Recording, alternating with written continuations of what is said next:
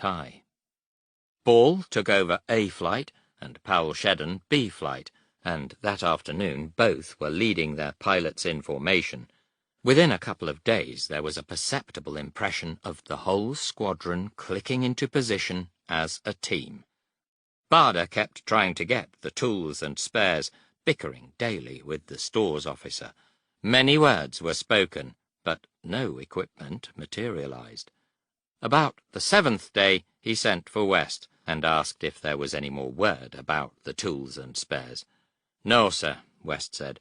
"The stores chaps started quoting AP 830 Volume 1, paragraph something or other. Some regulation that says you have to wait 3 months before you can start the procedure for hastening new tools." "They say that now, do they?" grated the CO. Shortly after, he stamped across to the station commander and said, "Look, sir, the boys are fit for anything now, but we still haven't got our tools and spares. As the equipment chaps don't seem inclined to do anything about it, I've sent this signal to group." He handed across a slip of paper, and Bicycle read the curt message with mounting distress. 242 Squadron, now operational as regards pilots, but non-operational, repeat, non-operational as regards equipment. Good God! The wing commander was appalled. Why the devil didn't you show it to me first? After a heated scene there, Barder went back to his office and showed it to West, whose eyes widened as he read. He wondered discreetly whether the station commander would pass such a blunt signal. Barder said that the station commander had been a little perturbed, especially when he heard that the message had already gone. With masterly understatement, West observed, "It's a bit unusual, sir." "I'll take the kicks," the CO said. "Is there anything you'd like to take back about our need for tools and spares?" "No, sir." "Good." "There'll be an awful shindig at group, sir," West suggested. "There'll be an awful shindig from Fighter Command, too," said Barder. "I've sent a copy there as well." West broke a few moments of pregnant silence. "Well, sir, we'll either be getting our tools or a new CO." The upheaval was immediate.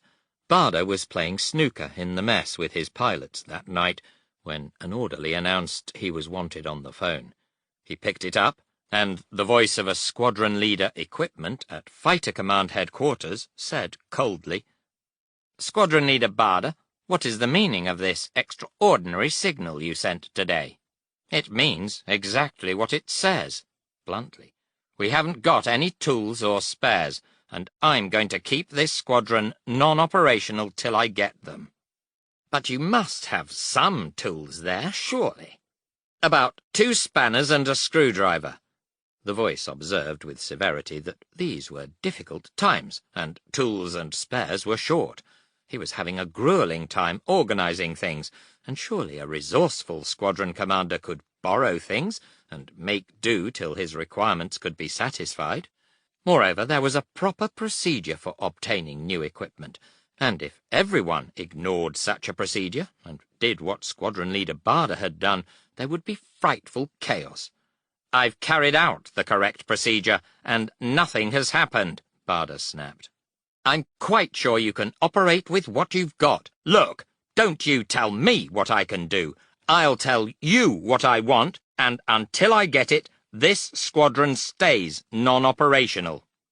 "You don't seem to care what trouble you cause," snapped the equipment officer. "Well, I can tell you that signal of yours is going to bring you trouble. The Commander-in-Chief is furious about it." He nearly had the receiver slammed down his ear. In the morning, a little communications aeroplane landed on the airfield, and Lee Mallory got out. "I just dropped in to see how you were getting on," he said to Barder, and did not mention the other matter till he had half finished his inspection of the squadron. They were leaving dispersals for the maintenance hangar when he said, non-committally, "Your non-operational signal caused a mild sensation at group. What's it all about?" Barder told him of everything that had been done. Lee Mallory himself inspected the miserable little collection of tools they had been able to borrow, and had a few words alone with Warrant Officer West. Afterwards he sent for Barder again, and said, "Well, you've stuck your neck out, but I can see why. I'm afraid you're going to be sent for by the Commander-in-Chief about that signal, and you can tell him what you've told me. Don't take it too much to heart. His bark is much worse than his bite." The summons came a day later. Barder flew down to Hendon, and drove from there to Bentley Priory, the fine old house at Stanmore that was Fighter Command headquarters. Waiting to be ushered in to the Commander-in-Chief, he did not regret what he had done, but was acutely conscious that he was only an acting squadron leader. A corporal appeared and said, "He'll see you now, sir." Chapter 15. Behind a tidy desk sat the austere Air Chief Marshal Sir Hugh Dowding, eyes pale and cold under tufty eyebrows and lips pursed in the craggy face. Known as Stuffy, because he could be very stuffy, he gazed unwinking and said baldly, "What's all this about equipment and that signal of yours, Barder?" Barder explained that he had done everything he could to get tools and spares, and then decided he would have to do something extra, because if the Germans attacked, his squadron would soon be unable to get off the ground. Without a word, Dowding passed a typewritten report over, and Barder saw it was from the equipment officer, an account of the phone conversation. He glanced over it and said, "I did have an acrimonious conversation with an equipment officer, sir, but it was between two officers of equal rank. He tried to shake me by saying you were furious about my signal, and that annoyed me." "Oh, he said I was furious, did he?" Dowding pressed his buzzer. In a minute the equipment squadron leader came in. His eyes flickered at Barder, whose eyes flickered back. "Did you say I was furious about the signal from 242 Squadron?" Dowding asked. "Yes, sir," said the squadron leader. "I knew you would be very angry about such a signal." Dowding said coldly, "I will not have any officer taking my name in vain or predicting my emotions. Your job is, or was, to help the squadrons in the field. You will be off this headquarters in 24 hours. After the equipment officer went out, Dowding seemed to relax. He pressed another buzzer, and shortly a grey-haired Air Vice Marshal walked in, Daddy Nickel, who looked after all equipment for Fighter Command. He listened to Barder repeating his story, and then took him by the arm and said cheerfully, "All right, now you come with me, and we'll fix this up." At Cultishall the following day, Bicycle held an inquiry into the affair of 242 Squadron's equipment, and next morning, even before the Cultishall stores officer too had finished clearing his desk for his successor, the lorries were rolling past the guardroom and up to the maintenance hangar, where West, with brisk good humour, supervised his fitters unloading crates of spare wheels, spark plugs, oleo legs, spanners, files, piston rings, and about 400 other assorted bits and pieces. By evening, after the last lorry had gone, West was surrounded by piles of boxes. "Have you got enough, Mr. West?" Barder asked. "Enough," declaimed West. "I've got enough here for 10 squadrons, sir. What I want now is somewhere to stow it." "That's your problem," the CO said. "I'm leaving the aircraft side to you now, while I get busy with the pilots. This is going to be the best squadron in the command if it kills me." He drove to his office and sent a signal to Group with a copy to Fighter Command. 242 Squadron now fully operational.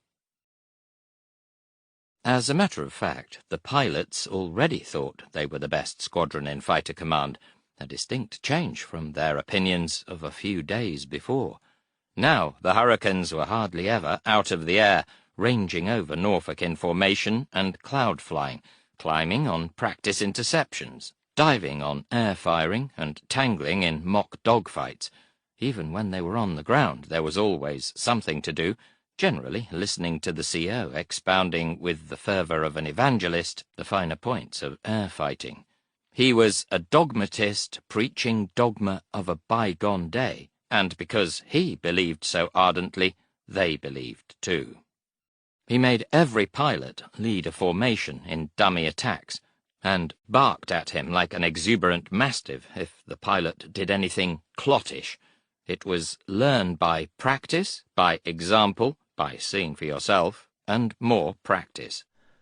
As long as one tried, his bark, one felt, was worse than his bite, and they all tried because one also felt that if he did bite, the wound would be nigh on fatal. Once he tried to loop the whole squadron in line astern, but only the first 4 got over the top, and the rest stalled and spun off. The CO did not mind. They had tried. Even in the mess they tried, taking a perceptible interest in their appearance. The first time he did dawn readiness with a section, he slept, as usual, with the rostered pilots on the iron cots in the dispersals hut, taking his legs off and parking them beside the cot, complete with shoes, socks, and trousers on them. In this way, Barder could dress ready for action before the others could put on their shoes and socks. It was the first time they had seen him with his legs off, and surreptitiously they eyed them, fascinated, in a slight hush. No one, of course, made any remark, but it was uncanny to see that the man who was so vital and energetic actually did have artificial legs. The legend was true. A squadron in war is a sensitive body. The men who fly find glory and die young. The men on the ground live long with little acclaim, but their work is endlessly exacting. And if they fumble once, a pilot is likely to die. There must be mutual respect and trust, and it is the commander who must inspire this delicate balance. I was once on a fighter squadron when a new, weak commander arrived, and in days the close-knit comradeship and teamwork frayed and split into aimless isolation and lack of confidence. It added up to low morale, and happened fast. Within a fortnight, 242 Squadron was a cohesive unit, trusting in and loyal to the new CO, and therefore loyal to their corporate selves. They knew just what they had to do, and why, and when, and it all made sense, and they knew the CO would be loyal to them. Barder, in fact, looked on his squadron with a fierce possessiveness. I felt they were mine, all the pilots and troops. I used to get furious if anyone said anything about them or did anything to them, and I arranged with the Norwich police that they never put my chaps on a charge in a civil court, but sent the charge to me to deal with. This was with the urbane help of Peter MacDonald, MP. I was tough with them myself, but always closed the ranks if anyone else tried to interfere. I suppose I was unreasonable in my attitude about the squadron, but it was an obsession with me, and I would not brook interference. Often he worked the ground crews like beavers for long hours to keep the hurricanes flying, and in return defended them aggressively from the station commander, who was a stickler for rectitude according to the book. Barder and Rupert Lee often marched together into the wing commander's office to assert their points of view. All 3 were Cranwell men, and among them was a strictly unofficial tradition that if junior and senior officer took off their hats, they could argue with more freedom than discipline normally allowed.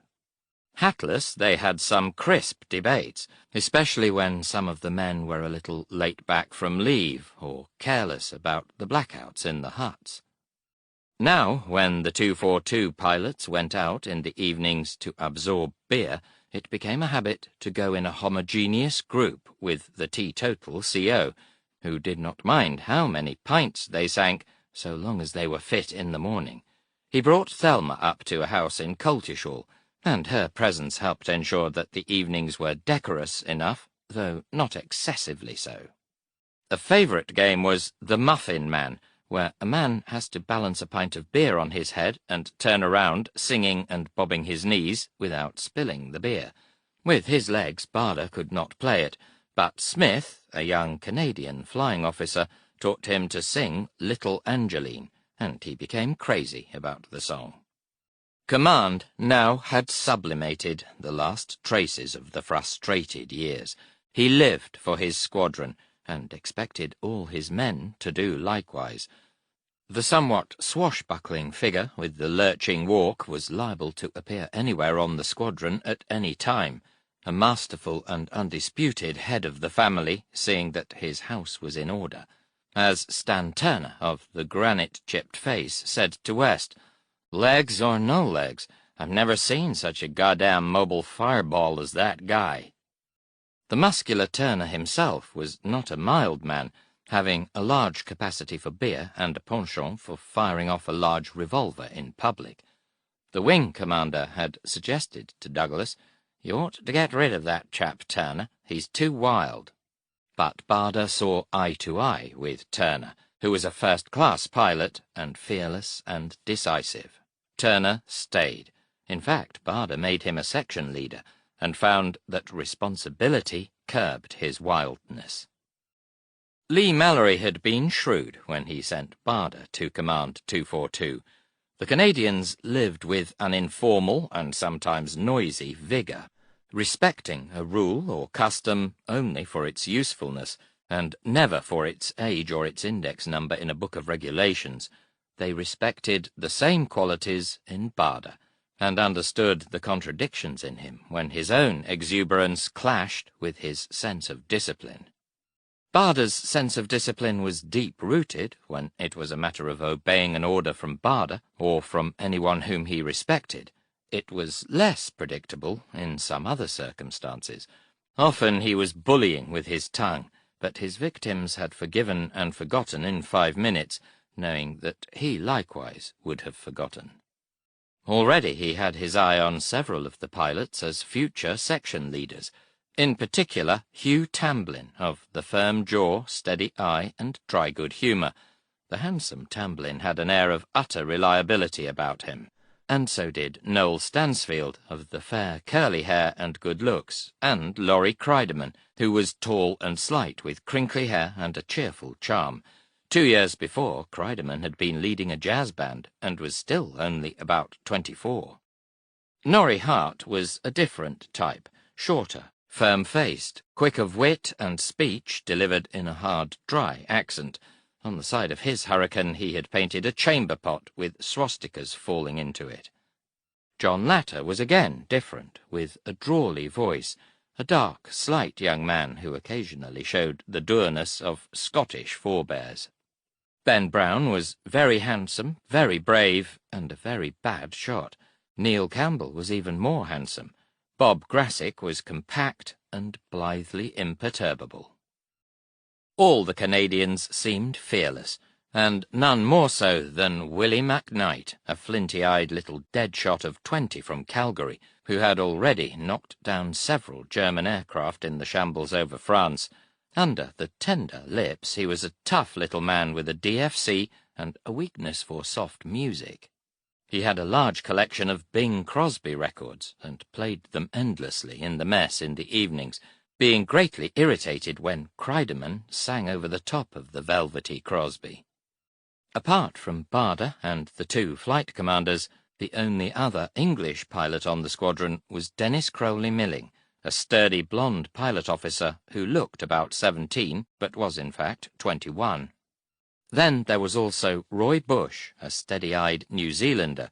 Yet, apart from accent, no one noticed nationality anymore.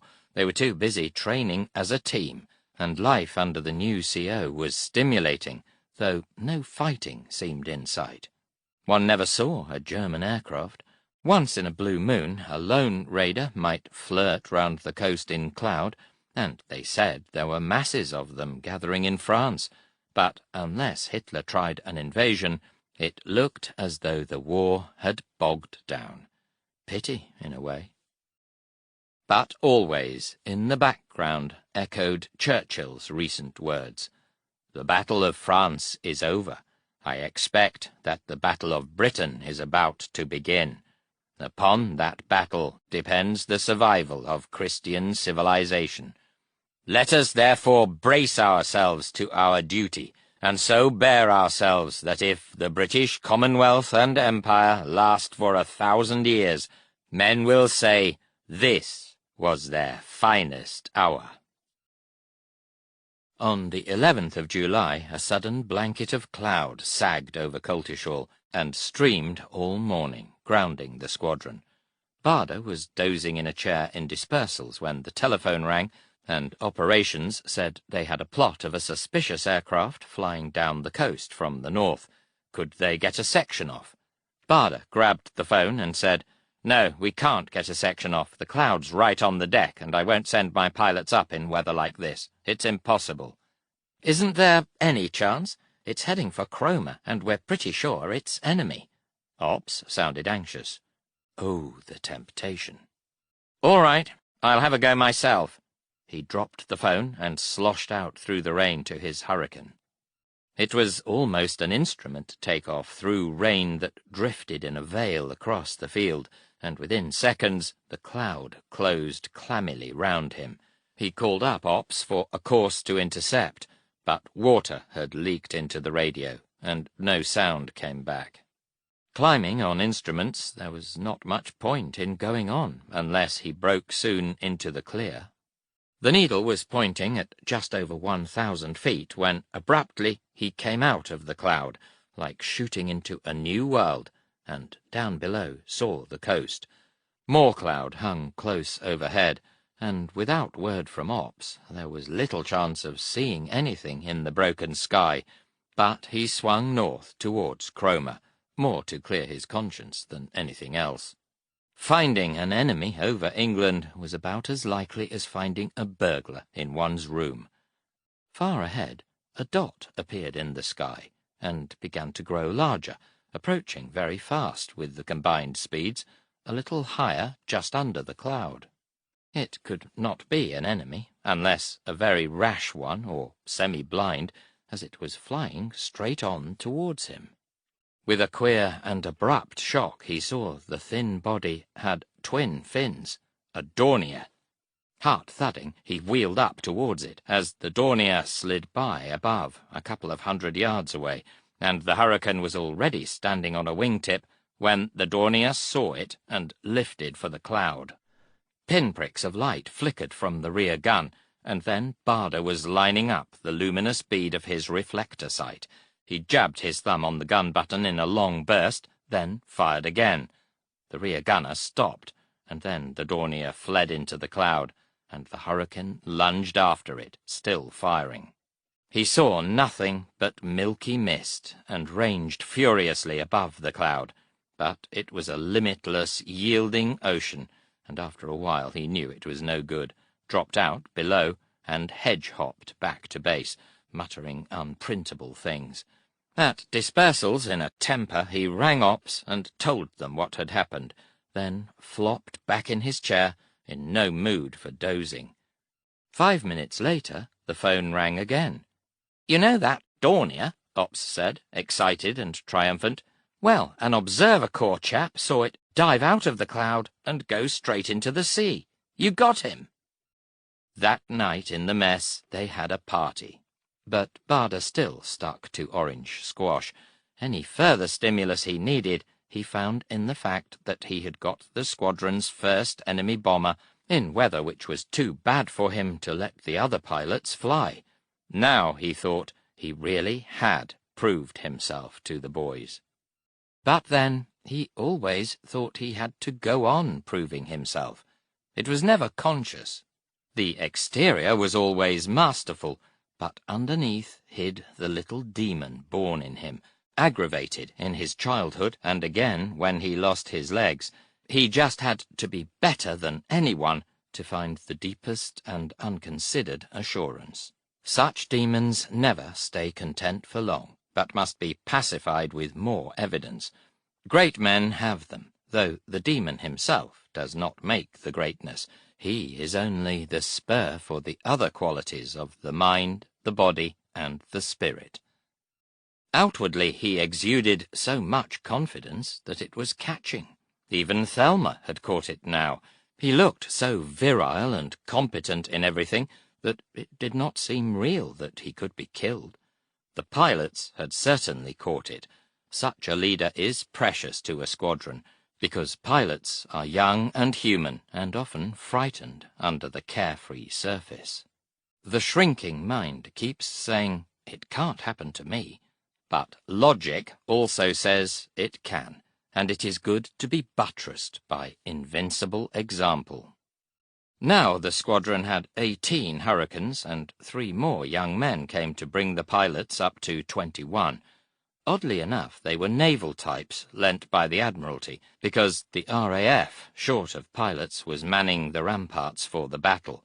One of them, Midshipman Patterson, was about 19, still with the fuzz of youth on his cheeks, and the others were a year or 2 older, Sub-Lieutenants Dicky Cork and Jimmy Gardner.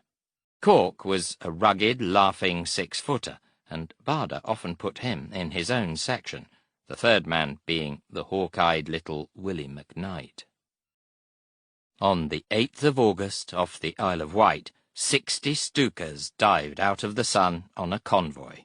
2 hours later, 100 more attacked the same convoy. Fighters swarmed up from Tangmere and other fields and dived on the enemy. Aircraft spun smoking into the sea, and 2 ships went down in flame and smoke. In the afternoon, 130 German aircraft savagely bombed a convoy off Bournemouth.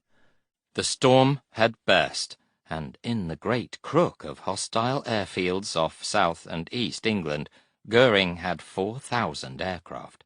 Fighter Command's squadrons in the front line had 500 pilots and aircraft, and there were not many reserves. The Stukas swept in again, and bombs crashed down on Portland and Weymouth and convoys off the Thames estuary and Harwich. Goering was going for the vulnerable ships and testing the strength of the air opposition. Then 11 waves of 200 bombers attacked Dover. Portsmouth was next, and then Portsmouth again, and now the enemy was sending over 400 aircraft in one day. The fighters of 11 Group around London and to the south tore into them, and the Luftwaffe had lost over 200 planes. Across the Channel, RAF bombers were attacking the gathering invasion barges. The defences were stronger than Goering had thought. He had to cripple the RAF by mid-September. Hitler planned to launch 25 divisions to land between Folkestone and Worthing on the 21st of September. On the 15th of August, the bombs came down on the fighter fields of south-east England. Dover, Deal, Hawkinge, Lymm, Middle Wallop, Kenley and Biggin Hill. Next day, nearly 600 bombers raided the fighter fields at Kenley, Croydon, Biggin Hill, Manston, West Malling, Northolt and Tangmere, and scores of aeroplanes, German and British, went down blazing. Barder and 242 Squadron saw none of this, though every day they waited at readiness by the Hurricanes. It was 11 Group's battle, and 12 Group was held back to cover England's industrial heart north of London. Burning for the fight, Barder rang Lee Mallory and pleaded to be embroiled, but Lee Mallory told him, "We can't put all our eggs in one basket, Barder. You've got to hang on and wait. No doubt the enemy would be delighted to draw our fighter cover away from the Midlands. In any case, I can't send you in until 11 Group calls for you." It was hard waiting. There came another lull, and England, shocked by the bombing, waited. Goering, shaken by his losses, was reconsidering. And then the weather closed in. Barder was not in dispersals the day the controller scrambled a section to cover a convoy when thick and heavy rain cloud almost on the ground had stopped flying. Young Patterson was in that section and did not return. Someone on the convoy reported seeing a hurricane dive out of control from the cloud into the sea, and Barder, almost berserk, drove over to the controller, and for 10 minutes the bull-like voice flayed the man for sending out his pilots in impossible weather. One would have thought it was a father who had lost one of his sons. Next day, it was the 21st of August, the weather was better, and Barder, bringing a section back over the airfield from a practice flight, had just broken them away by RT to land when he heard a voice saying, "Rusty Red leader calling, Rusty Red section airborne." And then the controller, "Hello, Rusty Red leader. Bandit, Angels 7, over Yarmouth. Vector 110. That is, enemy aircraft 7,000 feet over Yarmouth, steer 110 degrees magnetic to intercept. Yarmouth lay 15 miles to the southeast, and Rusty was the call sign of Rupert Lee's 66 Squadron. As soon as it had registered, Barder's throttle was wide open as he streaked for Yarmouth. He came to the coast north of the town, but saw nothing else in the air. Rusty section had not arrived yet. A layer of stratocumulus cloud covered the sky at about 8,000 feet. Might be something above that. He lifted his nose and bored into the cloud. 20 seconds later he lifted out of the grey foam into brilliant sunshine, and there, unbelievably in front of his eyes, a Dornier 17 with a glistening pale blue belly. She was about 700 feet above, going from left to right only a couple of 100 yards in front. As he wheeled up, the Dornier spotted him and dived for the cloud, but Barder was between the cloud and the enemy. Closing fast, he fired, seeing the tracer flick out. The rear gunner was firing. He was nearly straight behind now, and something came suddenly away from the Dornier like a little chain with weights on, and then it had whipped past under him. This was a new weapon which the Germans threw out of bombers. The weights were grenades to explode on contact with a fighter. They were not effective. He had his thumb on the button in a long burst when the Dornier slid into the cloud, and he followed, still hosing bullets into the greyness. Suddenly he shot into the clear beneath. No Dornier. He circled under the white ceiling, breathing hard, eyes above the oxygen mask darting everywhere, but still no Dornier. In a rage, he turned back to base. The lull ended on the 24th of August. That evening, 110 German fighters and bombers moved towards London, but were intercepted over Maidstone and fled. Next day they were bombing Portsmouth and Southampton, savagely attacked by defending fighters. Then it was Dover, Folkestone, the Thames estuary, and Kent. Time and again the great formations ploughed steadily across the Channel and clashed bloodily with the spearheads of 11 Group. But 11 Group's losses were heavy too. They fought in squadrons, 12 aircraft against 50 or 100 or 200, because there were not enough squadrons, and some had to be held in reserve. Air Vice Marshal Park, the air officer commanding, never knew where the next attack was coming from, or when. The plot of 100+ on the board now might be a feint to draw all his fighters up, so that when they had to land to refuel and rearm, the main attack could sweep in unopposed. Day after day, while the fights raged, Barder alternately sulked and stormed in the dispersal hut at Coltishall, where he and the pilots sat restlessly at readiness like pining maidens waiting for the phone call that never came. Ops ignored them, and it was intolerable to Barder that others should be plunging into the fire of battle, not to mention honour, while he was held impotently on the ground. It hardly occurred to him that he might be killed up there, and he kept railing at the stupidity of keeping them on the ground, while outnumbered squadrons had to engage a massed enemy. Blunt and dogmatic, he snapped at anyone who questioned him. Training had wrapped a cloak of correctness round the ebullient spirit, but now the spirit was bursting the seams again. So might a tribal warrior, sniffing the battle, shed the veneer of the mission school. Some of the 242 Squadron aircraftmen, or Irks, had been careless about the blackout in their huts again, and the station commander, worried about the bombing of aerodromes, decided to make an example, and ordered them to carry their bedding over to the hangar and sleep there. Barder was furious that anyone should punish his hard-working men without consulting him. He stumped into Bicycle's room, saluted, took off his hat and sent it spinning across the room, sat on the edge of the wing commander's desk, tapped his pipe out noisily on his metal knee, leaned across, glaring, and said, "I think you're a Bicycle, slightly empurpled, recovered his phlegm, and said, half philosopher and half martyr, "Do you know, I thought you'd come and say that." On that basis, the debate waxed vigorously, until Barder exploded.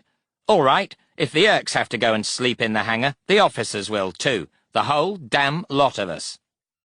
The Irks and the officers continued to sleep in their own quarters. Bicycle, in fact, was beginning to admire the revitalized squadron. The intelligence officer buttonholed Barder in the mess and said, "You know that Dornier you pooped off at the other day?" "That "I thought you might like to know," said the I.O. "They've fished a couple of bodies out of the sea off Yarmouth. Their logbooks show they were in a Dornier on the day in question, and their watches had stopped just after the time you said you shot. Obviously, you got him. It all clicks." It was pleasant to be credited with a kill that one had not even claimed. Thelma, anxious about the renewed and savage air fighting, tried to curb his eagerness, suggesting that there would be plenty of battles to come, and he was not immortal. "Don't be damn silly, darling," said her husband. "I've got armor plate behind me, tin legs underneath, and an engine in front. How the hell can they get me?" It was hard to argue with him. On the morning of the 30th of August, the phone rang in dispersals, and Ops said, 242 Squadron, take off immediately for Duxford. Duxford lay south, not far from London, towards the battle. Barder grabbed the phone and demanded, "What's happening?" Ops said they didn't know, but a bit of a battle was going on down south, and 242 Squadron might have to do readiness near the scene, just in case. Whooping wildly, the pilots were running for the Hurricanes. Barder, ablaze, bellowing to rouse the ground crews, moved as fast as his legs would go to his Hurricane, parked only 5 yards away from the door. He was the first man strapped in, and within 2 minutes was leading them off in an impatient, thundering stream. Halfway to Duxford, the controller's voice came coolly over the RT, ordering them back to Coltishall immediately. Irritated, they flew back to base, and Barder harangued Ops over the phone. An hour later, Ops ordered them off to Duxford again, and this time there was no recall. By 10 a.m. the Hurricanes stood scattered round a corner of the familiar Duxford field, and Barder and his men waited in a restless knot nearby. And waited. From Ops they heard that the Luftwaffe was storming over southern England in waves, but still 11 Group sent out no call. Lunchtime came and went.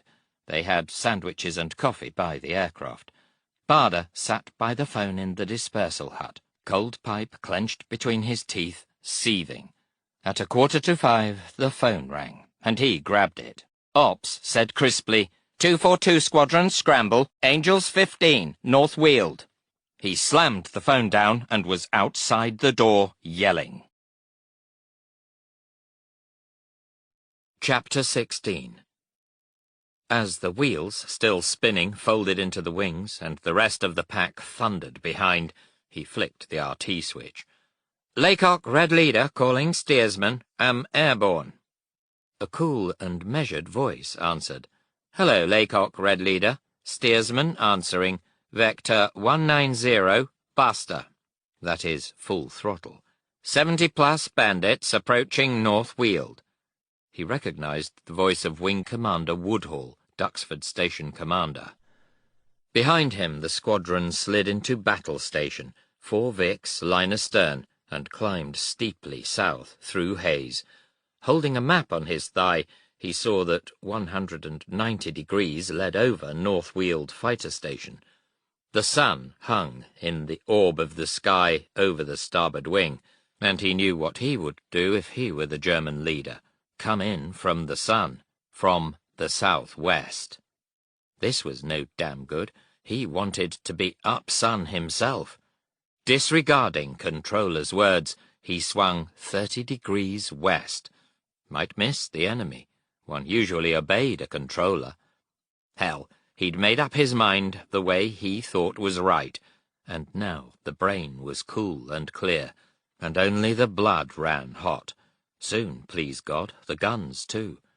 At 9,000 feet he was boring steeply up over the haze in steady air, eyes probing to the left, seeing nothing. Blue leader calling Laycock leader. 3 aircraft, 3 o'clock below. Powell Shedden's voice. Over the rim of the cockpit he saw 3 dots well to the beam. They might be anything. Blue section investigate. He did not bother to identify himself. They knew his voice. Powell Shedden peeled off to starboard, followed by his 2 satellites. 9 left, against 70 plus. Southwest of North Weald, a glint, then another, and in seconds a mass of little dots grew there, too many to be British. The skin tingled all over as the blood pulsed, and in the same moment he shoved his throttle forward and called tersely, "Enemy aircraft, 10 o'clock, level." Young Crowley-Milling on his right noticed that his voice was harsh and vibrant. The hurricanes were suddenly bellowing. Now the dots looked like a swarm of bees droning steadily northeast for North Weald, stepped up from a vanguard at 12,000 feet. The bombers were in tidy lines of 4 and 6 abreast, and he was counting the lines, 14 lines, and above and behind them about 30 more aeroplanes that looked like 110 fighters. Above them, still more. Over 100. The hurricanes were above the main swarm now, swinging down on them from the southwest, out of the sun. A good spot to start a fight if the 110s had not been above. The main swarm were Dorniers. Must go for them. Too bad about the Messerschmitts above. Have to risk them. He called, "Green section, take on the top lot." Christie led his Vic of 3 up and away to the right. Barder again. "Red and yellow sections, line astern, line astern." From 1,000 feet above he dived on the swarm of 70, followed by the last 5 hurricanes, and now among the Dorniers saw more 110 fighters. A gust of rage shook him. The bastards! Flying over here like that! It's our sky! On the spur of the moment, a demonic compulsion took him to dive right into the middle of that smug formation and break it up. He aimed his nose into the middle. Black crosses, glinting perspex, wings that spread and grew hugely, filling the windscreen. He was on them, and suddenly the drilled lines burst in mad turns left and right, out of the sights, out of the way. He swept under and up, swinging right. A ripple was running through the great herd, and then it was splitting, scattering. Glimpse of Willie McKnight hunting left, Crowley-Milling lunging ahead, and 3 110s wheeling in front. The last was too slow. Just behind he thumbed the button, and almost instantly, as the bullets squirted, pieces flew off the 110. Fire blossomed at the wing roots, spurting into long flames as it heeled over. The blood was fired too, nerve and muscle taut, and the roused brain racing like an engine in the capsule of the cockpit which bore him through the torrent.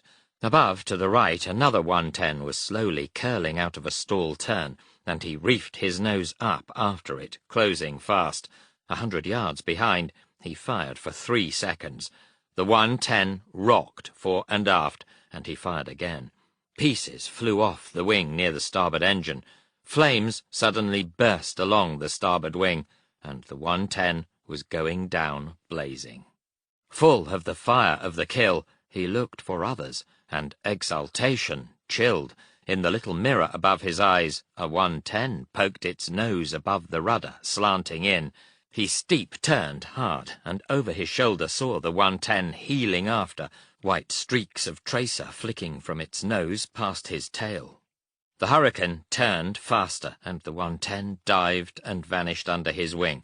Barda spiralled steeply after, saw the 110 well below, streaking east, and dived and chased it.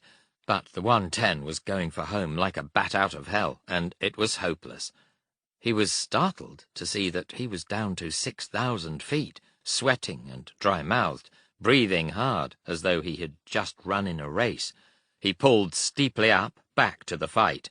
But the fight was over.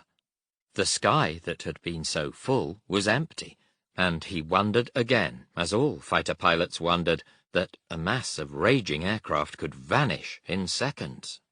Plumes of smoke were rising from the distant fields, the pyres of victory. All German, he hoped, with joy, and with a sudden stab that some might be his own men. Climbing back to 12,000 feet, he called Duxford and was told, "Pancake at base." A lone hurricane appeared on the left, and he ruddered towards it, for mating alongside, till he saw the big scythe dripping blood painted on its side. Willie McKnight.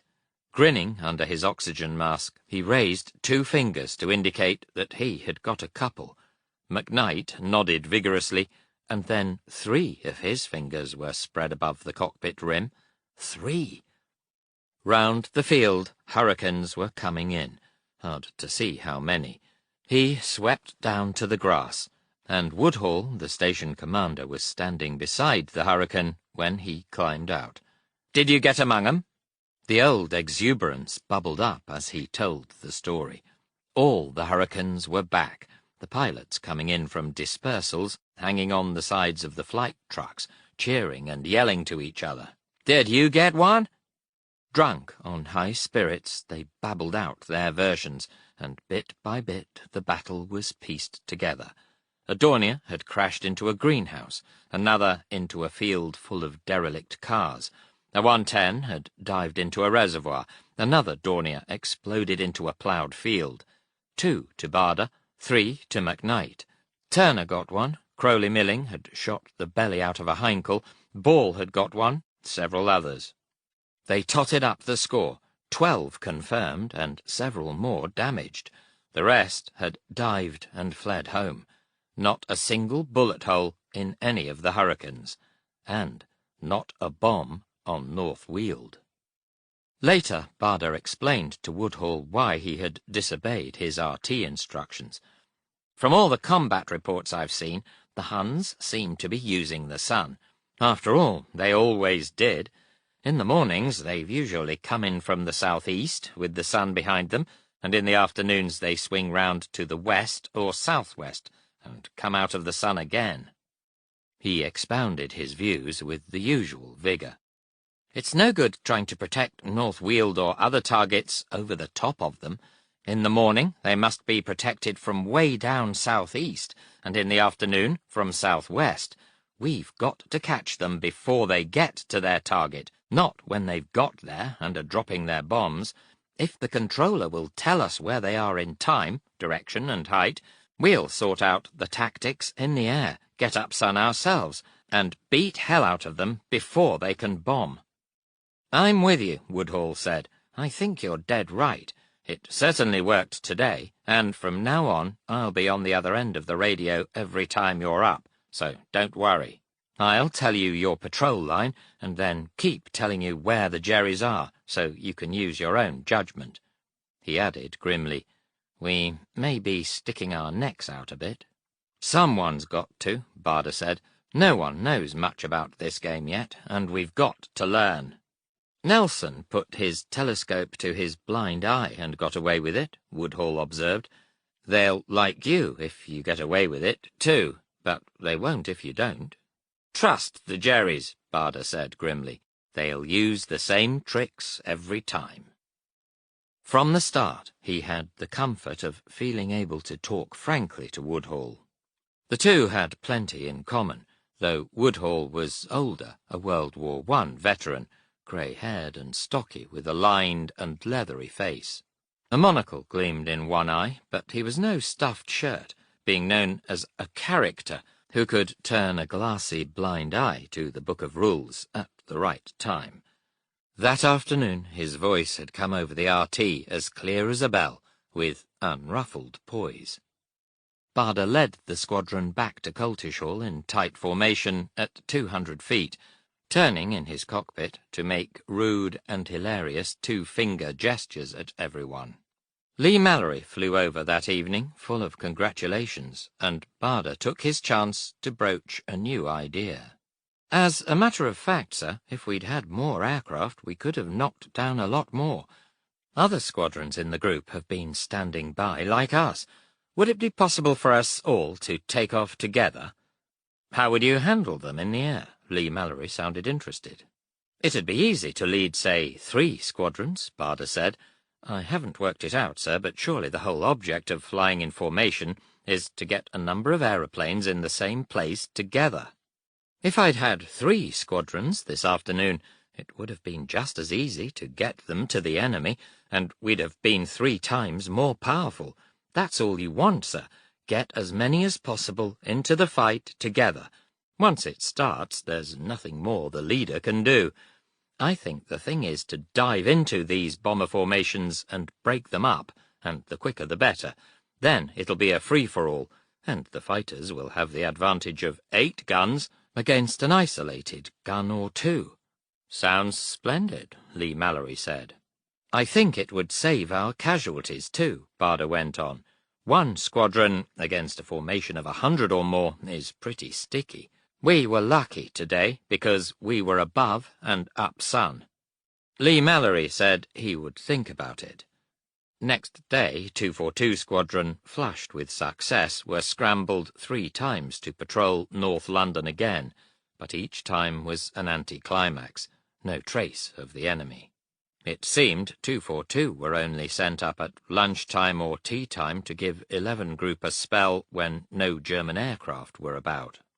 It was frustrating, but in the evening Barder felt better when Lee Mallory phoned and said, "Tomorrow I want you to try this large formation scheme of yours. We've got 19 and 310 squadrons at Duxford. Take your chaps there and see how you get on leading the whole 3 squadrons." With great warmth for Lee Mallory's decisive ways, Barder spent 3 days practicing takeoffs with the 3 squadrons and leading them in the air.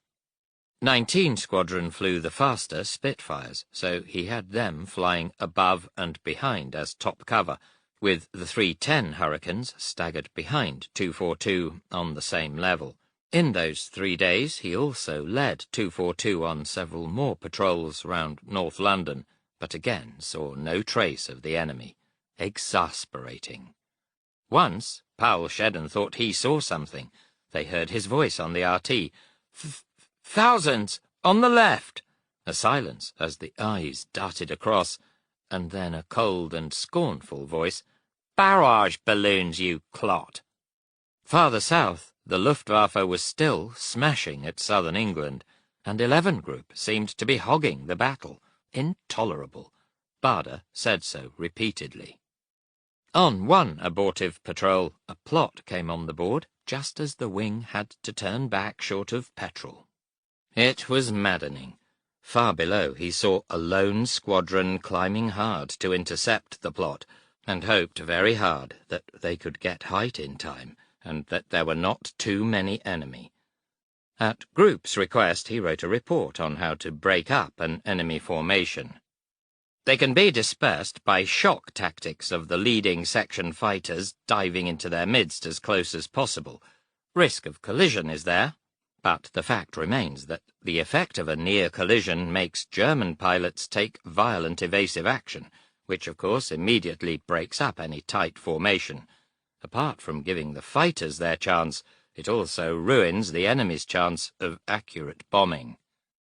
He kept drumming that into the pilots of all 3 squadrons, and adding, "Another thing, keep one eye in your mirror the whole time the scrap's on, and if you see a Hun in your mirror, break off, fast." By the 5th of September he had the scramble time down to a little over 3 minutes in getting his 36 fighters off the ground. In the air, skipping formality, it was, "Hello, Woody," and "Hello, Douglas." Lee Mallory flew down to watch them practice and said, "All right, Barder, next time 11 Group calls on you, take your whole team." Next day, Goering, for the first time, turned the Luftwaffe on London. Since dawn, waves of bombers had been battering through the defences to the city, and Barder, on readiness with his squadrons, heard the reports coming through, and was stamping with impatience. All day he railed at Group, at Ops, and the imperturbable Woodhall, demanding to be let off the leash, but it was not until 5:15 that Ops rang and electrified him by saying, "Scramble." In the air, Woodhall's calm voice. "Hello, Douglas. There's some trade heading in over the coast. Orbit North Weald, Angels 10. If they come your way, you can go for them." They climbed fast and hard, and Barder disobeyed instructions again, going on past 10,000 feet to 15,000 in his eagerness to be well on top of anything they sighted. Nearing North Weald, Woodhall again. "Hello, Douglas. 70+ crossing the Thames east of London, heading north." Far to the southeast, a cluster of black dots stained the sky. Somehow they did not look like aircraft, but he swung his squadrons towards them. Flak bursts. That meant only one thing. As he searched the sky, McKnight's voice sharply, "Bandits, 10 o'clock above." He caught the glint, and in seconds saw the dots. Damn! A good 5,000 feet above. Throttle hard on, he kept climbing, and the hurricane was vibrating and thundering, clawing for height on full power. Soon he saw there were about 70 Dorniers and 110s mixed up, and more glints above, Me-109s. Behind him, the squadrons were trailing, unable to keep up. Though the Spitfires were faster, they did not climb so well. Only Dicky Cork was anywhere near. It was going to be sticky. Attacking in a straggle from below, with the 109s on top. No chance to break them up. No time for tactics. He closed fast, and the flanks of the Dorniers were darting by. A quick burst, but the Dornier had only flashed across his sights. Turning under the tails of the rear section, streams of tracer were streaking at him from the rear gunners. Cork was with him, then Crow, the others well back. He lifted his nose, and a 110 floated in his sights. A quick squirt, he fired again, and his eyes caught the yellow spinner of a 109 in his mirror. A second to spare for one more quick burst at the 110, triumph as smoke streamed from it, and then a horrible jarring shock as cannon shells slammed into the hurricane and jolted it like a pneumatic drill. Instinctively he broke hard left as fear stabbed him, horrible, paralyzing fright, like an ice block in the chest. Crashes and chaos, and the cockpit suddenly full of reeking smoke. For a moment he was frozen rigid.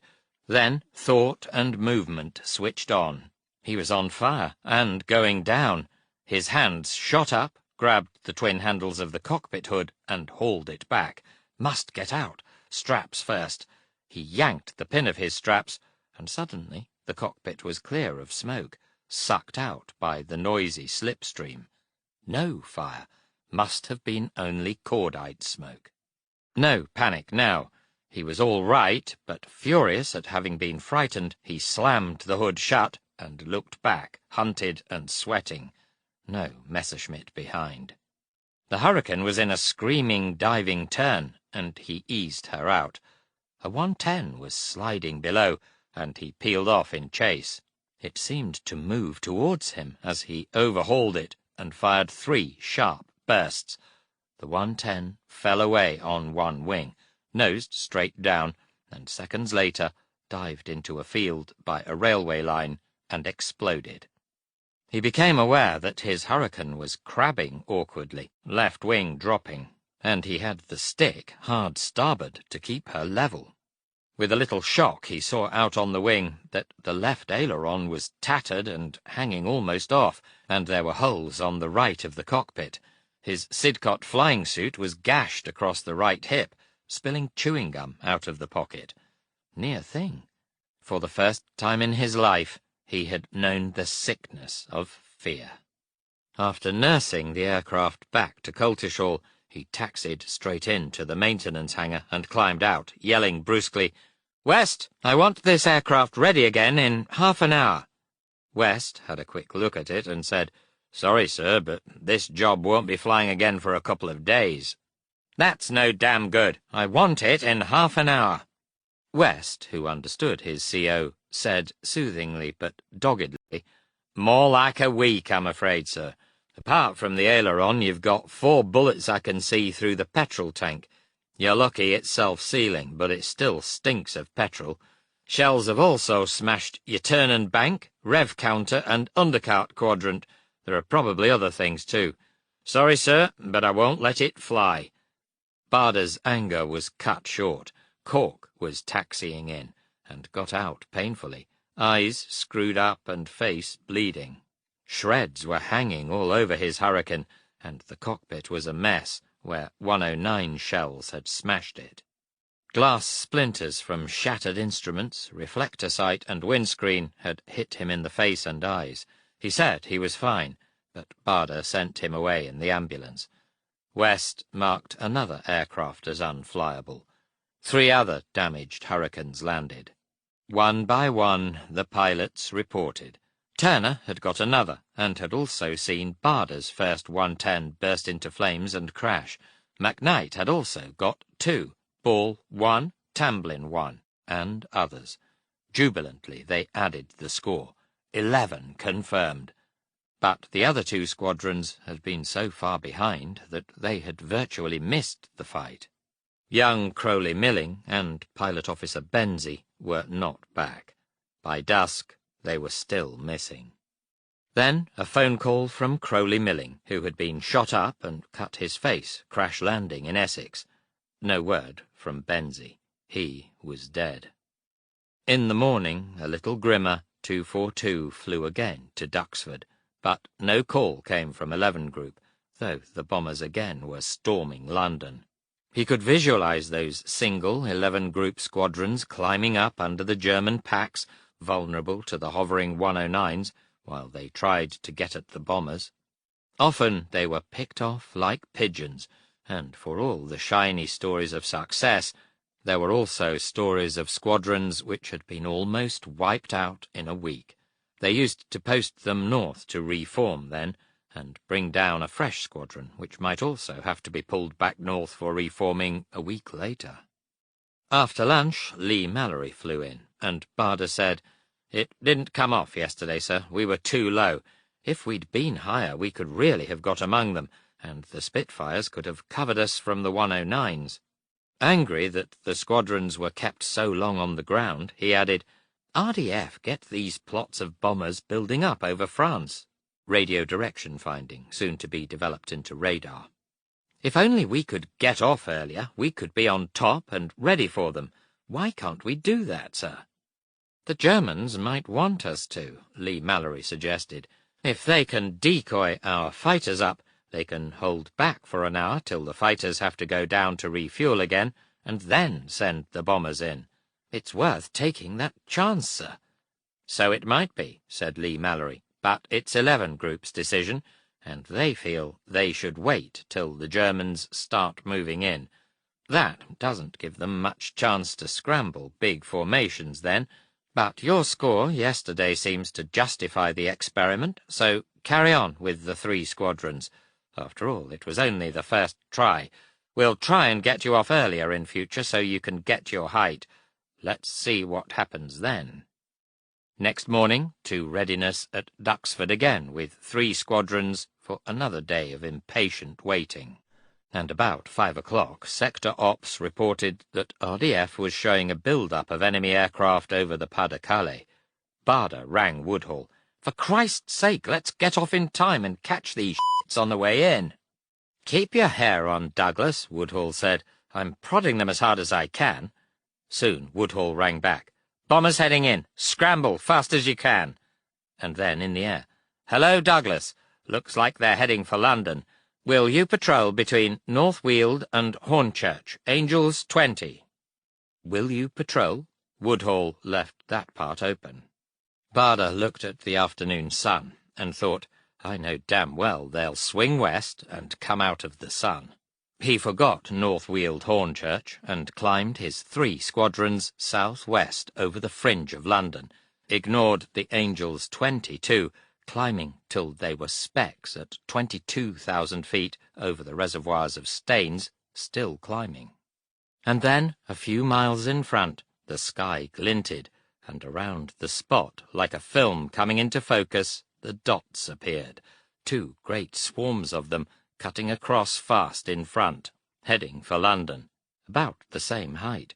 Just as well he'd ignored North Weald Hornchurch, and the Angels too. Looked like 60-odd in each bunch.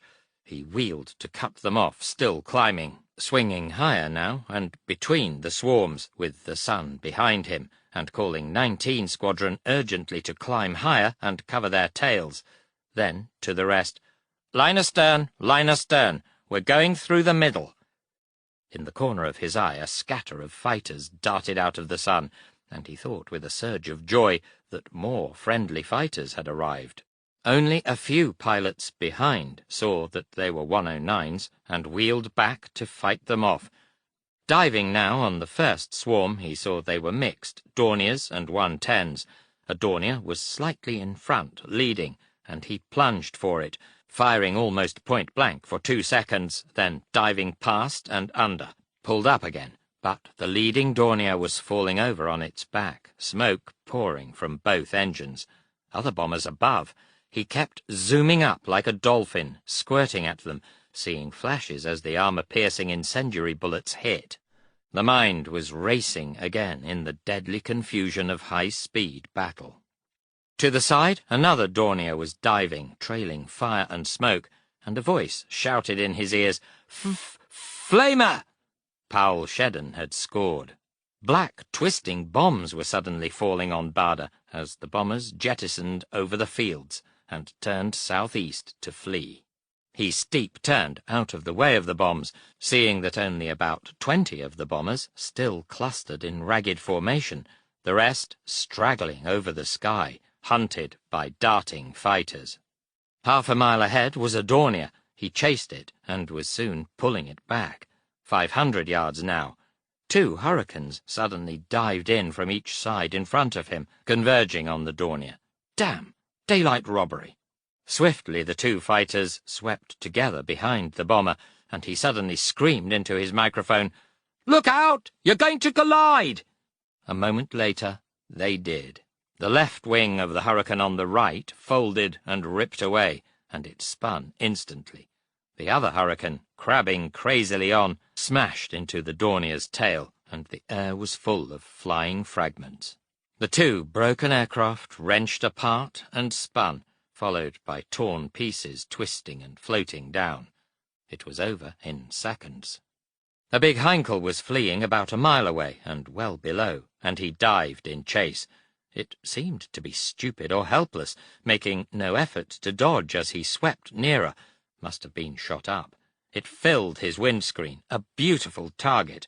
As usual, he held his fire until, almost point-blank, he jabbed the button, and heard only the mocking hiss of compressed air through the breech blocks. Out of ammunition! He flamed with outraged fury and swung across the Heinkel's nose, but it took no notice, lumbering wearily in. He slammed round behind it again, raging with a crazy impulse to ram it, cut off its rudder with his propeller, and then sense returned, and he turned away. Back at Duxford, 2 of the pilots, Brimble and Bush, said they saw Bada's first Dornier go down in flames, and only 1 of the crew had bailed out. Bush had also got one. McKnight had collected a couple more, and others too. Eric Ball, Paul Shedden, Turner, Tamblin had scored. 11 confirmed to 242 Squadron. But Sklanders and Lonsdale were missing. The other 2 squadrons added a further 9 enemy destroyed, but 2 of 310 Squadron had not returned. Later, Lonsdale phoned. He had been shot down, bailed out, and landed in a tree in the grounds of a girls' school, hurting his leg, and could not get down because of his leg. Uncomfortably, he had roosted in the branches for half an hour, while the girls stood underneath giggling, until the local constable came and brought him down a ladder. Sklanders was dead. Then Gordon Sinclair of 310 Squadron phoned from Caterham on the other side of London. He had been in one of the hurricanes that collided and had managed to bail out. Barder grabbed the phone. "How are you, Gordon?" "Utterly amazed, sir," Sinclair said. "Do you know, I lobbed slap in Caterham High Street, and I was picking my parachute out of the gutter when a chap walked up and said, 'Hello, Gordon, old boy, what are you doing here?' And I'm damned if it wasn't a chap I was at school with." The pilot of the other hurricane, a Czech, did not bail out. But the mathematics were good. 20 enemy destroyed for the loss of 4 hurricanes and 2 pilots. In September 1940, only the mathematics mattered. Still, Barder was not satisfied. He flew to 12 Group HQ at Hucknall and told Lee Mallory, "Sir, if we'd only had more fighters, we could have hacked the Huns down in scores." "I was going to talk to you about that," Lee Mallory said. "If I gave you 2 more squadrons, could you handle them?" Chapter 17. 5 squadrons, 60-plus fighters. Even Barder was startled. He collected himself. "Yes, sir. When a fight starts, we'd break up anyway. I'd have the Spitfires on top to hold off any 109s, and a mass of hurricanes below with nothing to worry about on their tails could crucify a pack of bombers." "I thought of that too," said Lee Mallory. He seemed to understand so well that Barder took the plunge and told him about disobeying controller's instructions, not to clear himself, but with a proselytizing zeal, expounding his ideas. "The formation leaders might make a mistake and miss the enemy altogether," suggested Lee Mallory. "The controllers are already doing that, sir. They can't help it. RDF is inaccurate about height." "You think the advantages outweigh the risks?" "Yes, sir, I do." Barder was emphatic. "So do I," Lee Mallory said. "I'll put this up to the right people, and meantime you might as well carry on with your theory. It seems to work." There was more to the conversation than those extracts, of course. It lasted over an hour, and Lee Mallory did not accept all that Barder said without reservations.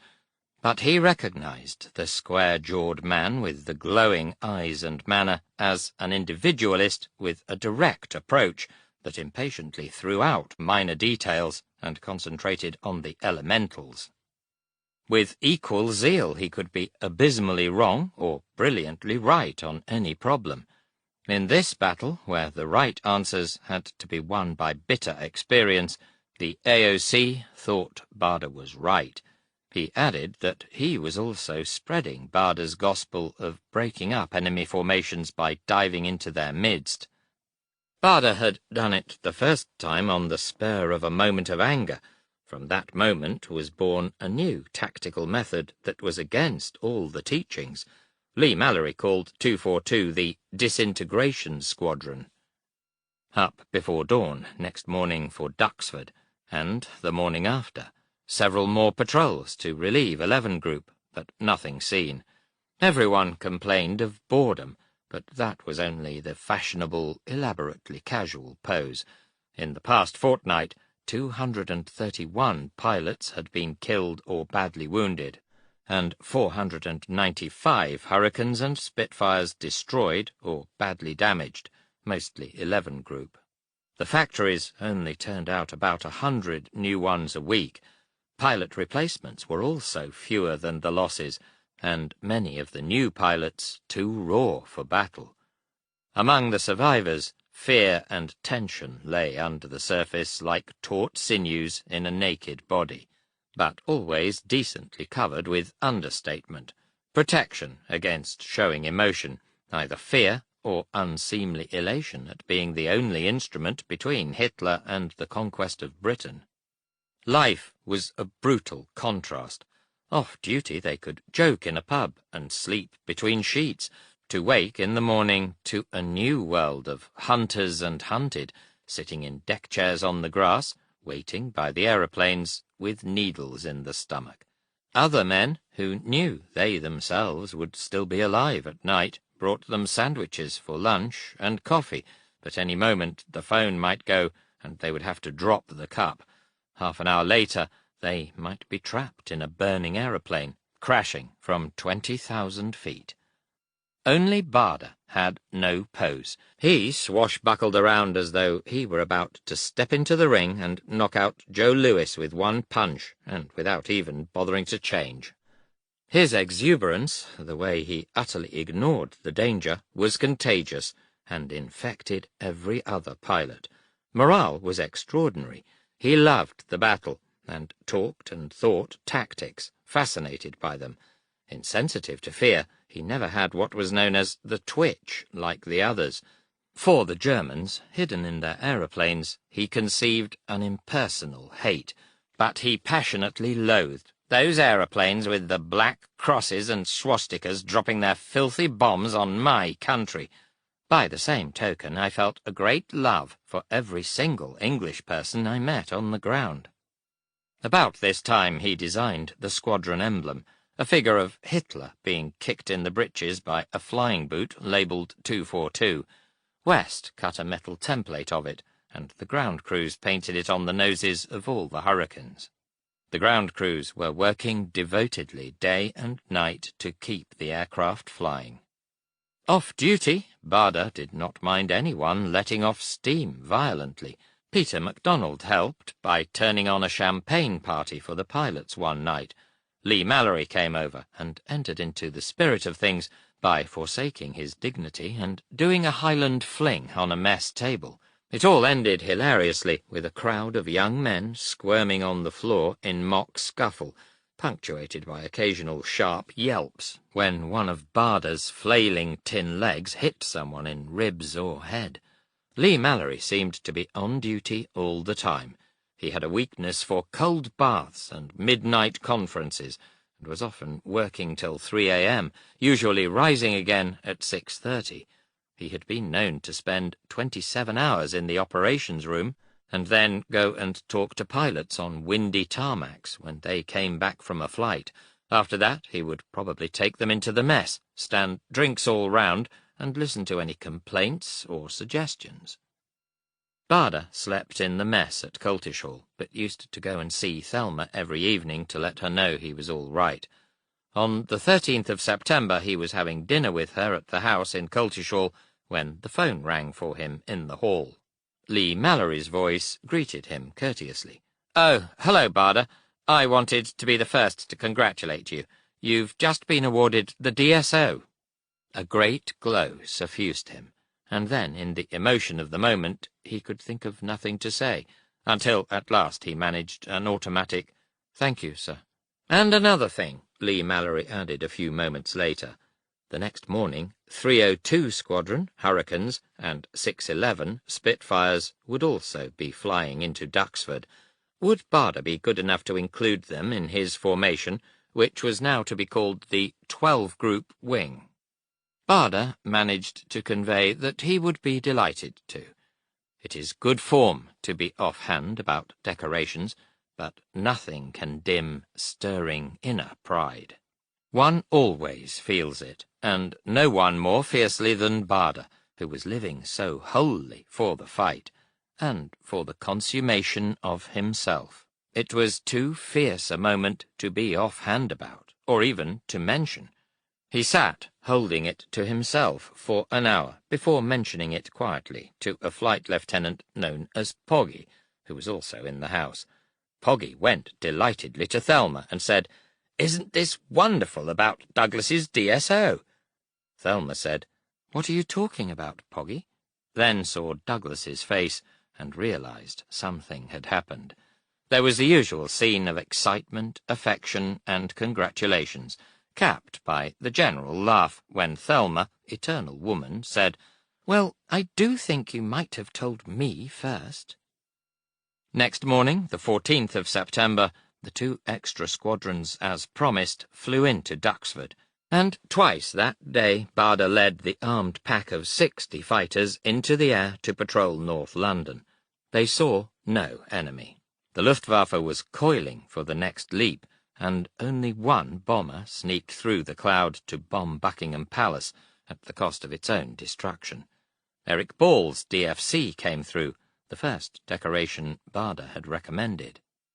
In the cool, still dawn of the 15th of September, the 5 squadrons of 12 Group Wing stood in groups about Duxford and its satellite field, waiting. Broken cloud, scattered thickly over the sky, offered good cover to attackers, and RDF began reporting plots of enemy aircraft rising over the fields of northern France. In clumps, the plots crept across the screens towards England, and soon the shield of 11 group squadrons round London was savaging them over Kent. Then the first stage was over. Burning wrecks littered the fields. The remnants of the bombers, some winged and smoking, were streaming back to France, and the Hurricanes and Spitfires, gun ports whistling where the patches had been shot off, were coming in to refuel and reload. At that moment, RDF showed another wave of bombers heading for London. Woodhull scrambled the 12 Group Wing 5 minutes later. In the air, the measured voice. "Hello, Douglas. About 40 bandits heading for London. Will you patrol Canterbury Gravesend?" "OK, Woody." Canterbury Gravesend, that was fine. The morning sun still lay in the southeast, and if the bombers were going for London, he knew where to look for them. The 3 Hurricane squadrons climbed steeply in Vick's line astern, with the Spitfires a little to the left, a little above. To the right, London lay under the cloud that had thickened. 12,000 feet, 16,000, 20,000. They kept climbing high over the cloud. Nearing Angels 23, he saw black puffs staining the sky almost straight ahead, and somewhat below and ahead of the flak, almost instantly saw the enemy, drilled black flies sliding towards the naked city. About 5 miles away, 40-odd, Ju-88s and Dorniers. Swinging right, he nosed down to come in diving. God, it was beautiful. The sun right behind them, the bombers below. He looked for the 109s behind and above, and could hardly believe it. Not a sign. Unescorted bombers. The heart leapt, and the blood sang, and the mind ran clear and sharp. High out of a veil of cloud near the sun, little grey sharks were darting. He called urgently, "Sandy, watch those 109s. OK, chum, I can see them." Sandy Lane, leader of 19 Squadron, was already wheeling the Spitfires up into the fighters. "Break 'em up!" yelled Barder, and swept firing through the front rank of the bombers. He pulled up and veered behind a big Dornier turning away left, fired and fired again. A flash burst behind the Dornier's starboard engine, and flame and black smoke spewed from it. Suddenly he was nearly ramming it and broke off. Hell, aircraft of broken formations darting everywhere in the blurred and flashing confusion. In front, 400 yards away, another Dornier seeking cloud cover between the Q-Nims. He was catching it rapidly when his eye caught a Spitfire diving steeply above and just behind. It happened fast. The Spitfire pilot clearly did not see the bomber under the long cowling. He dived straight into the middle of it, and the Dornier, in a burst of flame, split and wrapped its broken wings round the fighter. Tumbling fragments glinted above the crumpled mass as the 2 aircraft fell in burning embrace. Sweating, Barder looked for others. A Dornier was spinning down to one side, dragging a plume of flame and smoke, and as he watched, a man jumped out of it. His parachute opened instantly, too soon. The canopy spread into the blaze and shriveled to nothingness in a sheet of flame. The man dropped like a stone, trailing the cords like a tattered banner. Barder was snarling to himself, "Good show, you rat! Now you've got a little time to think about it, and there isn't any answer." After that, only the miracle again of the empty sky. Back at Duxford, Eric Ball was missing. They refueled, reloaded, and by 11:45 were on readiness again. A phone call from Eric Ball. His Hurricane had been shot down in flames, but he had bailed out and would be back. 2 hours later, the wing was scrambled again to patrol North Weald, and Barder led them through a gap in the clouds. At 16,000 feet, flak bursts ahead, and in moments he saw the bombers, about 40 of them, some 4,000 feet above the Hurricanes. Damn!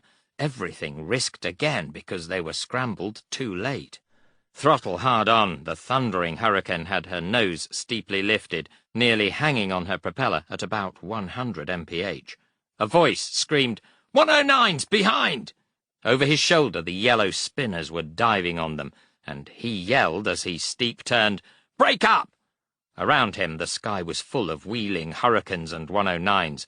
A yellow spinner was sitting behind his tail, and as he yanked harder back on the stick, an aeroplane shot by, feet away. Barder hit its slipstream, and the Hurricane shuddered, stalled, and spun off the turn. He let it spin a few turns to shake off the 109, and came out of it at 5,000 feet, all clear behind.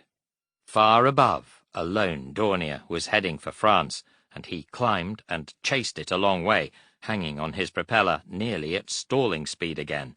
Near the coast he was just about in range, and fired a 3-second burst, but the recoil of the guns slowed the floundering Hurricane till she suddenly stalled and spun off again. He pulled out and searched the sky, but the enemy had vanished.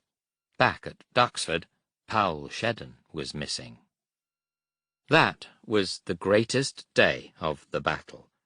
Odd, looking back, that it seemed no different to any other day. None of the pilots thought much about it at the time. It was just another episode in the confused and wearying tension that had so recently and so completely enveloped them. No time to think, only to dress at dawn and sit waiting, hung in a limbo of queasy time, lazy small talk on the outside and taut nerves inside, waiting for the ring of the phone that sent them into battle again. They found, when they pieced that day's battle together, that the 12-group wing had fully justified itself, though in the second battle the roles had been reversed. The Spitfires had got among the bombers, while the Hurricanes tangled with the 109's. But that was merely a quirk of the battle. The main point was that in the 2 mass fights that day, the pilots of the 5 squadrons of the wing claimed 52 enemy destroyed, and a further 8 probables. The RAF claimed 185 German aircraft destroyed on September the 15th.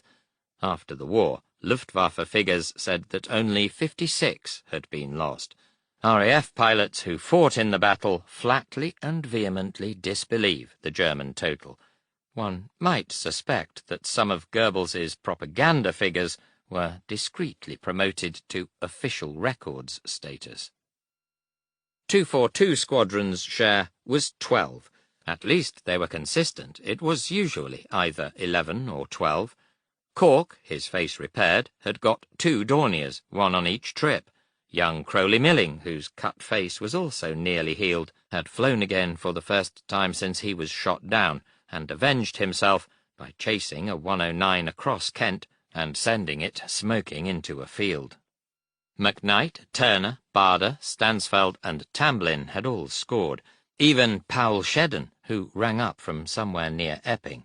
It had been going so well, he reported dolefully. He had shot a Dornier down and was chasing another when a 109 came out of cloud behind, and he had had to bail out in a hurry as the flames spurted round his cockpit. In such a hurry that he had hit the tailplane and dislocated his shoulder. The doctor said he would be out of the battle for some weeks. Powell Shedden later went on to win a DSO and DFC. Barder went to Turner and said, "Stan, how do you feel about taking over B Flight?" "Swell, sir," said Turner. Lee Mallory phoned that night. "Douglas," using his Christian name for the first time. "What a wonderful show today." The AOC's rather formal manner had completely melted. "It's absolutely clear your big formations are paying dividends." Barder said, "Thank you very much, sir, but we had a sticky time on the second trip. They scrambled us too late again, and the Germans were a long way above when we spotted them. It was a bad spot to attack. If we'd only been one squadron, we'd probably have been chopped up by the 109s, but if they'd let us off 10 minutes earlier, we could have been just in the right spot to cope, and probably got a lot more of them. It doesn't make sense, sir, warming to his theme. As soon as they start building up their formations over Calais, we should get into the air and go south. We should be the ones to attack them first, while 11 Group get off and get height. Well, you know, I feel somewhat the same as you on this point, Lee Mallory said. At the same time, don't forget we have to keep reserves available. It's 11 Group's job to make that decision, and it isn't easy for them. I rather fancy they had every squadron they could call on committed today. Well, sir, reserves or no reserves, they called on us too late today. Quite, said the AOC. But the wing score today won't go unnoticed. I'll see to that myself, and I fancy it will encourage them to call for you earlier. I hope they do, sir, Barder answered feelingly. Then, enthusiastic again, do you know, sir, what I'd really like to do is shoot down a complete raid so that not one of the Huns gets back. The AOC laughed. Bloodthirsty, aren't you? If you chaps keep on the way you're going, you'll probably get your chance. The chance came on the 18th. About 4:30 in the afternoon, the 5 squadrons were scrambled, and over the RT, Woodhall said that 40-plus bandits were heading for London from the southeast. Barder led the wing through a thin layer of cloud at about 21,000 feet and levelled off in the clear at 23,000. Not far below, the soft feather bed stretched flat and unbroken for miles, perfect backdrop for searching eyes. Nothing else in sight, but the invisible world under the cloud. In a shallow dive, he took his fighters down through the thin layer, and they cruised under the white ceiling, feeling comfortingly safe. No one could jump them blind through that curtain. Once again, the flak bursts led them. First, Barder saw the black puffs away to the southeast, and in moments picked up the bombers. 2 little swarms, about 40 in all, were flying about 16,000 feet over a bend of the Thames near Gravesend. More British aeroplanes than enemy. It was unbelievable. As the fighters circled to close in behind, he saw with fierce joy that they were all bombers, Ju-88s and Dorniers, not a sign of any 109s. The bombers were 4,000 feet below, just where he would have wanted them. No question of coming out of the sun. The clouds hid the sun. He dived, aiming for the Ju-88s in the front rank of the bombers, and the ravenous pack streamed after him. The Junkers filled his sights, and as he fired from 100 yards astern, its port engine gushed smoke, and it fell away to the left. Pulling up into the thick of plunging, criss-crossing aeroplanes, he fired briefly at a couple that flashed across his sights and vanished again. Then, in quick succession, nearly collided with 2 more bombers. A hurricane screamed towards him at a crazy angle. He yanked the stick over to get out of the way, hit someone's slipstream, and his hurricane shuddered and flicked into a spin. He got her straight and level again after losing about 3,000 feet, and saw above that the split-up bombers had turned for home, hounded by the fighters. To the southeast, lower and away from the ruck, a Dornier was sneaking east, and he chased it. No escape for the slower and cumbersome Dornier. He closed for the kill, holding his fire till he was barely 50 yards away, and then jabbed the button. As the bullets still squirted, the enemy gunner lost his nerve and jumped. His awkward shape swept back out of the glasshouse, and his parachute, streaming open at the same moment, hooked and tangled over one of the twin fins on the tail, pulling him up like a whip-crack. As he dangled helplessly on the shrouds, the Dornier, obviously out of control, started hurtling, soaring into steep zooms, hanging a moment at the top, and then falling into dives, building speed and zooming again. Barder sheered off to one side, watching, amazed and fascinated. 2 more men suddenly tumbled out of the glass house, and the white silk of their parachutes blossomed below. The empty Dornier kept hurdling imaginary obstacles, losing more height, still trailing the wretched gunner. With sudden pity, Barda dived and fired at him to put him out of his misery, but as far as he could see, missed. The Dornier fell into a deeper dive, and he left it. For once, the sky above was not empty. Many white flowers of parachutes were floating down. A little man in a strange brown flying suit fell past his hurricane very fast, with only a little remnant of silk left of his parachute. Barda thought whimsically he must be a Gestapo agent who had been sabotaged by the honest airmen. At dispersals, a mob of hilarious pilots clustered round the intelligence officer, most of them claiming victims. Turner was describing how he saw a German's opening parachute caught in the hatch as he jumped out of a burning Ju-88. The rest of the crew were trying to release it. I could damn nearly hear the poor guy on the end howling, "For God's sake, don't tear it!" They got him free and jumped out themselves just before the 88 went into the sea. None of them had ever seen so many parachutes. McKnight had seen the gunner trailing on the cords behind Barda's Dornier, and could not stop marvelling at it. Barda summed it up prosaically in his logbook. London Patrol, contact, and alongside it a laconic note.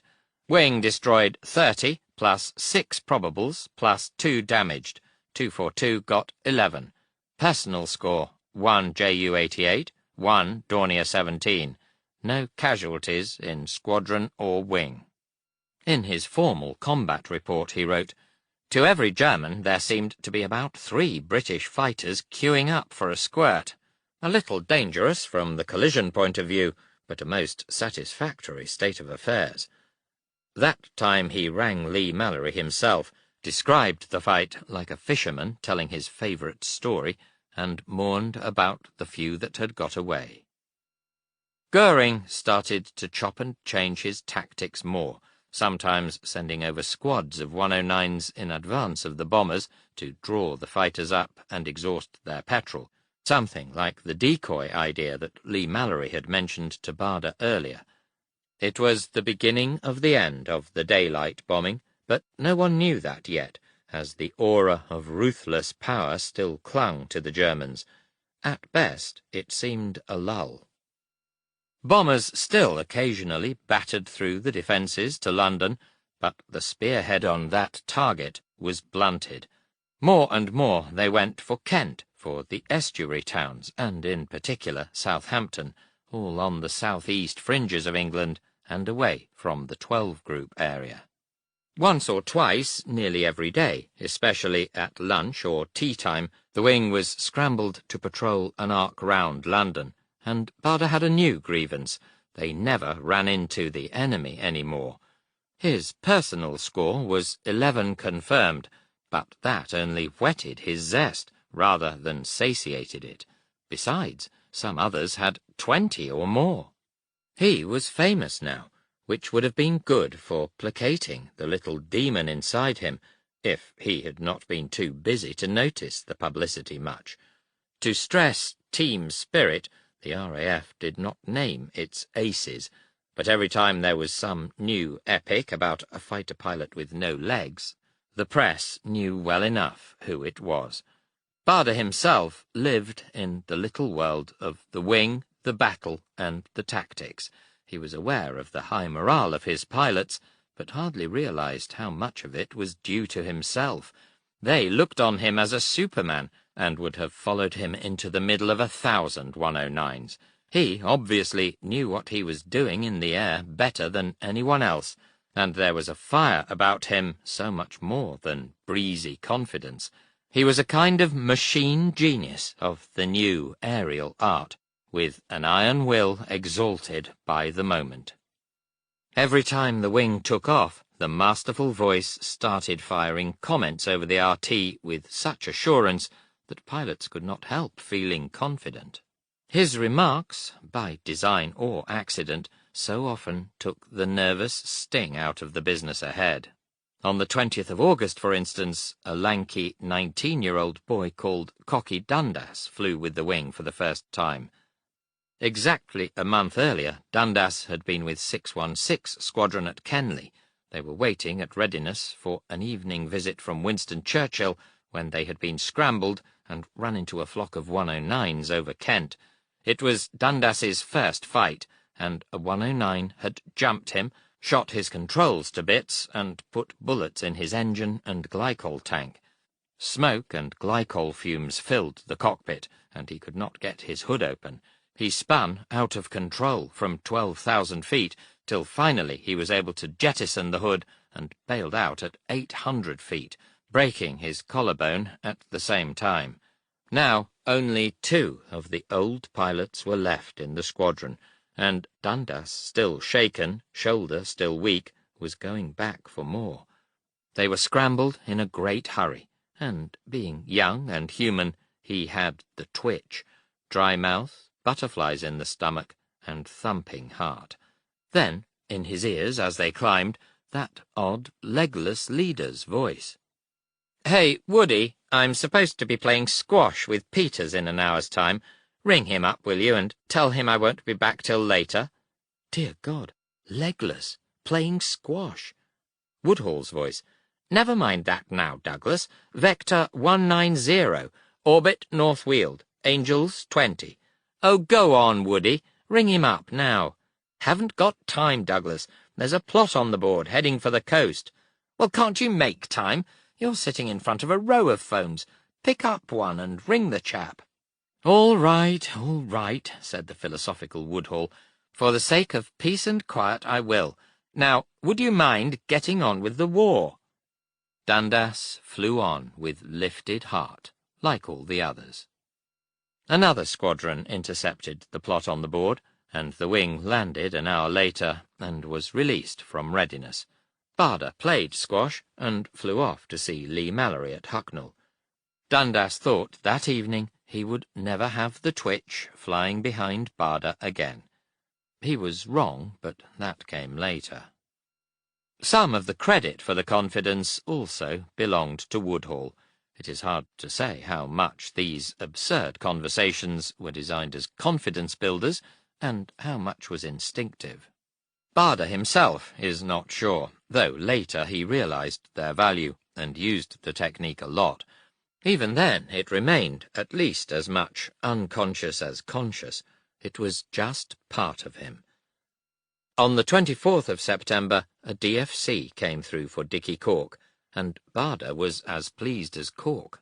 Not only because he had recommended it, but because it was, as far as he knew, the only DFC ever awarded to a Nautic. The equivalent naval decoration is the DSC, Distinguished Service Cross. Cutting across the Navy's bows with a DFC for Cork was a jolly good giggle. He never stopped trying to lure Cork from the customs of the Navy and inject RAF law and outlook into him. That, too, was a good frolic. He had Cork to the point now where he had naval buttons on the starboard side of his tunic, but down the port side, reading from top to bottom, an RAF button, a Polish Air Force button, which was silver in colour, not even gilded, an RCAF button, and a Czech button. The abortive patrols went on till the 27th of September. About noon that day, the wing was scrambled to patrol North London. Woodhall said Angels 15. Barder knew that instruction came from 11 Group and climbed to 23,000 feet. Woodhall on the air again. "There's a plot of 30+ southeast of the estuary. They don't seem to be coming in." Barder led his pack over Canterbury. Nothing in sight. He carried on round Dover, headed west for Dungeness, and swung back. Woodhall kept talking about bandits cruising about the southeast. Clumps of cloud littered the air below, like papers blowing about a windswept park. Otherwise the sky was empty. Woodhall called again.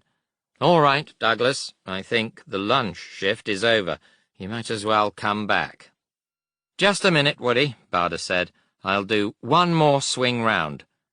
turning back from Dungeness, his eye caught glints well below at about 17,000 feet, and soon he could make out an untidy gaggle of about 30 109s milling round Dover. Chapter 18. "OK, chaps," he called, "take this quietly. Don't attack till I tell you." Rather like a huntsman who has sighted shy game, he began stalking them, turning the wing south over the sea so that they could dive out of the high sun. The 109s were so scattered it would have to be a shambles, every man for himself. Still the Germans weaved in a ragged, undisciplined tangle, like unwary rabbits at play. He yelled, "Right, break up and attack," and was diving steeply, turning in behind a 109. At the same speed, it seemed to hang motionless in his sights. A 2-second squirt, and a pencil of white smoke trailed from it. Abruptly, the smoke gushed into a cloud spewing past its tail, and the little fighter rolled slowly on its back, nose dropping, until it plummeted vertically, scoring a long white scar through the clouds to the fields of Kent. Another 109 crossed in front, rolled swiftly on its back, and dived. Barder peeled off after him, but the 109 was faster and began to pull away. From 400 yards, Barder fired a forlorn long-range burst, and a jet of smoke spurted from the 109. It seemed to be slowing. Barder fired again and again, seeing flashes of bullet strikes. Something dark spurted from the 109, and a black shadow seemed to slap him nervelessly across the face. He felt nothing, only the eyes sensed it, and then saw that his windscreen and hood were stained to black opaqueness by the enemy's oil, that the slipstream was tearing in thin, reluctant streaks across the glass. Dimly through it he saw the 109 veering aside, and turned after it, seeing, amazed, that the Messerschmitt's propeller was slowing. The 109 was coming tail first at him. He yanked the throttle back, and the enemy floated close in front, the perfect shot. He jabbed the gun button, and heard the psst of compressed air that hissed through empty breech blocks. Hell! Out of bullets again! He swore. The 109's propeller spun in shaky spasms, and then it stopped dead, one blade held up like a stiff finger. They were over the sea at 10,000 feet, and the 109, still smoking, was gliding quietly down into the channel. That was the last he saw of it.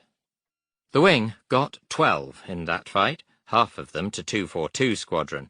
1 Spitfire and 2 Hurricanes did not come back, and one of them was Homer of 242, who had already won a DFC on bombers and was having his first fight in Hurricanes.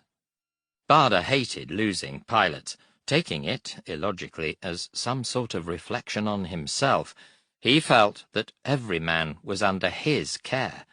None of his emotions were half-hearted, and under the aggressive exterior lay impulsive sentiment that could be deeply stirred. Yet the impact of a loss was always cushioned by the hope of a phone call. No call came from Homer, who was dead. But there was no time for grief. By tea-time the wing was patrolling London again. No incident, but waiting for the squadron at Coltishall that evening was the Air Ministry signal announcing the joyous news in prosaic official terms that Turner and Stansfeld were awarded DFCs, and Willie McKnight a bar to his DFC. Lee Mallory phoned from Hucknall in what was becoming a sort of victory tradition, and they had a long discussion about tactics. Barder said that the Hurricanes flew soggily at 23,000 feet. What about the new Hurricane 2s? Lee Mallory said, "Anything you want I'll try my best to get for you, but 11 Group has priority for equipment." From that day the tide of the battle clearly ebbed. Now the bombers rarely appeared, but in their place came packs of 109s darting for London and other targets, with small bombs hanging on makeshift bomb racks under their slim bellies.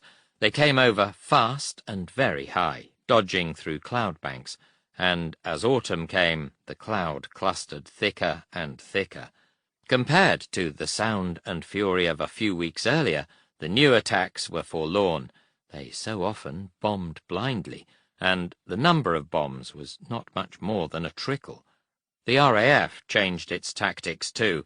At 25,000 feet, the Hurricanes found it harder than ever to catch the fleet 109s, and the burden fell on the Spitfires, which were scrambled early now, so that they were up there waiting when the 109s came.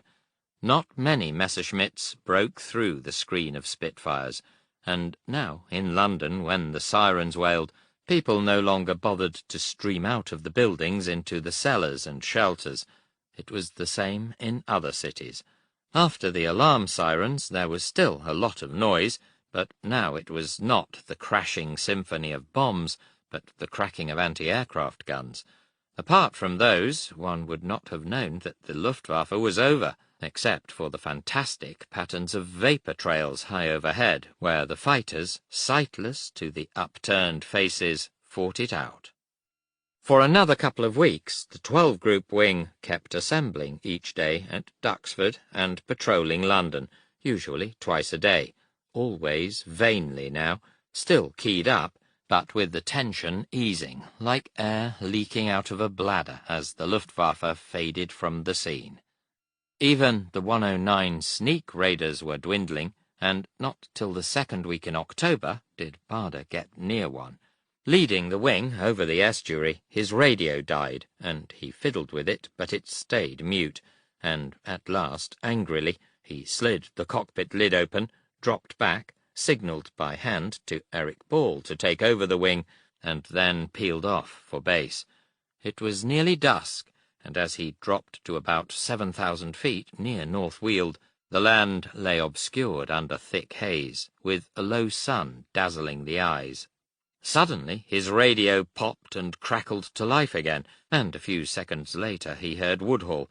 "Douglas, are you receiving me? Are you receiving me, Douglas? Enemy fighters attacking North Weald with bombs. Do you hear? Do you hear, Douglas? Please acknowledge." He called back, "Already there, Woody," which startled Woodhall considerably. "I'm alone, so tell the others." At that moment a 109 shot out of the haze, climbing almost vertically, and levelled off about 400 yards in front, flying straight and level ahead. He was obviously not looking behind, and Bader, slamming the throttle on, practically licked his lips.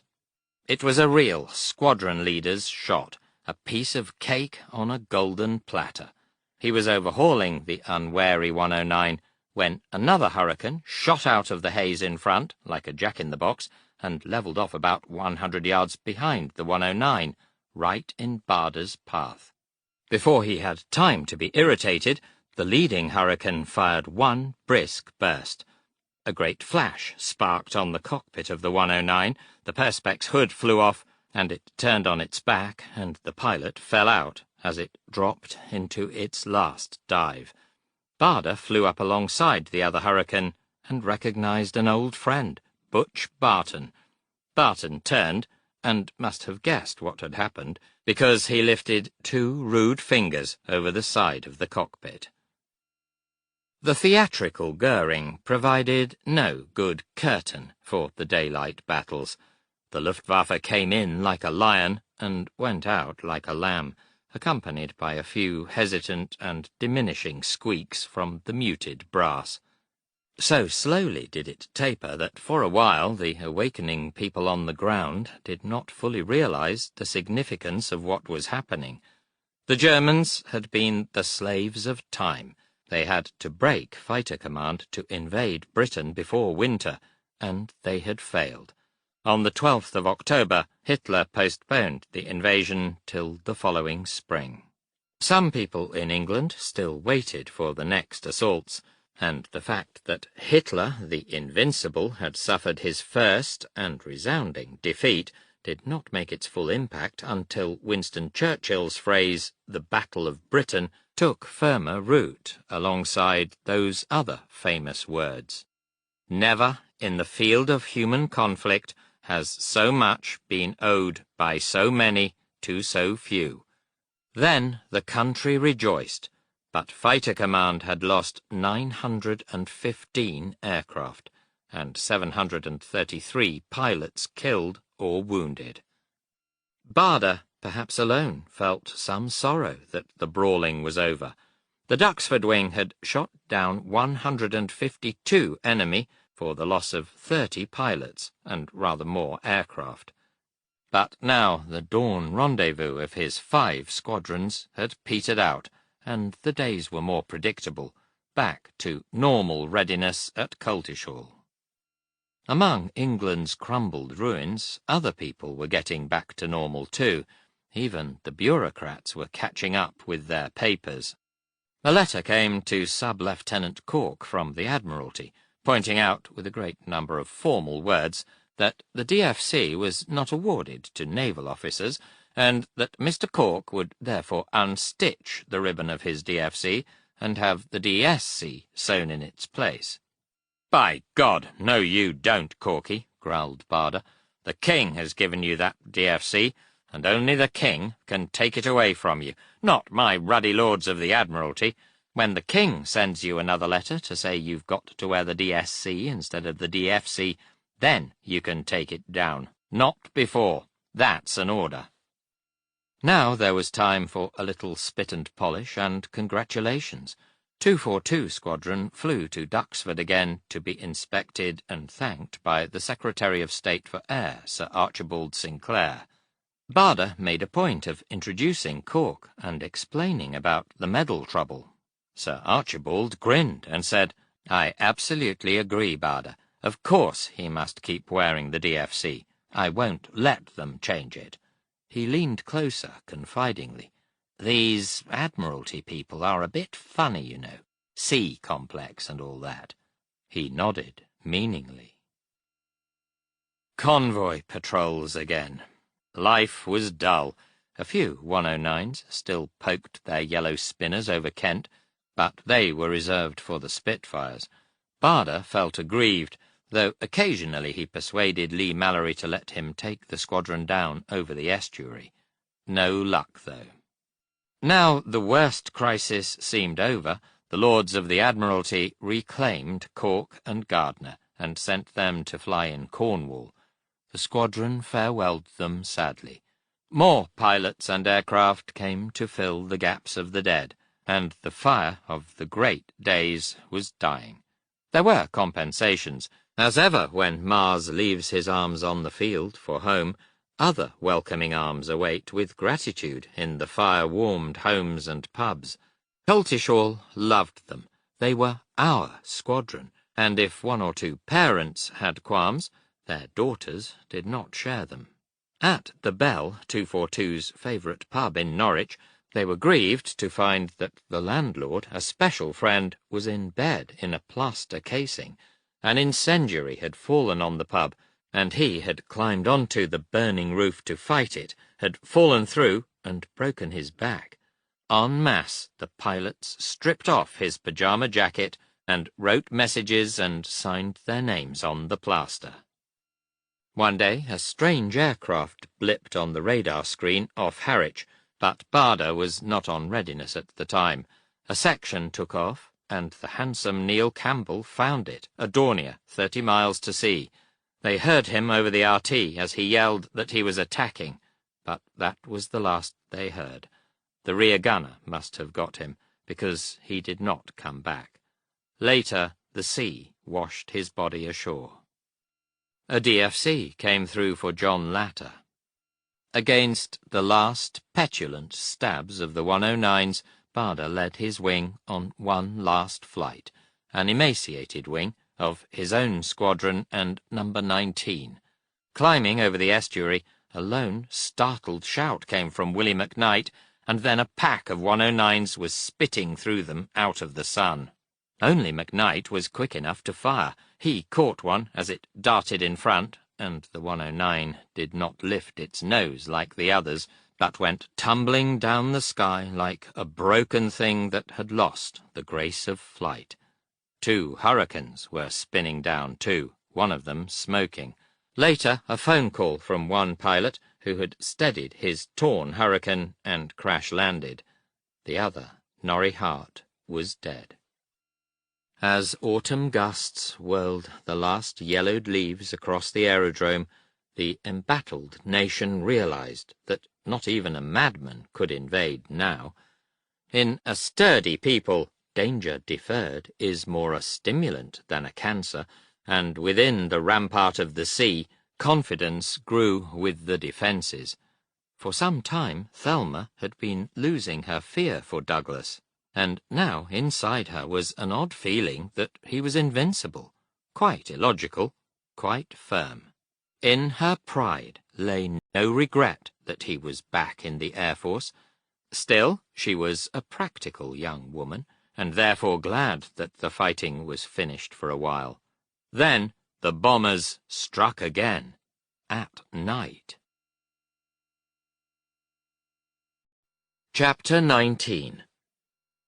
Out of the black sky they rained bombs on London, the docks, the city, and the huddled houses around. Unable to invade, Hitler tried to destroy the will to resist. The nights glowed with acres of flame, but the glow was never high enough to betray the bombers, and apart from anti-aircraft guns, the people had almost no defences. Balloons were too low. Some Spitfires and Hurricanes went up, but it was like playing blind man's buff. They had no radar in aeroplanes then.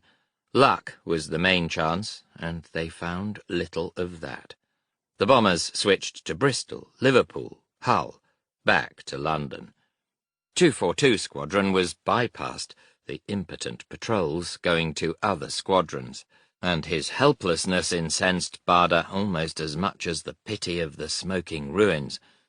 In the daylight battle his feeling had been fierce, but his emotion against Germans largely impersonal. He had been hot-blooded in the fight, and the bombers were ordered pawns. He might have been born a German himself. But the night bombing was different. The phone rang in the mess one evening, and the night controller from Duxford asked urgently, "How many of your chaps can night fly Hurricanes?" "3," Bader answered. "Myself, Ball, and Turner." "Get 'em into the air as soon as you can," ordered the controller. "The Huns going for Coventry."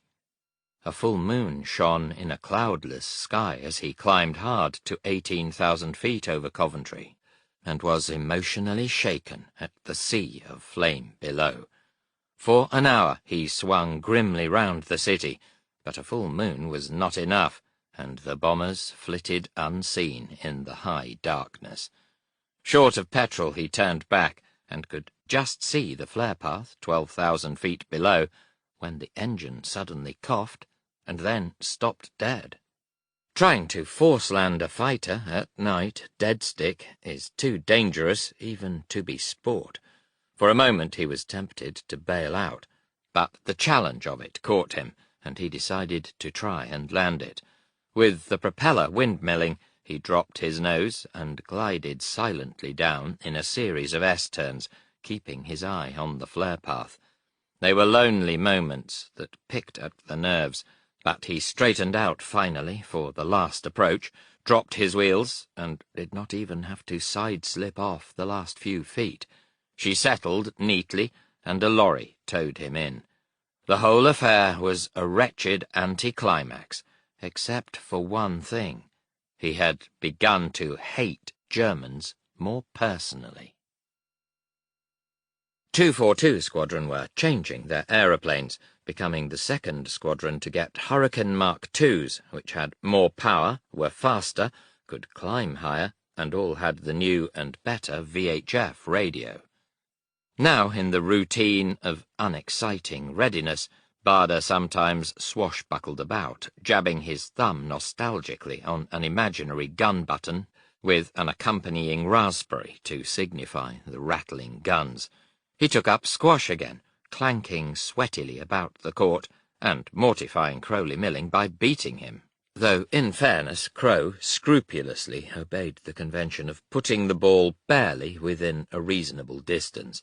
Bader fell noisily often, but always rose and pressed on. At a cinema in Norwich he tripped in the aisle one night, and dented his right kneecap so that the leg hung crookedly. He merely dragged himself to the nearest seat, called an usherette to bring him a screwdriver from the projection room, pulled up his trouser leg, made a few adjustments, and was mobile again. Lee Mallory rang one day and said, "Douglas, we're having a fighter conference at the Air Ministry to thrash out all we've learned from the recent daylight battles. I want you to come with me." On the day he went to London and met Lee Mallory, who said, "I don't know whether I can get you in. It's rather high-level stuff, but I'm going to try because you're the only chap who's led the really big formations." At the Air Ministry building in King Charles Street, next to Downing Street, Barder followed the bulky figure into a quiet, carpeted conference room, and felt a twinge of alarm when he saw the braided sleeves round the long table. Not a man below Air Vice-Marshal. He recognised most of them. At the head, the Chief of the Air Staff, Sir Charles Portal, Stuffy Dowding, looking more craggy than ever, Keith Park, Sholto Douglas, John Slessor, Philip Joubert de la Ferté, and himself, a squadron leader. No other fighter pilots. Lee Mallory said to Portal, "I've brought Squadron Leader Barder along, sir." Portal nodded courteously. Barder sat quietly, hands in lap, when the discussion started on the size of fighter formations and the idea of going to attack the enemy at the source when he was building up his formations over the Pas-de-Calais. Park pointed out very reasonably that if he sent squadrons over the Pas-de-Calais, the Germans would quickly change their tactics, send up a bogus build-up, probably of fighters, to draw the British fighters, and then send off the real bombers, who would have a clear run while the British fighters were heavily engaged away from the targets they were to defend, and short of petrol and ammunition. As for big formations, in a crisis, 11 Group had no time to put up great wings of aircraft. Lee Mallory said that the work of the Duxford wing showed that big formations paid handsomely, if it were at all possible to organise them. He understood the difficulty of scrambling big formations in a hurry close to the enemy, but it could be done at a distance, when the enemy build-up was first detected. That was the time to scramble a big formation at Duxford, for instance, which could then climb fast and dive into the German formations as they came in over the coast. Then the southern squadrons, which had taken off later, could set about the broken-up enemy. Sholto Douglas cut in. "I'd like to hear what Squadron Leader Barder has to say about leading big formations." The eyes were looking at him, and he felt suddenly vulnerable. He pulled himself to his feet. Portal said, "You can stay seated if you like, Barder," and he cleared his throat and said, "No, thank you, sir, I'm quite all right." Pet ideas were tumbling through his head, jostling each other into confusion. Dowding seemed to be looking at him severely, but Stuffy always looked like that. His mind cleared as it focused on a new thought. "Whether I leave this room as a flight lieutenant or not, I've got to put the fighter pilot's point of view. It probably hasn't happened like this before." It all flashed across his mind very fast. He said clearly, looking at Portal, "We've been learning, sir, exactly what you gentlemen learned in the last war." That was a crafty start. "Firstly, that the chap who's got the height controls the battle, especially if he comes out of the sun. Secondly, that the chap who fires very close is the chap who knocks them down. Thirdly, and most important, it is much more economical to put up 100 aircraft against 100 than 12 against 100. I know we can't always put equal numbers against the Germans because their air force is bigger than ours. If necessary, we'll fight 1 against 1,000, but surely we can manage to put 60 aircraft against a couple of hundred, instead of only 1 squadron of 12. He went on to develop his theories, and as he warmed to them, he forgot self-consciousness, and the voice grew more confident, more commanding. He delivered himself of a good, terse homily to the effect that the chap in the air, not the controller, should decide when, where, and how to meet the enemy. In fact, he added, It might be a good idea to have the sun plotted on the operations board. This was later adopted. Making the most of his chance, he covered every point he could think of, all the things he had discussed with Lee Mallory, and then suddenly ran dry, finished. There was an awkward silence. He sat down abruptly. He must have said too much. Everyone was non-committal as the discussion continued. Some seemed to favour the big wings, others did not. It went on for another hour and a half before it broke up, and even then Barder felt that nothing definite had been decided. A week later he received a letter marked secret. It said that Air Council had decided that wherever there were 2 squadrons on one aerodrome, they were to practice battle flying as a wing and be proficient as soon as possible. There followed details about recommended wing tactics. It was the stuff that Barder himself had found out and reported. Fighter Command leadership was reshuffled. Dowding went, which upset Barder and some others deeply, and Sholto Douglas took over as C&C. Park went to a new post, and Lee Mallory took command of 11 Group. To Barder's joy, he immediately arranged that 242 Squadron should go to 11 Group too, posting them to Martlesham near Felixstowe. For a while Barder was busy with the flurry of moving. He found a billet for Thelma in Martlesham village, and sent Crow with the Humber shooting brake to drive her down. War or no war, Thelma was a woman, and had tied up many odd little bundles without which she would not move. Martlesham brought back memories of the first time he had taken off for Dunkirk. How much had happened since then, and was still happening.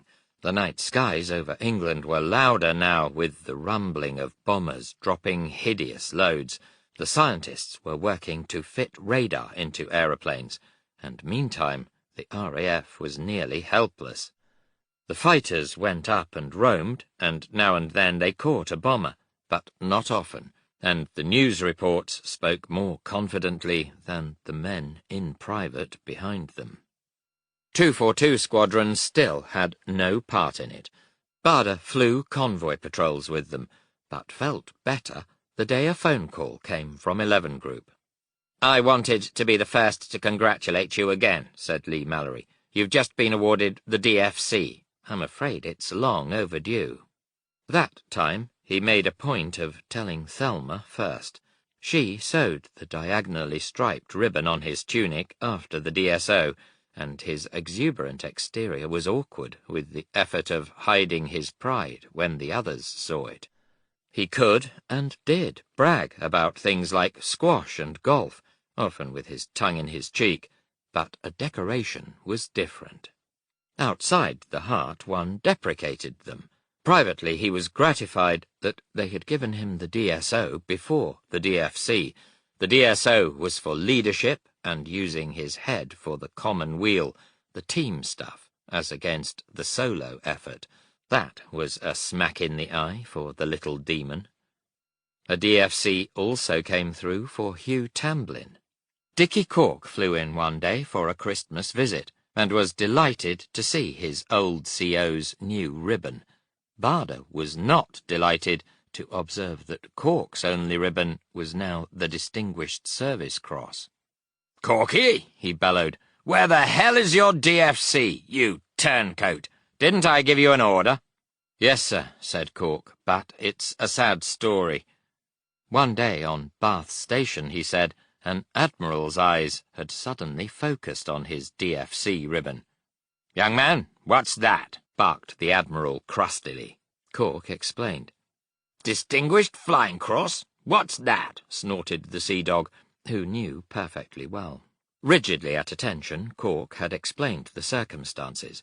The admiral leaned closer to peer at the hybrid ribbon, and his eyes lit upon the silver of the Polish Air Force button, then travelled, bulging slightly, up and down the row, the RAF button, the RCAF, and the Czech Air Force buttons. "There was an unparalleled scene, sir," Cork said feelingly. "You see, I've got new buttons too." Corky grew up fast after that. Flying off the carrier Indomitable in a Malta convoy, he shot down 6 enemy in one day, and was a lieutenant commander with a DSO as well, when he was killed flying in Ceylon in 1944.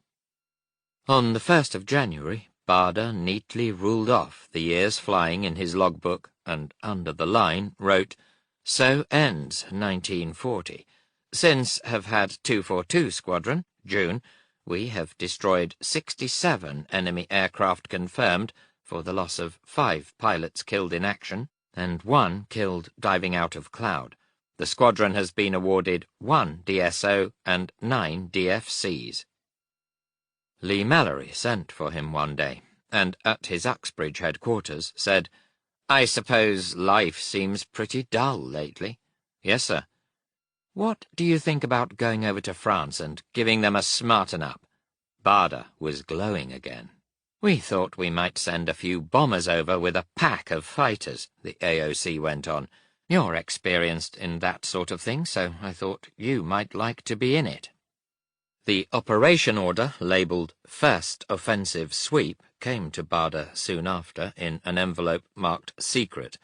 3 Hurricane squadrons would escort 6 Blenheims to bomb suspected German ammunition dumps in the Forêt de Guienne, near the Pas-de-Calais.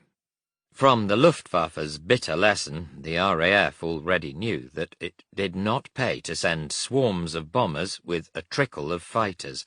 They had to find a new balance. It does not sound ambitious now, but then it was the first real probe into the unknown enemy, and it was offensive, taking the fight to the enemy instead of waiting for him to come back.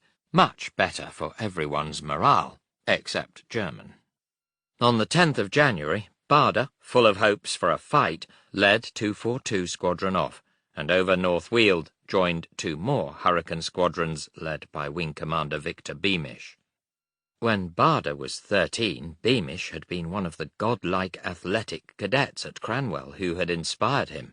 Now 38, the blocky, square-jawed Beamish had fought like a tiger in the Battle of Britain, even after Park had limited his battle flights to 2 a day on the grounds that "I have to be able to talk to my station commanders sometimes."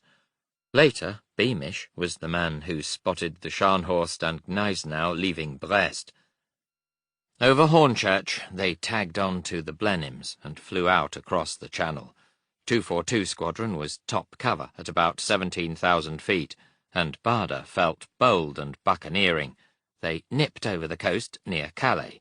France looked peaceful, lying softly under snow. In seconds, they were over the Forêt de Guienne, only a couple of miles inland. Seconds later, it was virtually over, and they were darting out again.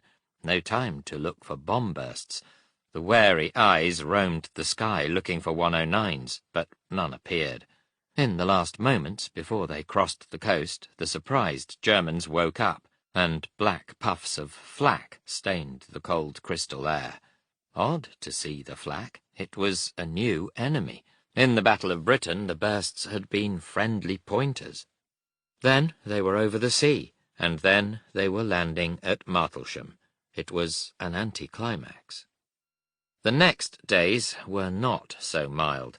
Lee Mallory had another idea he called rhubarbs, sending a pair of fighters darting across the Channel whenever layer cloud hung low over the land, to shoot at anything German aground or aloft. If they got into trouble, they could climb and hide in the clouds. Some 11 group squadrons had already tried them, and 2 days after the sweep, Barder got his chance. He took Turner with him, and conditions were perfect, a layer of 10/10ths cloud at about 800 feet. They did not get as far as France. Just off the beach between Calais and Dunkirk, Barder spotted 2 trails of foam on the water, nosed down to look, and saw they were German E-boats. Without a second's thought, he dived. The Germans must have thought they were friendly, and been shocked when the bullets raked the first boat. At the last moment they started to fire, and Barder had a swift glimpse of 2 of the crew jumping overboard before he had swept past and was raking the second boat. He pulled up into the cloud, followed by Turner, then swept down again for another firing run. After that, the bullets were gone, and they flew back in high spirits. At Martlesham, when they told the story, everyone wanted to jump into the Hurricanes and try the same lark. They could not all go, said Group, sounding slightly pained, so Barder fired off McKnight and Brown together, then a little later Latter and Kreidemann. Brown was back an hour later. He and McKnight had been having a good time strafing a German battalion in a field near Calais, he said, when half a dozen 109s had bounced them, and things had been pretty busy for several minutes, until he had got back into the clouds. McKnight did not return, which shattered everyone. Then Kreidemann landed, looking shaken after a running fight with Messerschmitts. Latter did not return.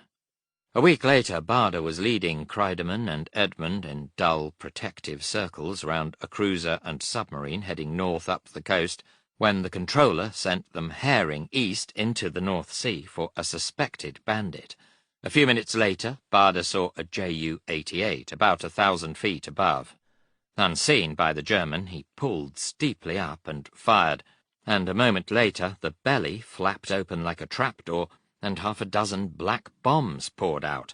They just missed him as he wrenched the Hurricane over on a wingtip and recovered to see the Ju-88 a mile away, smoking from the port engine, vanish into a little cloud about the size of a man's hand. Edmund leapt over the cloud, and Kreidemann dived underneath. Unimaginatively, the German went straight through and came out the other side, where Kreidemann squirted into his starboard engine, which also started trailing a white stream. As the German turned away, Edmund darted in, and the same engine gushed black and orange smoke. Barder raced up to cut it off, fired, and both engines now were spewing black smoke. Edmund was in next, and as his explosive bullets hit, the 88 sparked all over with flashes like a pin-table machine. Barder was going in again, but Kreidemann cut in front with another burst. Douglas tried again, but Edmund was darting in, and, struck by a new emotion, Barder wheeled out to one side, like a paternal old lion watching his two cubs eagerly trying to bring down their first meat. Itching for another burst, he stayed out of the way, while the bullets of the other two kept clawing at the stubborn 88, which dragged the smoke of its wounds along its trail, but would not fall. At last, Edmund's angry voice on the RT said that he was out of ammunition. The smoke from the engines was thinning now, but the 88 was flying in a peculiar way, hurtling like a car on a switchback railway. Kreidemann went in. The 88 lit with flashes again, but flew on, and Kreidemann announced that his guns were empty. Amazed at the punishment the German had taken, Barder made a final pass and aimed at the cockpit. Bits flew off it, but the 88 flew on. Now the smoke had almost vanished. He thought in exasperation that the enemy would never go down, when thick orange smoke poured out of the port wing.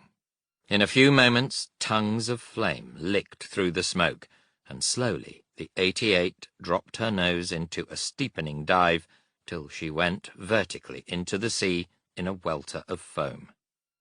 A few months ago it was so much part of the day to shoot down an enemy.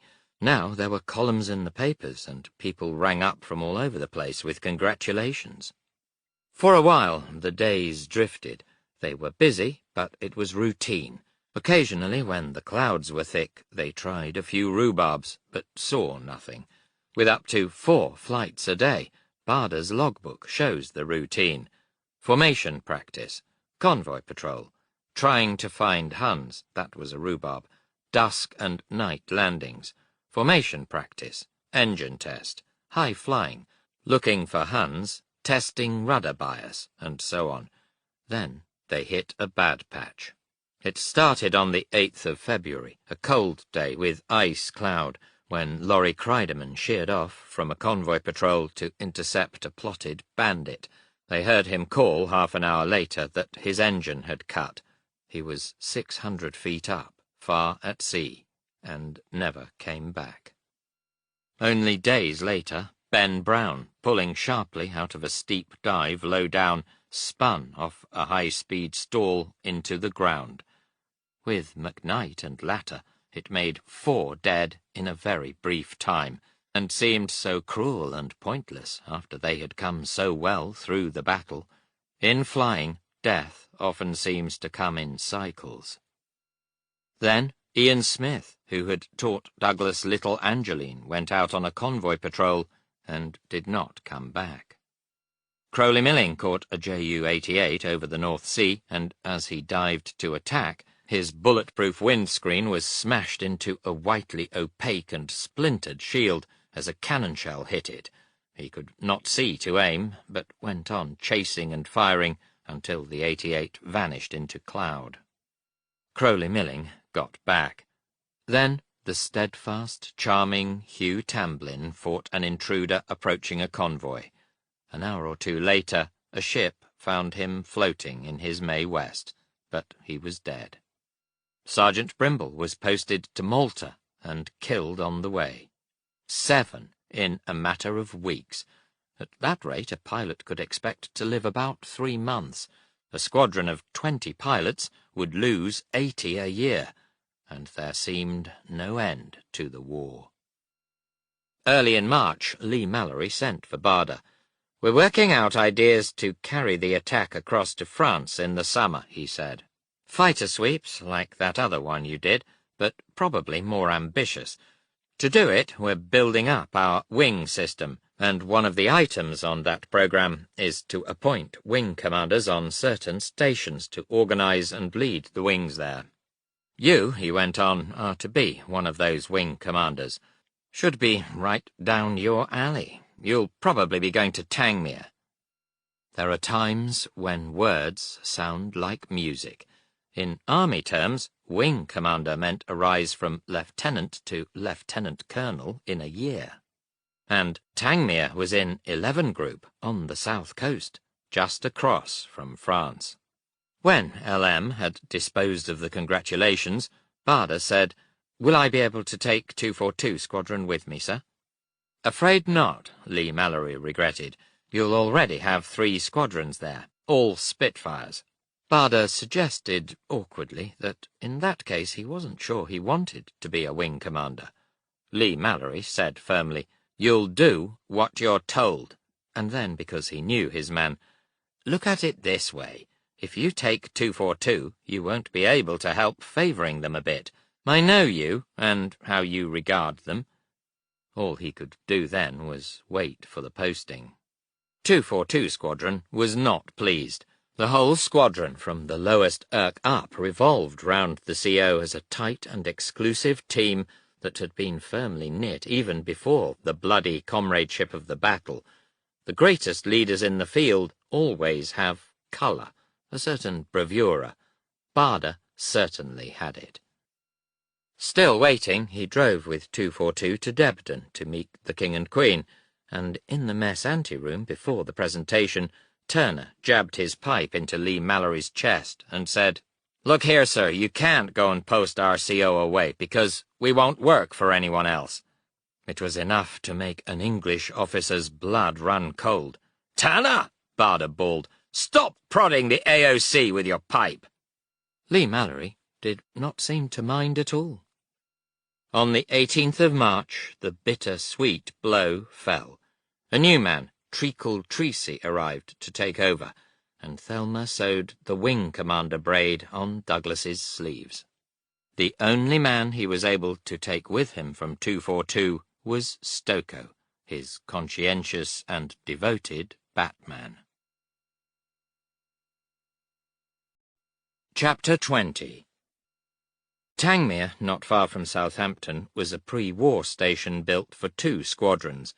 Now 3 Spitfire squadrons, 145, 610 and 616, and a Beaufighter squadron lived there, and the Spitfires were to fly as the wing. He was pleased about 616 because they had been in 12 Group wing and knew his ways. All the Spitfires were Mark IIs, still with 8 machine guns, but a little better than the Battle of Britain types. He arrived on the morning of the 19th, stowed his bags in a room in the station commander's house near the mess, and in half an hour was flying a Spitfire to get the feel again. 2 hours later he was leading 2 of the squadrons over the Channel, having a snoop towards the French coast and trying wing formation. The squadrons had not flown as a wing before, and in the next 2 weeks he trained them hard. Unlike his early days with 242, there was no need to win their confidence. He was famous now, the RAF's first wing leader, and men and officers jumped to obey his brisk bellows. Most of the pilots, average age about 22, had fought non-stop through the Battle of Britain, and he saw that several, especially the leaders, were showing clear signs of overstrain. His impulsive, warm-hearted side became full of love for them, in a way rather like a vet with a hurt animal, and he felt he wanted to say to them, "Don't you worry, chaps, we'll get you right." He saw Lee Mallory and explained that some of the boys should have a rest. Could he have some good replacements, and also have Stan Turner promoted to squadron leader to command 145 Squadron? "By all means," said Lee Mallory courteously. "I'm glad you've asked for Turner, because he's getting a bit of a nuisance by objecting to fly with anyone else." Turner arrived a couple of days later with bad news. Treacy had been leading a 242 formation in a sharp turn when the man behind had collided with him. Bits of the smashed aeroplanes hit a third hurricane, and all 3 went into the sea, killing Treacy, Edmund, and Lang. The squadron was then taken over by Whitney Strait, pre-war racing motorist who had won an MC in Norway and is now deputy chairman of BOAC. As 616 had the least battle experience, Barder attached himself to them, and thereafter always flew at their head, leading the wing. It could have been uncomfortable for Billy Burton, ex-Cranwell Sword of Honour and CO of 616, but he and Barder got along well, though Burton, later DSO and DFC, short, eager, and somewhat precise, was constantly appalled by Barder's uninhibited comments. Like Barder, he nearly always had a pipe in his mouth, and sometimes in the privacy of the pilot's room he would take it out and say, "Do you know what the Winco called me this morning? He called me a He used to repeat these things in a voice of wonder, as though they could not really have happened, and then break into a puzzled laugh. Domineering, dogmatic, and breezy, Barder saw everything in blacks and whites, never in doubtful greys, and in this new phase of welding an experimental wing together and evolving new tactics to carry the fight to the enemy, he made decisions crisply and on the spot with a confidence that would have been dangerous in someone else. He startled Tangmere, whose men first regarded him as a noted curiosity, then were impressed, and then, as at 242, became devoted, apart from a few ruffled by his blunt toughness, who resented him. He left no one unmoved. They either half-worshipped or detested him, and the little minority of the latter grumbled in their own wilderness. Fired by his new mission, he was far removed from the frustrated man of the peace. As the wing knit together, he got the itch to fight again, but Lee Mallory would not let him cross to the French coast, so he took the wing snooping as near as a flexible interpretation of orders would let him, though they never saw a German aircraft. They only heard them at night. Tangmere had 2 long white runways, and on a moonlit night raiders picked them out miles away, sometimes as a landmark and sometimes as a target. German bombers were over England every clear night, and now and then a low-flying enemy roared in the darkness over Tangmere, and everyone hunched their shoulders and winced as the bombs crashed down, rattling the hangars and smashing windows. No one had been killed for some time, but some aeroplanes had been destroyed, and it was not comfortable. Gangs of civilian workmen were camouflaging the runways by spraying them with green paint. or were supposed to be, they managed to do about 50 yards a week, working with the lethargy that many pilots noticed on aerodromes. It did not help to know that they were being paid more than the pilots, and Barda longed to have them under RAF discipline. At this time, Woodhall, newly promoted to group captain, arrived at Tangmere to command the station, and also to act as controller. Lee Mallory wanted his old team together again for the work ahead, and for a while Barda shared quarters near the mess with Woodhall.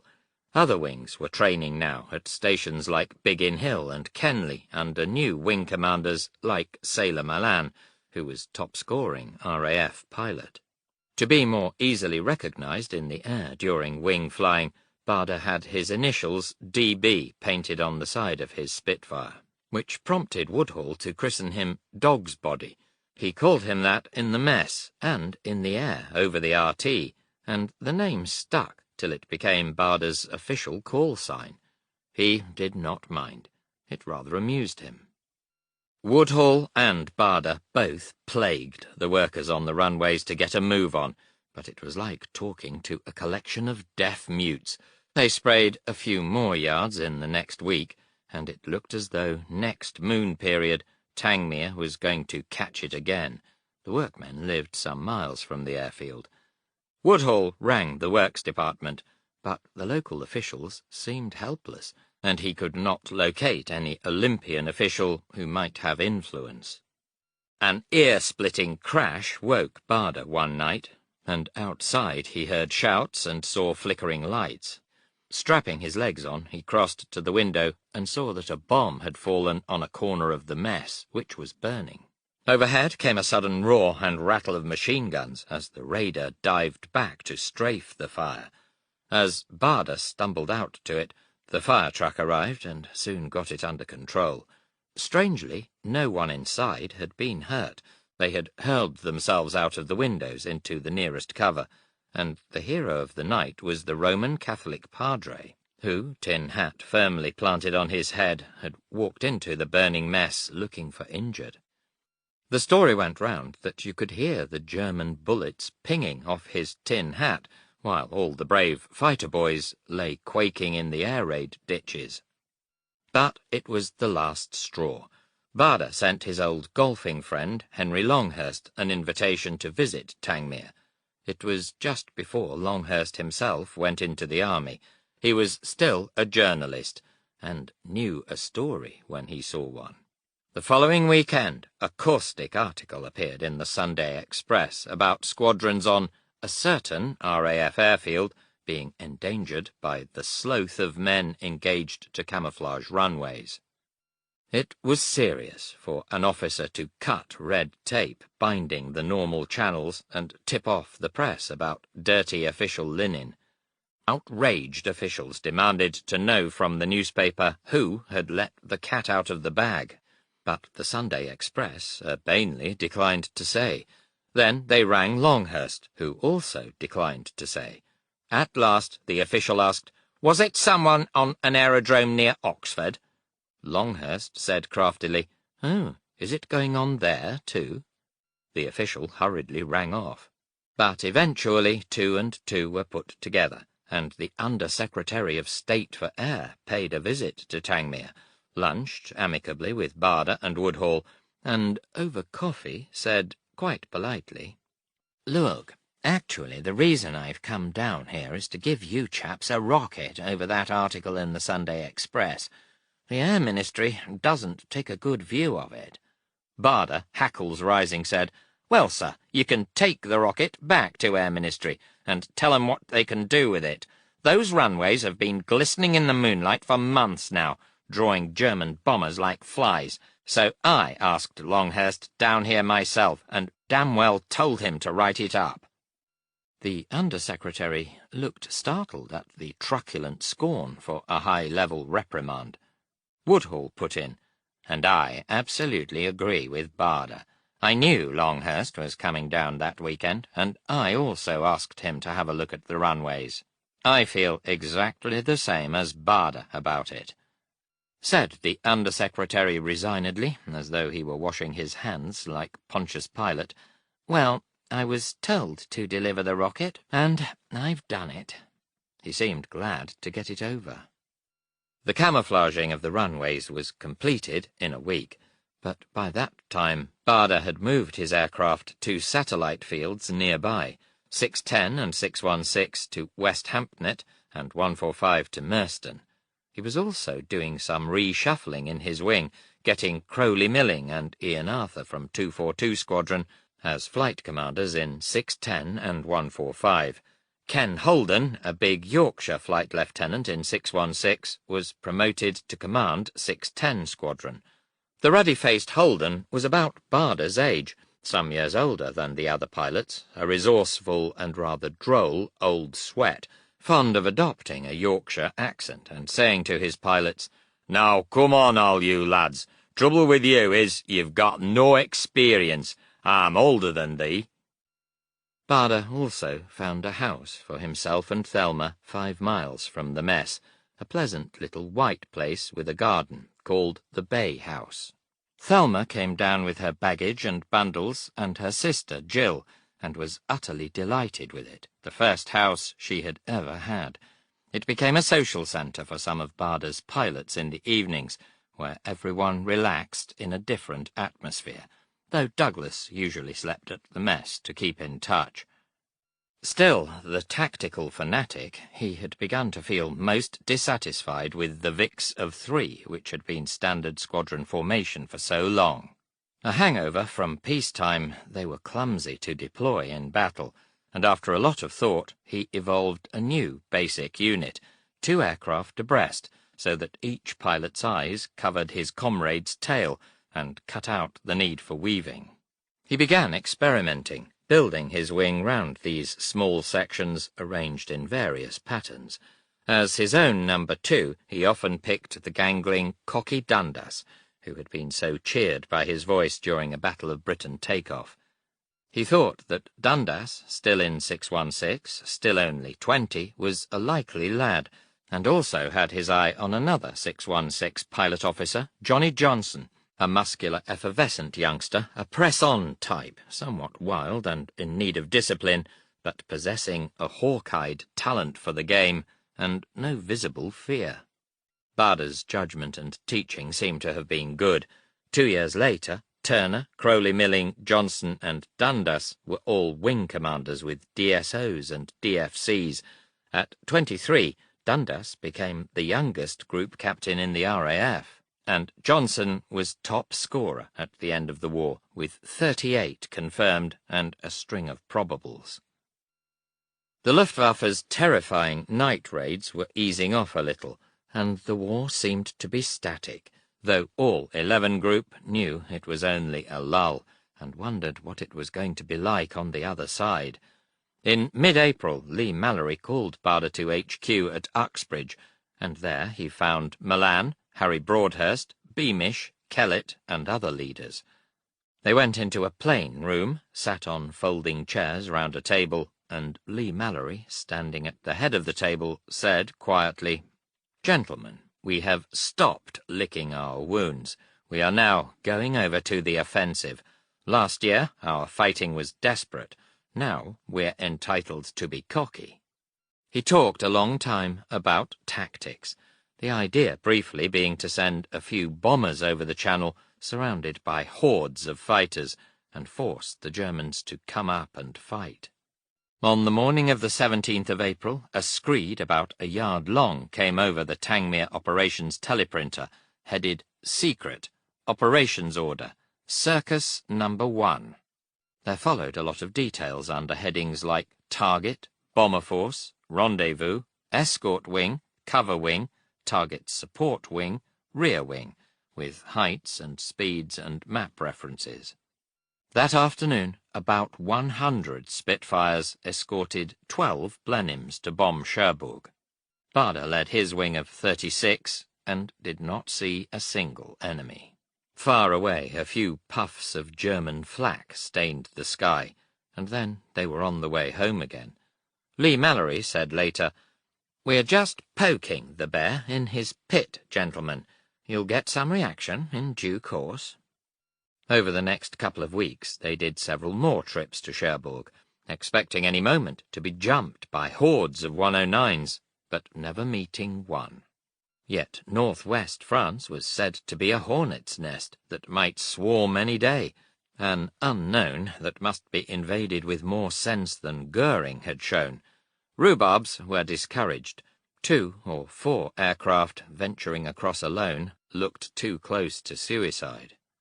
On the night of the 7th of May, a spontaneous party developed in the mess, as it often did, with pilots talking shop and skylarking well into the night. Barder was surrounded as usual by his pilots. He always enjoyed that, sipping orangeade while they nuzzled cans of beer, and after a while Cocky Dundas said, "Sir, let's have 2 of the new sections side by side, 4 aircraft line abreast, so everyone can cover everyone else's tail, and everyone can get an occasional squirt in." The wing commander said it sounded fine. Everyone chattered about the new idea for a long time, working out, for instance, how to handle it in the air when jumped by enemy fighters. They decided that the form was for the 2 on the left at the critical moment to scream round in a full circle to the left, and for the pair on the right to do likewise to the right, thus joining up again on the tails, it was hoped, of the foiled enemy. The debate lasted a long time. In the morning, Dundas came down to breakfast feeling not so gay as usual. His skull throbbed, and the dry mouth had a taste of sump-oil, as his head nodded gently over a sausage, regretting that he had not gone to bed earlier. Barder stumped in and sat at the same table, full of rude and ostentatious health. He boomed as he sat down, "That was a damned good idea of yours last night, Cocky, about 4s flying abreast." Dundas smiled wanly and murmured, "Oh, thank you very much, sir. I'm glad you liked it." "Damn good," repeated Barder. "I've been thinking it over. We'll try it today." Dundas thought without enthusiasm that he did not feel like practice flying. "Just you and me and a couple of others," Barder went on cheerfully. "We'll duck over to France and see if we can get some Huns to jump us." For a moment it did not sink in. And then Dundas had a moment of lurching horror. He looked to see if Barder were joking, but he wasn't. He was turning to Woodhouse of 610 Squadron down the table and saying, "Paddy, get yourself a number 2 and come with us." They took off at 11 a.m. Barder, Dundas, wondering why he hadn't kept his mouth shut the previous night, Woodhouse and a Sergeant Mains, and swept down the channel at 25,000 feet between Dover and Calais in a slightly curving line abreast, as though one were looking at the nails of 4 fingers spread out. Dundas on the left, Barder 50 yards on his right and slightly in front, 100 yards to Woodhouse level, and 50 yards again to Mains slightly behind. Thus they flaunted themselves up and down off Calais for half an hour, seeing nothing.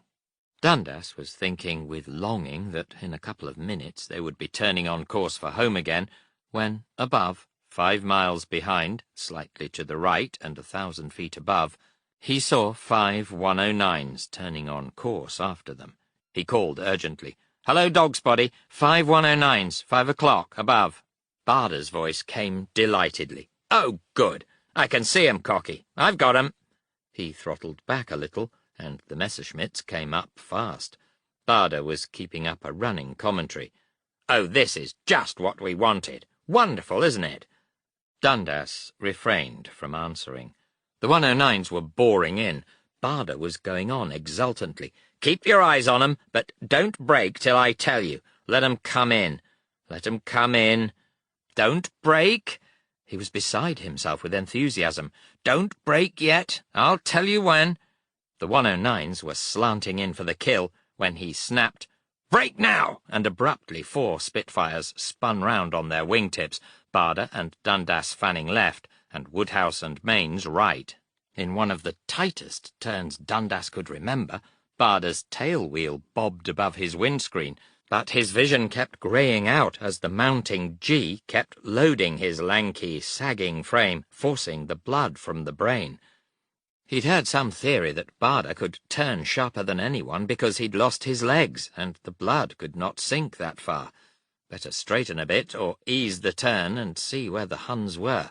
Must be nearly round the circle. He eased pressure on the stick, and as sight returned, the Spitfire flinched and shuddered under crashing explosions as cannon shells slammed into her. Sickeningly, he remembered the last time. Barda, reefing his machine out of the turn, saw the leading 109 darting just in front, fired in the same moment, saw the flash of bullet strikes, and the 109 keel over out of sight, shovelling out black smoke. He heard Dundas, tense and edgy, in his earphones. "Dogspotty, I've been hit." They had actually turned inside the two rearmost 109s, which had opened fire as the last two Spitfires straightened. Sergeant Mains was also hit. With cannon shells in the wing roots and glycol pipes, Dundas was peeling off, gushing white smoke. Barda nosed down after him to give cover, but the 109s had vanished, and only one other Spitfire was in sight. With height to play with, and some power still in the engine, Dundas nursed his aircraft back over the coast to Hawkinge Aerodrome, where it cut suddenly when he was too high to land properly, and unable to go round again. Rather desperately, he gingerly pushed his nose, wheels up, at about 150 mph onto the grass, to try and break the speed, and she bounced and thumped rendingly, just missing a collection of brand-new Spitfires on 91 Squadron's dispersal. Shaken, he climbed out and was met by a furious 91 Squadron CO, demanding to know what the hell he thought he was doing. Woodhouse got back to Tangmere all right, and Mains, tail damaged but unhurt, landed at another field. Holden flew a Magister two-seater to Hawkinge and took Dundas back to Tangmere, where Barda, seeing he was all right, boomed, "You're a silly clot, Cocky. What the hell did you go and do that for? Anyway, I'm damn glad to see you back all right." Then, suddenly enthusiastic again, "I think I know what the trouble is. Instead of breaking outwards, we should have all broken in one circle all the same way. So we stick together and don't lose sight of the enemy.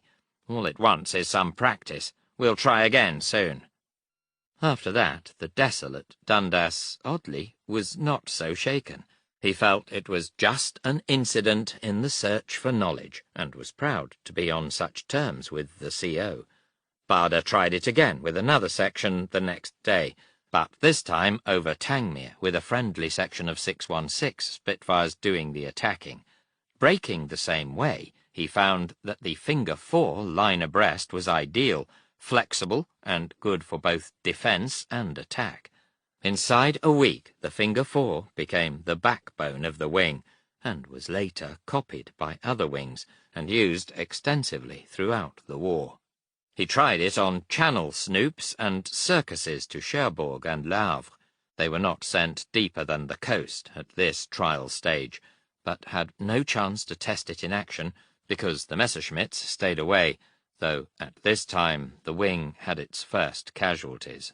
Coming back from France, 145 Squadron broke off over Tangmere to land in sections, and a flight commander, Pip Stevens, and Flying Officer Owen collided and crashed, locked together just off the airfield. Both were killed. Now and then, over the French coast, they began to see 3 or 4 Messerschmitts flirting well outside the fringes of the gaggle, obviously waiting for stragglers or trying to lure a section away, but Barda declined to snap at decoys. He wanted bigger game. So did Lee Mallory. Then the Hornchurch wing reported that a couple of Messerschmitts floating above had turned on their backs and dived through them, firing. No one was hit, but it was better than being ignored. A couple of days later, the Tangmere wing was returning from a snoop when Johnny Johnson's voice, high-pitched and excited, shouted, "Look out, Huns!" Every pilot thought it was a warning about a 109 on his tail, and the formation split like a lot of startled rabbits, while a lone Messerschmitt dived through the middle, spitting cannon shells, hitting no one, and vanished. When they landed, Bader tore a stinging strip off Johnson and lectured the wing on the importance of proper warnings. Enemy aircraft must be reported as to location and height, and not, looking scathingly at the squirming Johnson, as "Look out, Huns," otherwise there would be a shambles. In June, the Germans startled the world by marching on Russia, and it became imperative to force Hitler into diverting more fighters back to France. Lee-Mallory thought that the Blenheims with a ton of bombs were too light to force the issue, so he pestered Bomber Command till they reluctantly let him have some four-engined Stirlings, which on the short haul to France could carry nearly 6 tons of bombs each.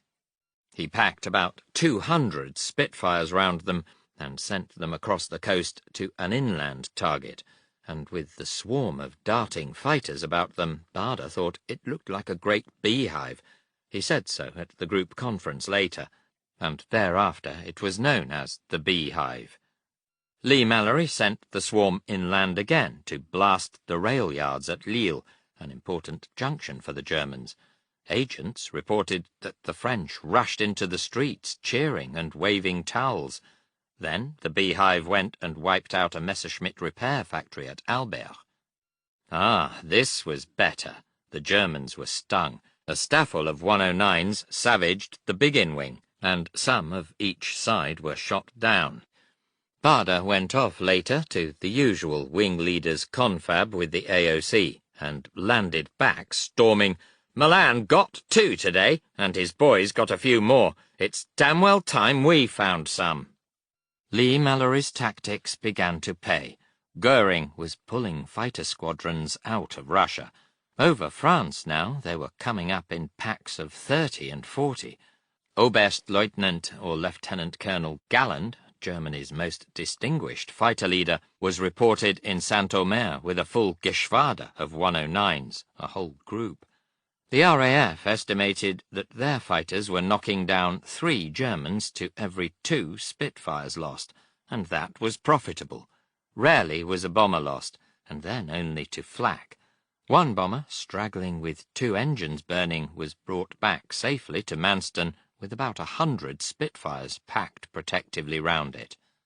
On the 21st of June, the Beehive went to Saint-Omer, and the Tangmere wing flew in ahead to D-Laus. Several 109s darted overhead, twisting back and forth, waiting for a chance to strike at a straggler. Bader watched them intently. The Beehive came and bombed and left, and the Tangmere wing was following across the coast when, out of the sun, 2 109s dived in a port-quarter attack on Bader's section of 4. He yelled, "Break left!" wheeling fast. The Germans must have been raw, because they broke left too, and Bader, turning faster than anyone, saw the belly of a 109 poised on its side 50 yards in front, and fired. Bits splintered off the Messerschmitt, and it pulled drunkenly up, stalled, and spun. Back at Tangmere he marked an asterisk in his logbook with satisfaction, and sat down to write his first combat report for some time. At the end he added, "I claim this as destroyed because A. I know it was, B. Flying Officer Marples saw a 109 spinning down at the same time and place, C. Flying Officer Matchak of 145 saw a 109 dive into the sea, and D. I'm sure this 109 was mine." After that, things warmed up. Next day he led his wing with the Beehive to Aasbruck, the day after to Béthune in the morning, and to Béthune again in the afternoon. Next day to Béthune again, and the day after that to Comines. His romantic side was stirred to be flying fighters over towns with the names he had read in the books by McCudden, Bishop, Ball and Company of the First War: Douai, Arras, Aasbruck, Béthune. Next morning to Béthune again at 26,000 feet, and this time he took a new sergeant pilot as his number 2 to show him the ropes. Not many leaders did that. They liked experienced number 2s to guard their tails. Crossing the coast, packs of 4 or 6 Messerschmitts roamed about like scavengers, darting in now and then, and sheering off when challenged, pecking at the formations and trying to wing the outriders. Fed up with the nibbling, Barder dived 616 on 6 109s about 500 feet below, and as they scattered, he got a shot at one. Then the sergeant fired a long-range burst. Barder chased and caught it with another burst, seeing bullet strikes, but no smoke or visible damage. Yet suddenly a parachute blossomed as the pilot jumped and floated into the sea 5 miles off Gravelines. Barder thought scornfully he must have been frightened into jumping. After lunch they were off again, this time to Saint-Omer, where perceptibly more Germans than before were waiting, in the same scavenging packs. Eyes warily watched them behind, to the left, and also below. Then they were all round, moving dangerously into the sun. Someone yelled a warning as a pack lunged, and Barder sharply broke the wing for independent battle. It was the only way, and in seconds the sky was a milling whirlpool. He caught a trailing 109 at close range, and it puffed orange and black smoke as it fell into a steep, vertical dive. More 109s were diving on him. He got in a short head-on burst at one that flashed past, and as the battling aircraft sorted themselves out, he joined up with Ken Holden's squadron, squirted at one more vagrant enemy, and came home bathed in sweat and exhilarated. 2 more asterisks in the logbook, and a score of 2.5 destroyed in a week, plus some damaged. Things were getting better. From then on they averaged a sweep a day, except when the weather was bad. A sweep was nominally a raid without bombers, but soon all the mass sorties into France, including the circuses with bombers, were known as sweeps. Losses were comparatively low, but slowly mounted, and an infinity of war stretched ahead. It was easier not to think of that, just to live for the present, but that was not easy either. It was worst when you woke before dawn, but in the air it was all right, because the eyes and the mind were busy. Barder was still immune from nerves, a rollicking figure in black flying suit and blue and white polka-dot silk scarf, stuffing his pipe into his pocket when he hoisted himself into the cockpit. In the air they assembled over Diamond, code name for Beachy Head, and set course for France, seeing far below the wash of air-sea rescue launches speeding out from the ports to take station where they might pick up the lucky ones who were shot down alive into the drink on the way back. Disconcerting, but also comforting. Always it was Barder leading 616 in a loose mass of 3 finger 4s, climbing to about 20,000 feet. A couple of thousand feet above, behind, and to the right, Holden led 610, and far above them, perhaps climbing to 30,000, stretched right across the sky in a long crescent, Stan Turner covered them with 145, usually keeping up sun. Often he lifted briefly into the floor of the vapor trail layer, then eased down just under it again, and flew on at that level, so that he and his squadron showed no trail, but any aircraft above would immediately betray themselves by tails of white vapor. Sometimes the wings sallied into France alone, and sometimes they joined the beehive round the bombers. On the way across, no one broke radio silence till they were nearly over the French coast, where the Germans could see them. Then it was usually Barder. "Okay, Green Line Bus," the code name for Tangmere Wing. "Pull your corks out. You okay, Ken?" "Okay, DB. In position." Holden. "You okay, Stan? Where the hell are you? I can't see you." "Okay, DB. Keep your cork in. I'm here." "Hello, Woody. Any trade in sight?" "Hello, Dog's Body. Beetle answering." The Tangmere Ops call sign. Woodhull occasionally used it instead of his own name. "Seems to be a strong reaction building up over the Big Wood. About 30 or 40 plus, gaining altitude to the east of the objective. I'm watching them. That's all for now." The Big Wood was code for Saint-Omer. and Barder, "Did you get that, Ken?" "OK. Did you get that, Stan?" Turner was more inclined to colour his answer, having a habit of saying in a quavering falsetto like a startled chambermaid, "Oh dear, how terrifying, how simply terrifying," followed by a wild sound that was half laugh, half neigh. As they crossed the coast by the golf course, code for Latuke, Barder chatted amiably. That 18th green could do with mowing, Ken, couldn't it? From 20,000 feet, the greens on Latuke golf course were the size of pinheads. After remarks like that, the tension eased, and Woodhall knew exactly where they were.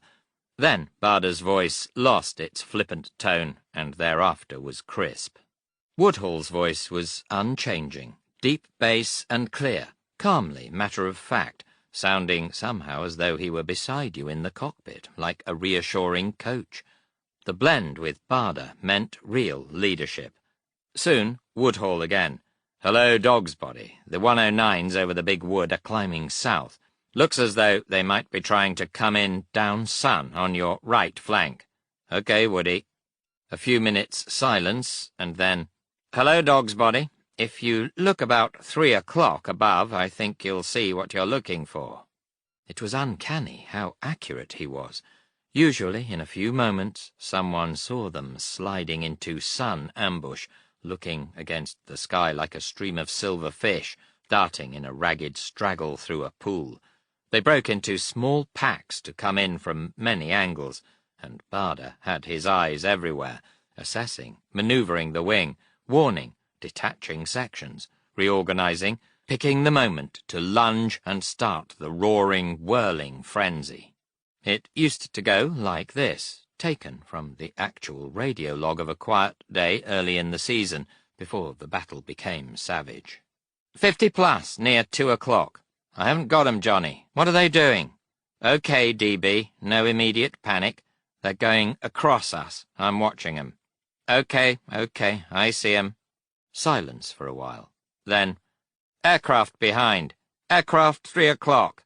Aircraft below. Turning right, bus company.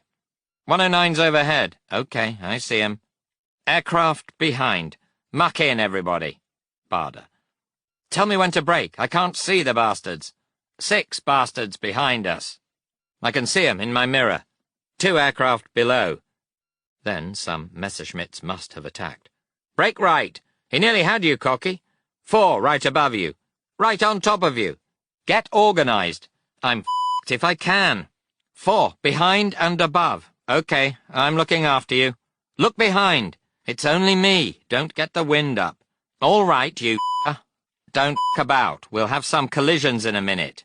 Apparently reforming after an attack. They're Hellcat boys. Probably a Canadian. Your RT sounds bloody awful. Is mine OK? Just like a lily. That covered 10 minutes, when few German fighters made contact, and no one was hurt on either side. It sounds garbled and disjointed, telling none of the visual drama and conveying little of the profane urgency of the voices.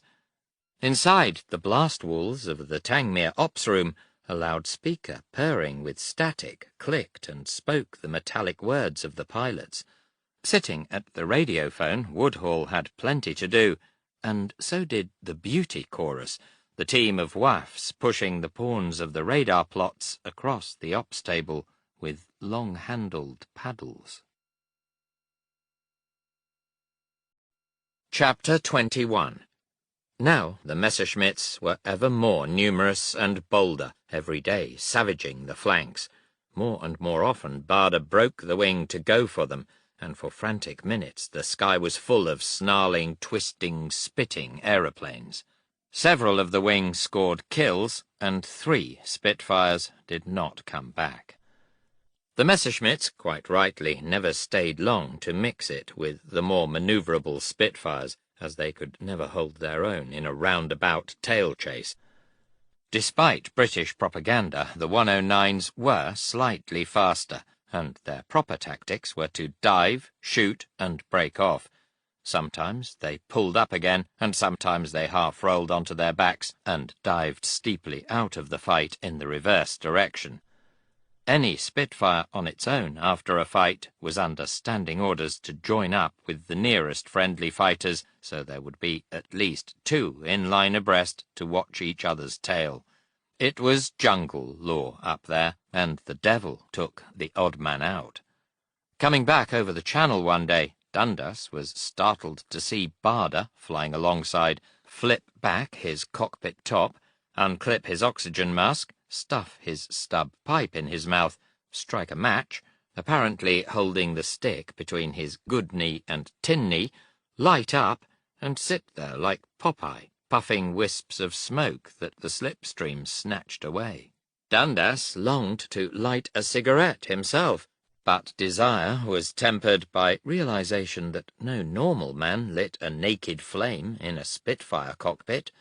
Barda looked across, caught Dundas's wide eyes, beamed, and made a rude gesture.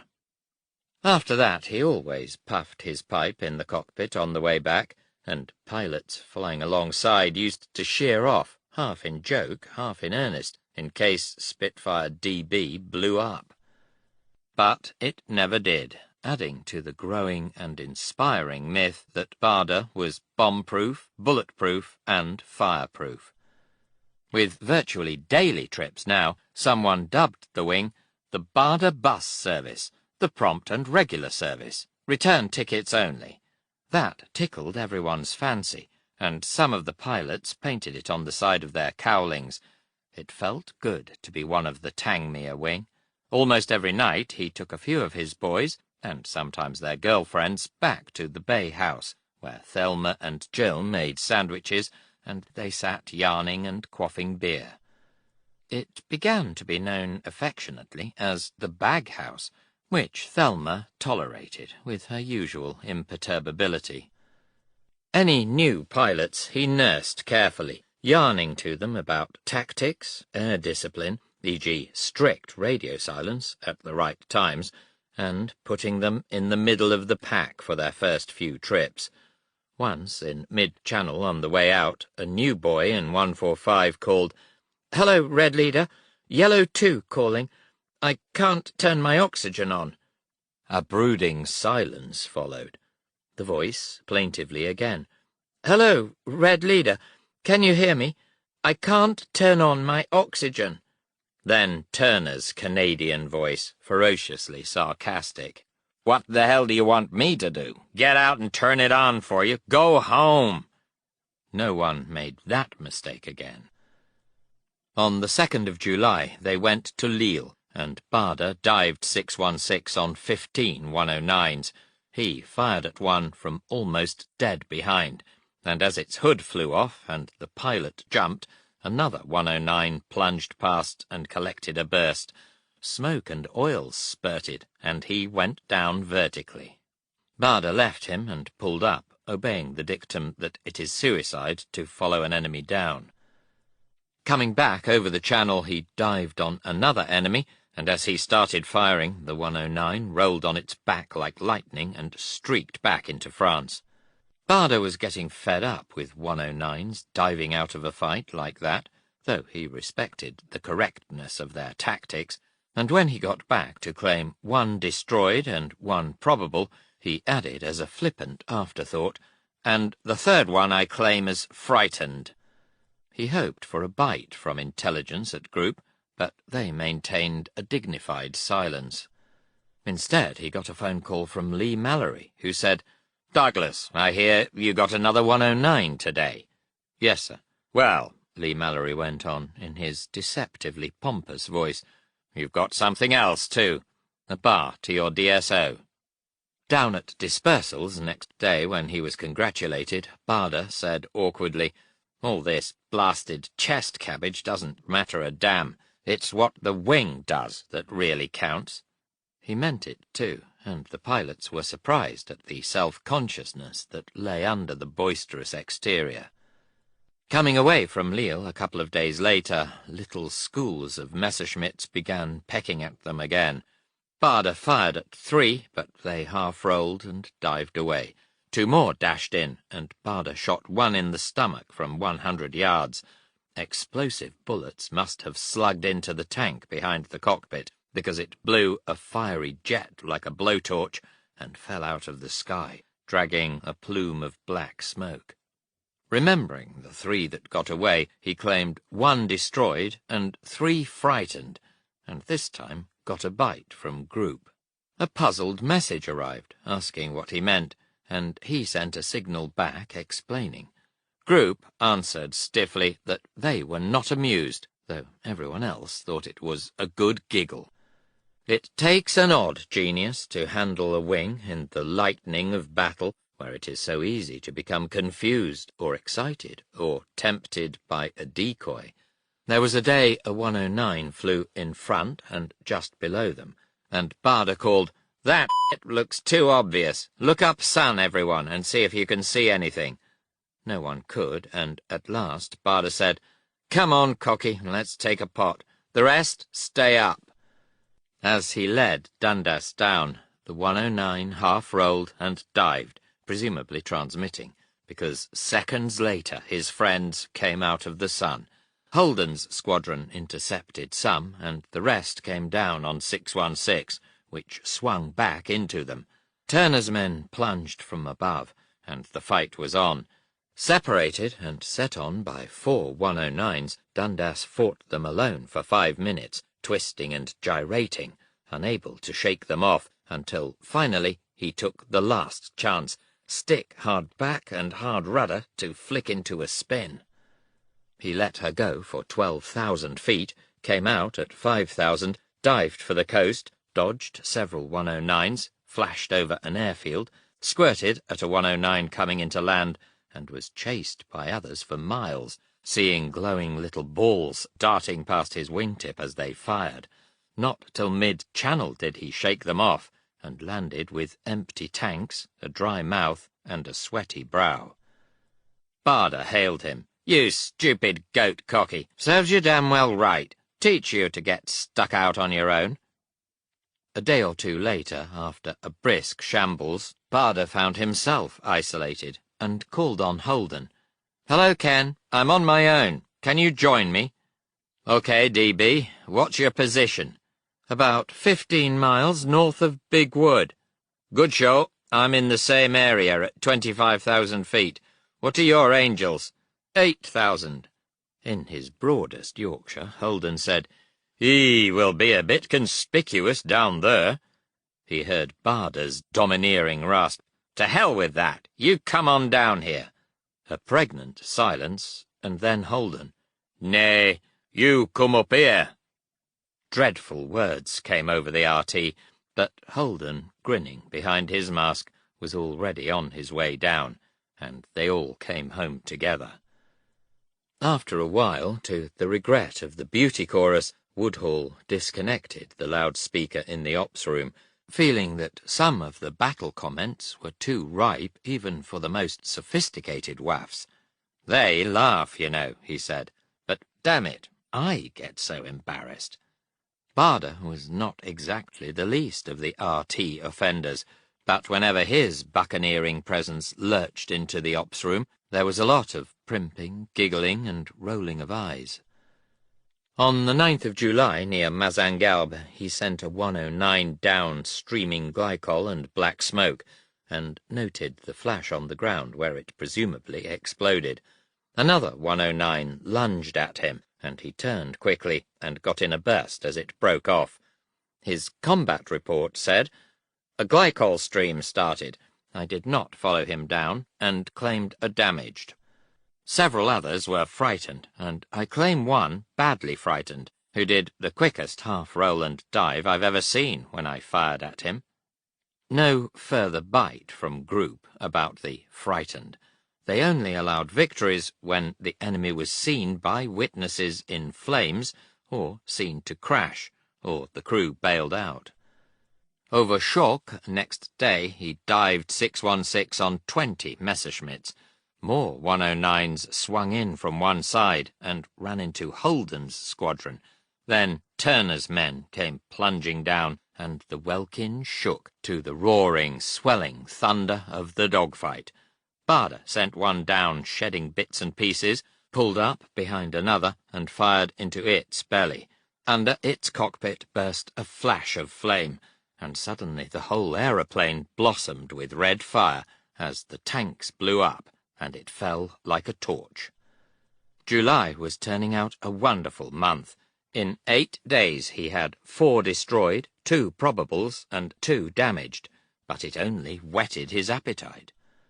For 2 days the weather was bad, and he took Holden to a nearby links for golf, arranging first that if it cleared over France and a show was on, they would fire vari-lights from the airfield. Holden would then run to the car parked by the first tee, drive across the course, pick up Barder, and have them both back at the airfield in 10 minutes. Barder spent most of his time on the links, watching for a vari-light, on edge in case something happened and he missed it. He had led the wing on every sweep so far, and obviously intended to keep on doing so. But he had little time to relax at golf. Even when the wing was not flying, they were on standby or readiness in flying kit from dawn to dusk, waiting for a show, or waiting in case the Luftwaffe attacked England again.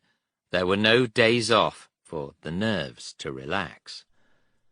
For Barder there was paperwork, too, in his office, but he gave it little courtesy. Holden was with him one day when a flight sergeant came in and dumped a pile of files in his in-tray. Barder growled, "What the hell's this, flight sergeant?" "Files, for your attention, sir." "I'll give 'em attention, all right." He picked them up and threw the lot in his waste-paper basket. He had time to write to a small boy, however. Norman Rowley, aged 7, had had both legs amputated after being run over by a bus in a Yorkshire mining village, and Barder wrote to tell him he would be all right and could be a pilot if he tried hard. It helped the boy more than anything. He was proud to be Barder's friend. In some ways, Barder overdid the personal leadership, leaving no one trained to follow him. He could not always lead the wing, and it was obvious what a gap his going would leave. But that did not seem in the realm of reality, and people were recognizing now that he had more genius for fighter leadership than anyone else alive. When there were no sweeps, rarely, he still liked to throw his Spitfire round the sky. His solid frame and square jaw would block Holden's doorway. "Kent, aerobatics." "Okay, sir, I'll be with you in a minute." "What's the matter, you clot?" rasping. "Don't you want to come?" "Yes, sir, but I've got to finish this readiness roster." "Damn that! You come with me." For the next hour, Holden, Turner, and Burton, press-ganged in the same way, would be careering round the sky, following Barder in formation loops, rolls, stall turns, and the rest of the repertoire. It was forbidden to do them over the aerodrome, but Barder, as often as not, ignored that. Coming out of a formation loop one day, he saw other Spitfires doing the same thing over the airfield, and snapped into his RT, "Dog's body calling, stop messing about over the airfield." Later, after he had reprimanded the offenders, Holden observed, "That was a bit tough, sir. Hardly fair to bawl them out when you do the same thing yourself." With a deep laugh, Barder said, "Ah, that's a very different thing, Ken." But that was only cheerful bombast, not to be taken seriously. What he usually told aerobatic offenders was, "Don't do it. I lost my legs doing it, and more experienced chaps than you have killed themselves doing it. If you're going to be killed, let it be an enemy bullet, not bad flying. I know you're thinking you've seen me do it. Well, when you're wing commanders, you can do it too. Until then, stick to the regulation height." Aerobatics after battle was the worst offence. He had never forgotten a World War I picture in a hangar at Cranwell, the last loop, showing a tail breaking off at the top of a loop after battle damage. He himself never in his life did one of the so-called victory rolls, and threatened to crucify anyone else who did, adding, "Next time I'll have you posted." In all important things he was meticulous. One heard muted criticism that he was too much of a one-man band, but all dynamic leaders get that. At least 90% of the feeling was devoted adulation. Even at dusk, when they came off readiness, Barder had seldom had enough, and kept pestering Tom Pike, CO of the night fighter squadron, to take him up in a bowfighter, chasing night bombers, his excuse being, "I'd love to see one of these things come down in flames. It'd look so much better at night." But Pike could never take him because there was no room in the aircraft. An unusual friendship had sprung up between the two. They were such different types. Pike was tall and lean, with a sensitive face and quiet manner. After he had knocked down several German bombers, they had christened this gentle and modest man Killer. On the 12th of July, over Ausbruck, Barder took 616 down on 15 109s, shot at one and saw a flash on its cockpit as he swept past, then fired head-on at another and saw pieces fly off as it swerved under him. A few seconds later he shot at a third, which spurted black smoke and glycol and wrenched into a violent dive. Then he chased a fourth through a cloud and fired from right behind. An orange blowtorch flame squirted behind its cockpit, and it fell blazing all over. 1 destroyed and 3 damaged, but he only put 1 asterisk in his logbook, no longer bothering to record damaged. A couple of days later, coming back with Dundas and Johnson, he streaked after a lone 109 below. Seeing him coming, the 109 dived and then climbed, and Barder, trying to cut him off, pulled up so sharply that he blacked out, hunched in the cockpit like an old man carrying a great weight, seeing nothing till he eased the stick forward and the grey film lifted. Then he still saw nothing. The 109 had vanished. Back at Tangmere, when he landed, Dundas and Johnson came charging over, and Dundas said, "By God, sir, that was good shooting." "What the hell are you talking about?" Barder grunted suspiciously, wary of sarcasm. "Well," Dundas said, "you must have been 400 yards away when that Hun bailed out." "What?" incredulously. "I never even fired." None of them had fired. The patches were still over the gun ports in the wings. Yet the German had bailed out. Barder lurched over to get a combat report form and wrote it down quickly. Claimed 1 ME-109 destroyed. Frightened. Confirmed. Seen by 2 pilots. Group maintained a stony silence, in marked contrast to the mirth at Tangmere. The wing was re-equipping with Spitfire 5Bs instead of the 2s. The 5B was faster, could climb higher, and had a 20mm cannon planted outboard in each wing. Everyone was excited about them, except Barder, who developed a sudden dogmatic aversion, deciding that cannons were no good because they would tempt a pilot to shoot from too far away instead of getting up close. This time, for once, he was wrong, but nothing would budge him. He was like a choleric colonel, barking out obstinately and luridly at Holden, Turner, Dundas, Johnson, Crowley-Milling, and anyone else who dared oppose machine guns. At group conferences, he grunted his vigorous views to Sailor Malan, Lee Mallory, and even the C&C, Sholto Douglas, but orders still said the wing had to fly 5Bs.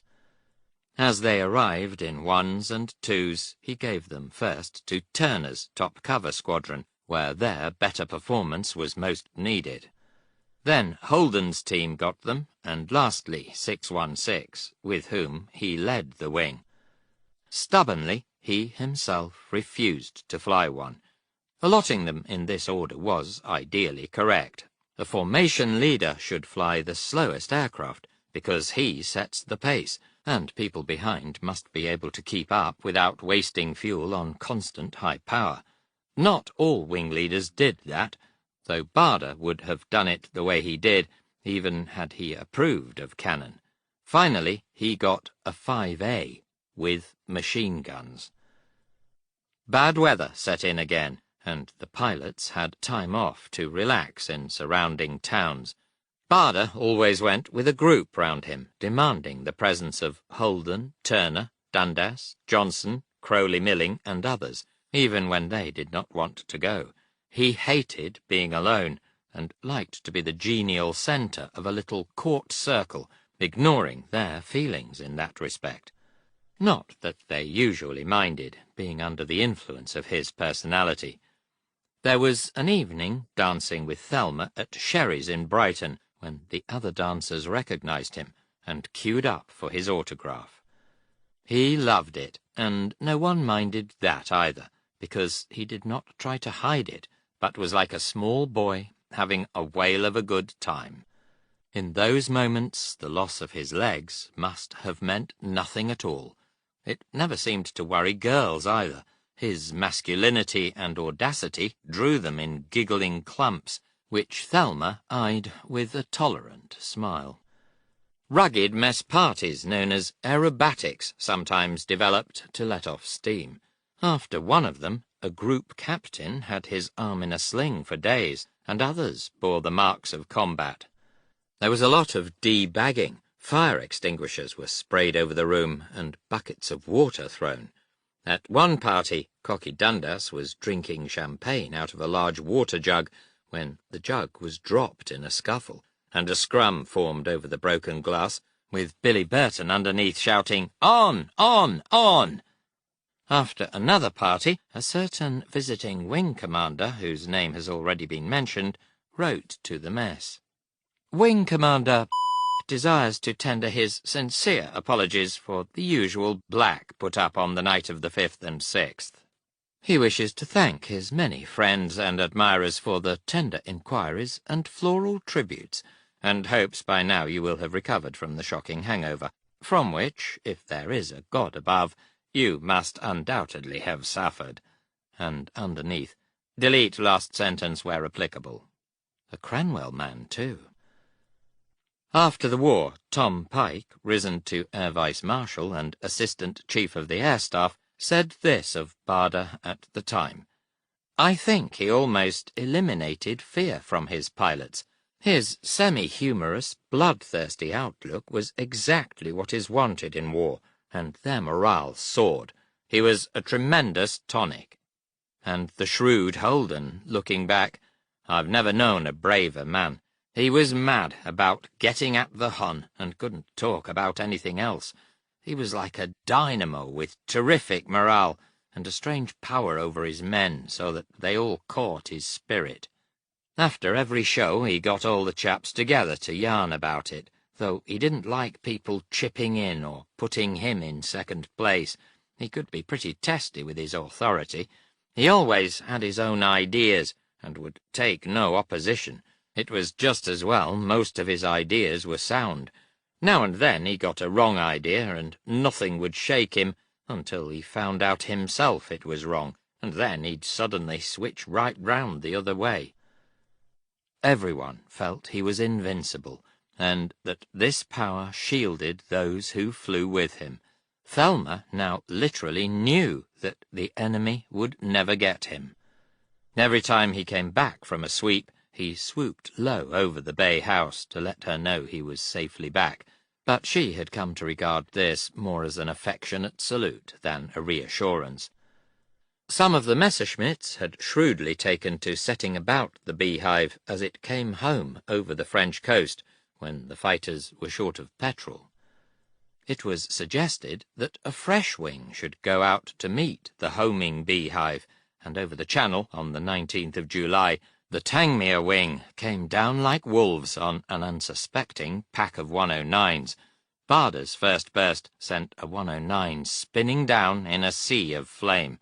His second shot pieces off another, and as the Messerschmitts split up in alarm, his bullets flashed on the fuselage of a third. In seconds, the fight was over. Half a dozen Messerschmitts were going down, and the rest hurrying back into France. On the 23rd of July, when the weather prevented any sweep, he took Billy Burton on a rhubarb, and near Dunkirk saw a Spitfire hurtling out of France chased by a 109.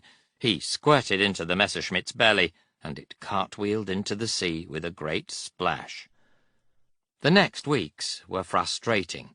Under pressure, Bader at last tried a 5B, the last in his wing to do so, and only then because the 5A was away for a check-up. He grumbled about it mightily, because he got into the thick of a lot of fights, but never seemed able to knock anything down now, though Johnson, Crow, Dundas, and the others kept scoring. He swore one day that his shells from each cannon passed each side of a 109, because he had gone up too close. Later, he realized that he had been quite wrong in his dogmatic preference for machine guns. He had done more sweeps now than anyone else in fighter command, and still jealously insisted on leading the wing on every raid, urged by the inner devil, driving himself to the limit, and driving others to keep pace. In 7 days he did 10 sweeps, enough to knock out the strongest man, still more one who had to get around on 2 artificial legs. Now he was the last of the original wing leaders still operating. The rest were either dead or screened for arrest. Peter MacDonald arrived at Tangmere on posting, and was disturbed to note that the skin round Bader's deep-set eyes was dark with fatigue. He and Woodhall began telling him that he must take a rest, but Bader refused tersely. At last, at the end of July, Lee Mallory said to him, "You'd better have a spell off, Operations Douglas. You can't go on like this indefinitely." "Not yet, sir," Bader said. "I'm quite fit, and I'd rather carry on, sir." He was so mulish that the AOC at last grudgingly said, "Well, I'll let you go till September. Then you're coming off."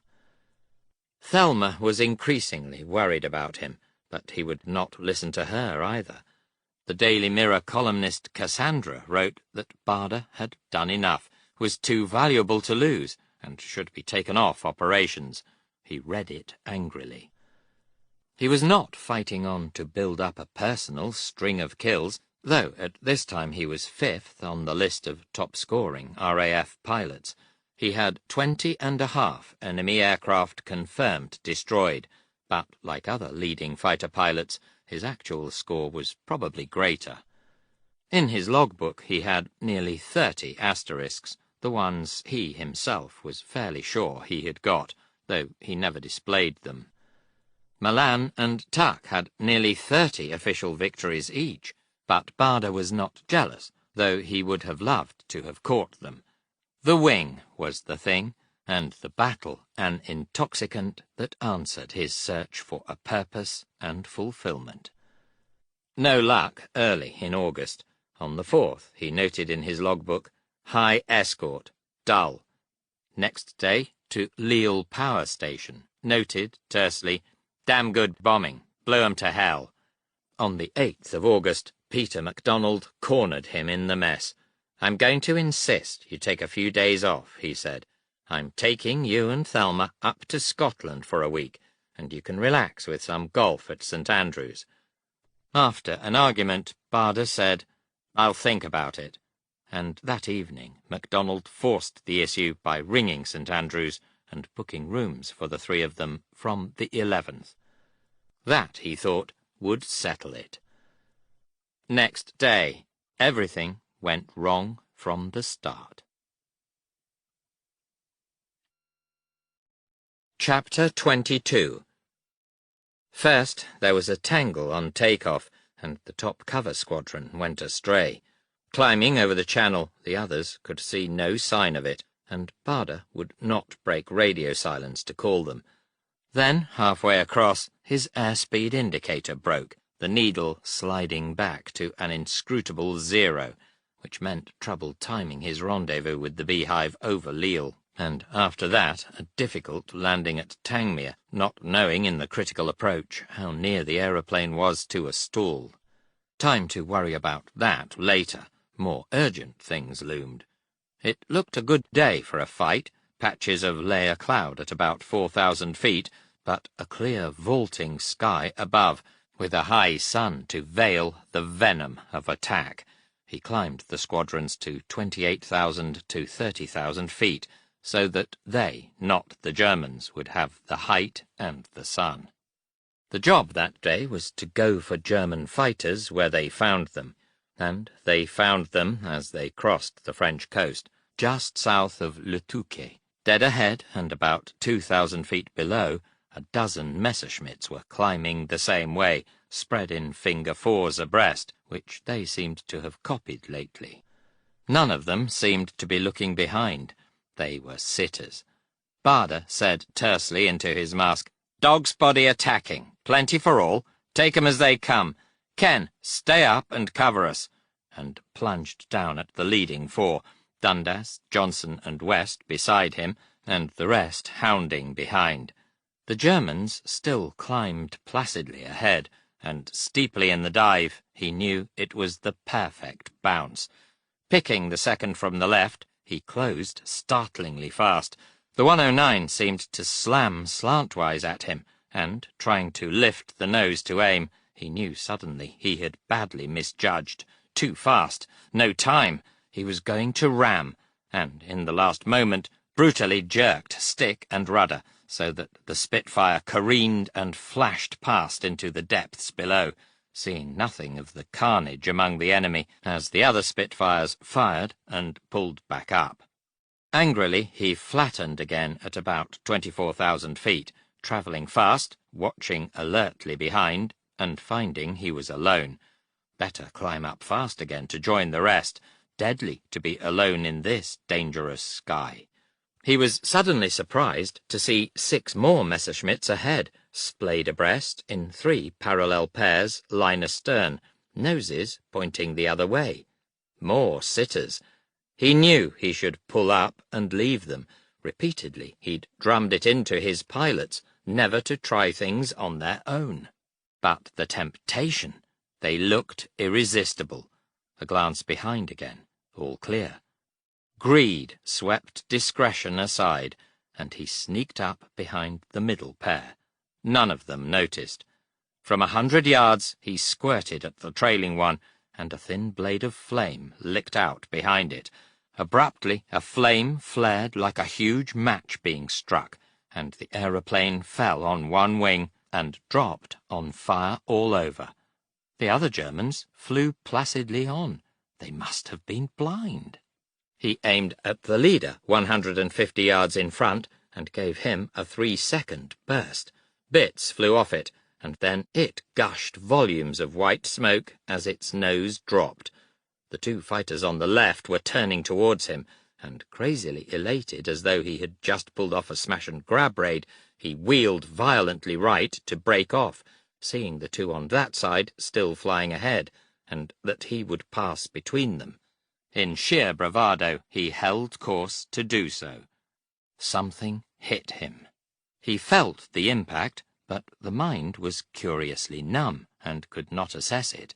No noise, but something was holding his aeroplane by the tail, pulling it out of his hands and slewing it round. It lurched suddenly, and then was pointing straight down, the cockpit floating with dust that had come up from the bottom. He pulled back on the stick, but it fell inertly into his stomach like a broken neck. The aeroplane was diving in a steep spiral, and confusedly he looked behind to see if anything were following. First he was surprised, and then terrifyingly shocked to see that the whole of the Spitfire behind the cockpit was missing. Fuselage, tail, fin, all gone. Sheared off, he thought vaguely. The second 109 must have run into him and sliced it off with its propeller. He knew it had happened, but hoped desperately and foolishly that he was wrong. Only the little radio mast stuck up just behind his head. A corner of his brain saw that the altimeter was unwinding fast from 24,000 feet. Thoughts crowded in. How stupid to be nice and warm in the closed cockpit and have to start getting out. The floundering mind sought a grip, and sharply a gush of panic spurted. Christ! Get out! Wait, no oxygen up here. Get out! Get out! Won't be able to soon. Must be doing over 400 already. He tore his helmet and mask off and yanked the little rubber ball over his head. The hood ripped away, and screaming noise battered at him. Out came the harness pin, and he gripped the cockpit rim to lever himself up, wondering if he could get out without thrust from the helpless legs. He struggled madly to get his head above the windscreen, and suddenly felt he was being sucked out as the tearing wind caught him. Top half out. He was out. No, something had him by the leg, holding him. The rigid foot of the right leg hooked fast in some vice in the cockpit. Then the nightmare took his exposed body and beat him and screamed and roared in his ears as the broken fighter, dragging him by the leg, plunged down and spun and battered him, and the wind clawed at his flesh and the cringing, sightless eyeballs. It went on and on into confusion, on and on, timeless, witless, and helpless, with a little core of thought deep under the blind head fighting for life in the wilderness. It said he had a hand gripping the D-ring of the parachute, and mustn't take it off, must grip it, because the wind wouldn't let him get it back again, and he mustn't pull it, or the wind would split his parachute, because they must be doing 500 miles an hour. On and on, till the steel and leather snapped. He was floating, in peace. The noise and buffeting had stopped. Floating upwards? He thought, it is so quiet, I must have a rest. I would like to go to sleep. In a flash the brain cleared, and he knew, and pulled the D-ring, hearing a crack as the parachute opened. Then he was actually floating. High above, the sky was still blue, and right at his feet lay a veil of cloud. He sank into it. That was the cloud at 4,000 feet, cutting it fine. In seconds he dropped easily under it, and saw the earth green and dappled where the sun struck through. Something flapped in his face, and he saw it was his right trouser leg, split along the seam. High in the split gleamed indecently the white skin of his stump. The right leg had gone. How lucky, he thought, to lose one's legs and have detachable ones. Otherwise he would have died a few seconds ago.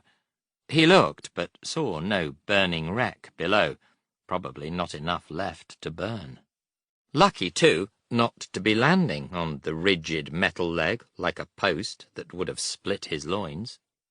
Odd it should happen like that. How convenient. But only half a leg was left to land on. He did not think of that. He heard engine noises and turned in the harness. A Messerschmitt was flying straight at him, but the pilot did not shoot. He turned and roared by 50 yards away. Grass and cornfields were lifting gently to meet him, stooks of corn and fences, a vivid picture, not quite static, moving.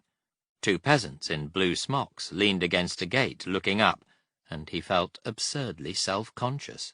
A woman, carrying a pail in each hand, stopped in a lane and stared up, frozen like a still. He thought, I must look comic with only one leg. The earth that was so remote suddenly rose fiercely. Hell, I'm landing on a gate. He fiddled with the shrouds to spill air and slip sideways, and, still fumbling, hit, feeling nothing, except vaguely some ribs buckle, when a knee hit his chest as consciousness snapped. 3 German soldiers in grey uniforms were bending over him, taking off his harness and Mae West. No one spoke that he remembered. They picked him up and carried him to a car in a lane, feeling nothing, neither pain nor thought, only a dazed quiescence. The car moved off, and he saw fields through the windows, but did not think of anything. After timeless miles there were houses, and the car rumbled over the pave through the arch of a gateway to a grey stone building. The Germans lifted him out and carried him through a door, up some steps, and along a corridor. He smelt the familiar hospital smell, into a bare, aseptic room, and then they were laying him on a padded casualty table. Old memories stirred. A thinnish man in a white coat and rimless glasses walked up and looked down at him. A girl in a nurse's uniform hovered behind. The doctor frowned at the empty trouser leg, pulled the torn cloth aside, and stared in amazement, then looked at Barda's face and the wings and medal ribbons on his tunic. Puzzled, he said, "You have lost your leg." Barda spoke for the first time since the enemy had hit him. "Yes, it came off as I was getting out of my aeroplane." The doctor looked at the stump again, trying to equate a one-legged man with a fighter pilot. "Oh, so," he said obviously, "it is an old injury," and joked mildly, "You seem to have lost both your legs, your real one and your artificial one." Barda thought, God, you haven't seen anything yet. He waited with a grim and passive curiosity for the real joke. "You have cut your throat," the doctor said. He put his hand up and was surprised to feel a large gash under his chin, sticky with blood. It did not hurt. The doctor peered at it, then stuck his fingers between the teeth and felt round the floor of the mouth. Light-headed, Barda felt a sudden horror that the cut might have gone right through. For some absurd reason, that mattered terribly, but apparently it was all right. "I must sew this up," the doctor murmured. He jabbed a syringe near the gash, and the area went numb. No one spoke while he stitched the lips of the gash. "Now we must have your trousers off and see your leg," he said. Barda thought, this is going to be good, and raised his rump a little as the doctor unbuttoned the trousers and eased them down over the hips. The doctor froze, staring transfixed at the leather and metal that encased the stump of the left leg. There was a silence. At last he noisily sucked in a breath and said, "Ah." He looked once more at Barda, back at the two stumps, and again at Barda, and said, in a voice of sober discovery, "We have heard about you." Barda grunted vaguely. "Are you all right?" asked the doctor. "Fine," he said tiredly. "Whereabouts are we?" "This is a hospital," said the doctor. "Saint-Omer." "Saint-Omer? That's funny," Barda said. "My father is buried here somewhere." The doctor must have thought his mind was wandering. 2 grey-uniformed orderlies came and picked him up, carried him up 2 flights of stairs into a narrow room, and dumped him like a sack of potatoes, though not roughly, on a white hospital bed. They took his clothes and left leg off, wrapped him in a sort of white nightshirt, pulled the bedclothes over him, stood the left leg still clipped to the broken waistband against the wall, and left him there. He lay motionless, aching all over, feeling as though he had been through a mangle, his head singing like a kettle. Every time he stirred, a piercing pain stabbed into the ribs under his heart, cutting like a knife. Reaction drained him, and he knew only utter exhaustion and hurting all over the body, so that for a while he did not think of England or the wing or of captivity, nor even of Thelma. A nurse came and held his head while she ladled some spoonfuls of soup into his mouth. She went. His mind slowly cleared, and a thought came into focus. I hope the boys saw me bail out and tell Thelma. Dusk gathered slowly in the room, and he dozed fitfully. Some time later he woke in darkness, wondering where he was. Then he knew, and sank into misery, black, deep, and full of awareness. He remembered he was to go dancing with Thelma that night, and longed to see her, feeling lonely and helpless without legs among enemies. There was the golf, too, at St. Andrew's.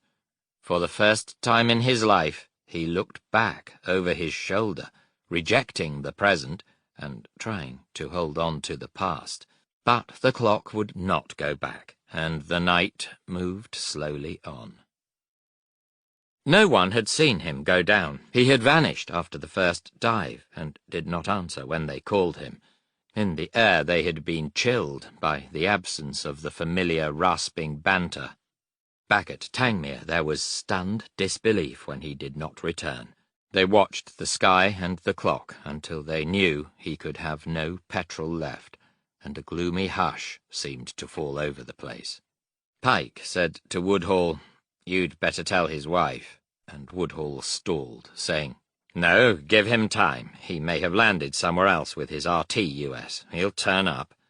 But John Hunt, a shy young intelligence officer, thought Thelma had been told, and drove over to cheer her up with a horoscope that a local woman had cast of Douglas, saying that he was in for a dreary time, but had a magnificent career after that. He thought it would help her to think that Douglas might be a prisoner. She was in a deck chair in the sun, and only when she said, "Hello, John, come for tea?" he realized that she did not know. Somehow, in an agony of embarrassment, he talked of irrelevant things, trying to find an unbrutal way of breaking it, when a car drew up, and Woodhall got out and walked straight up to them. Without preamble, he said, "I'm afraid I've got some bad news for you, Thelma. Douglas did not come back from the morning sortie." Thelma stood dumbly. Woodhall went on, "We should get some news soon. I shouldn't worry too much. He's indestructible, probably a prisoner." Too numb to ask what had happened, she stood very pale, and said, "Thank you, Woody." Woodhall was saying something else, and after a while she became aware that he had gone, and that Jill was there. Hunt thrust a piece of paper into her hand and said, "This might be a comfort, Thelma. Read it later." Then he was gone. Jill was saying, "Darling, you know he'll pop up again. They can't get him." But Thelma had believed he was invincible, and now the whole illusion had burst. She would not cry. A fortnight ago a young wife had cried for days when her husband in the wing had been shot down, and Thelma stubbornly would not repeat the exhibition. As always, with strong emotions, she covered them up. Later, Dundas came with flowers in one hand and a bottle of sherry in the other. He had been out twice alone that afternoon over the channel as far as France, looking for Barda's yellow rubber dinghy, till Woodhall had ordered him back. He looked tired and felt guilty because he had not seen Douglas go down. He and Jill got Thelma to take a little sherry, but she brought it up again. Stoko, Douglas's Batman, brought in some soup, with tears rolling down his face. Later, in bed, when they left her, the tears came, and she lay awake all night thinking, if they got Douglas, what chance have the other boys got? They haven't any chance. A thought rose and obsessed her all night. How can I warn them? How can I make them understand they will all be killed now? In the morning, the reporters came. Dawn brought new strength to Barda. In the light he saw many things more clearly, knew where he was and what it meant, and accepted it unwistfully. First things first, and to hell with the rest. He must get legs, and must get word to Thelma. The door opened, and in came two young Luftwaffe pilots, dark young men in tight, short tunics pinned with badges, shapely breeches, and black riding boots. "Hello," brightly said the leader, who was Count von someone or other. "How are you?" His English was good. "All right, thanks." Barda was fairly monosyllabic, but the Germans chatted amiably. Would he like some books? They'd just come over from Saint-Omer airfield, to yarn as one pilot to another. Spitfires were jolly good aeroplanes. "Yes," Barda said, "so are yours." After a while the Count said politely, "I understand you have no legs." He was looking at the foreshortened form under the bedclothes. "That's right." They asked what it was like, flying without legs. An elderly administrative officer came in and listened, looked at the left leg leaning against the wall, and observed heavily, "Of course it would never be allowed in Germany." Later they left, and the next visitor was a bald-headed Luftwaffe engineering officer who asked more boring questions about legs. Barda cut him short. "Look, can you radio England and ask them to send me another leg? He did not know how they would do it, but if they did, Thelma would know he was alive. The German thought it a good idea. "And while you're about it," Barda followed up, "could you send someone to look at the wreckage of my aeroplane? The other leg might still be in it." The German promised to do what he could. A nurse brought in a basin of water. She was German and not talkative, making signs that he was to wash himself. He did so, moving painfully, and when he got to his legs, was shocked to find a great dark swelling high up on his right stump. It looked as big as a cricket ball and was terribly sore. For 10 years, since the agony at Greenland's hospital, he had flinched at the thought of anything going wrong with his stumps, and now it loomed large and ugly in his mind. Later, yesterday's doctor came in, looking precise behind the rimless glasses. Barda showed him the swelling, and the doctor looked grave and prodded it. After a while he said hesitantly, "We'll have to cut this." Barda burst out, "By God, you don't!" panicky at the thought of an experimental knife. They argued violently about it, till the doctor grudgingly agreed to leave it for a while. A dark, plump girl came in, put a tray on his bed, smiled, and went out. He realized he was hungry, till he tasted the bowl of potato water soup, 2 thin slices of black bread smeared with margarine, and the cup of tepid ersatz coffee. It left a sour taste in his mouth. Later it was the doctor again, with orderlies. "We are going to put you in another room," he said, "with friends." Friends? The orderlies carried him along a corridor into a larger room with 5 beds, and dumped him on one of them.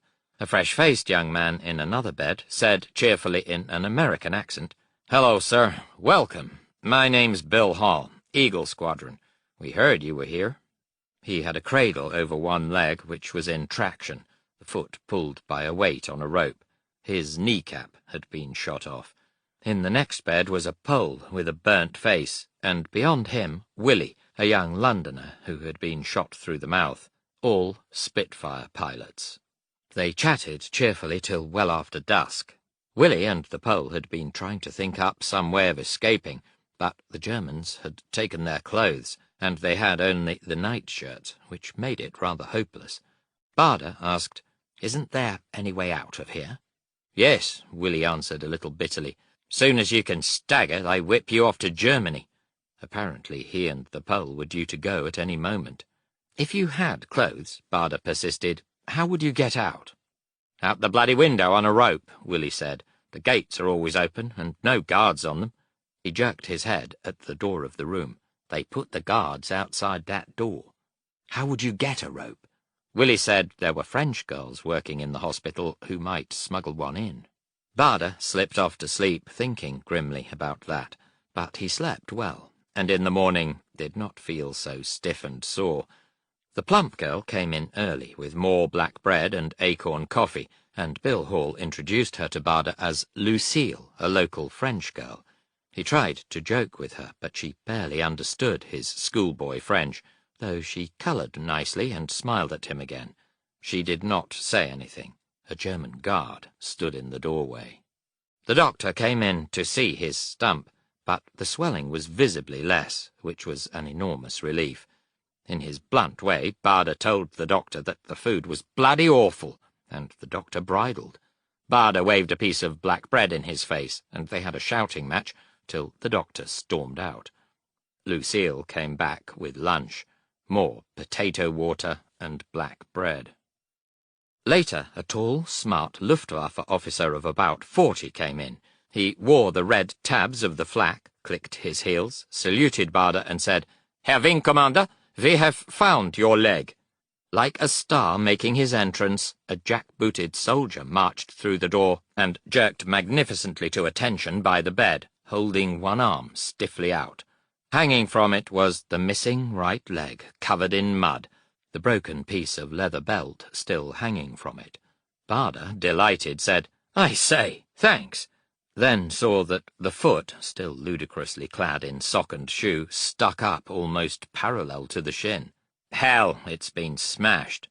"Not so badly as your aeroplane," said the officer. "We found it in the area of the other pieces." The soldier took 2 smart paces forward, clicked to a halt again, and Barder took the leg. He unpeeled the sock and saw, as he feared, that the instep had been stove in. "I say," he said, turning on the charm, "do you think your chaps at the aerodrome could repair this for me?" The officer pondered. "Perhaps," he said. "We will take it and see." After a mutual exchange of compliments, the officer clicked his heels, saluted, swung smartly, and disappeared.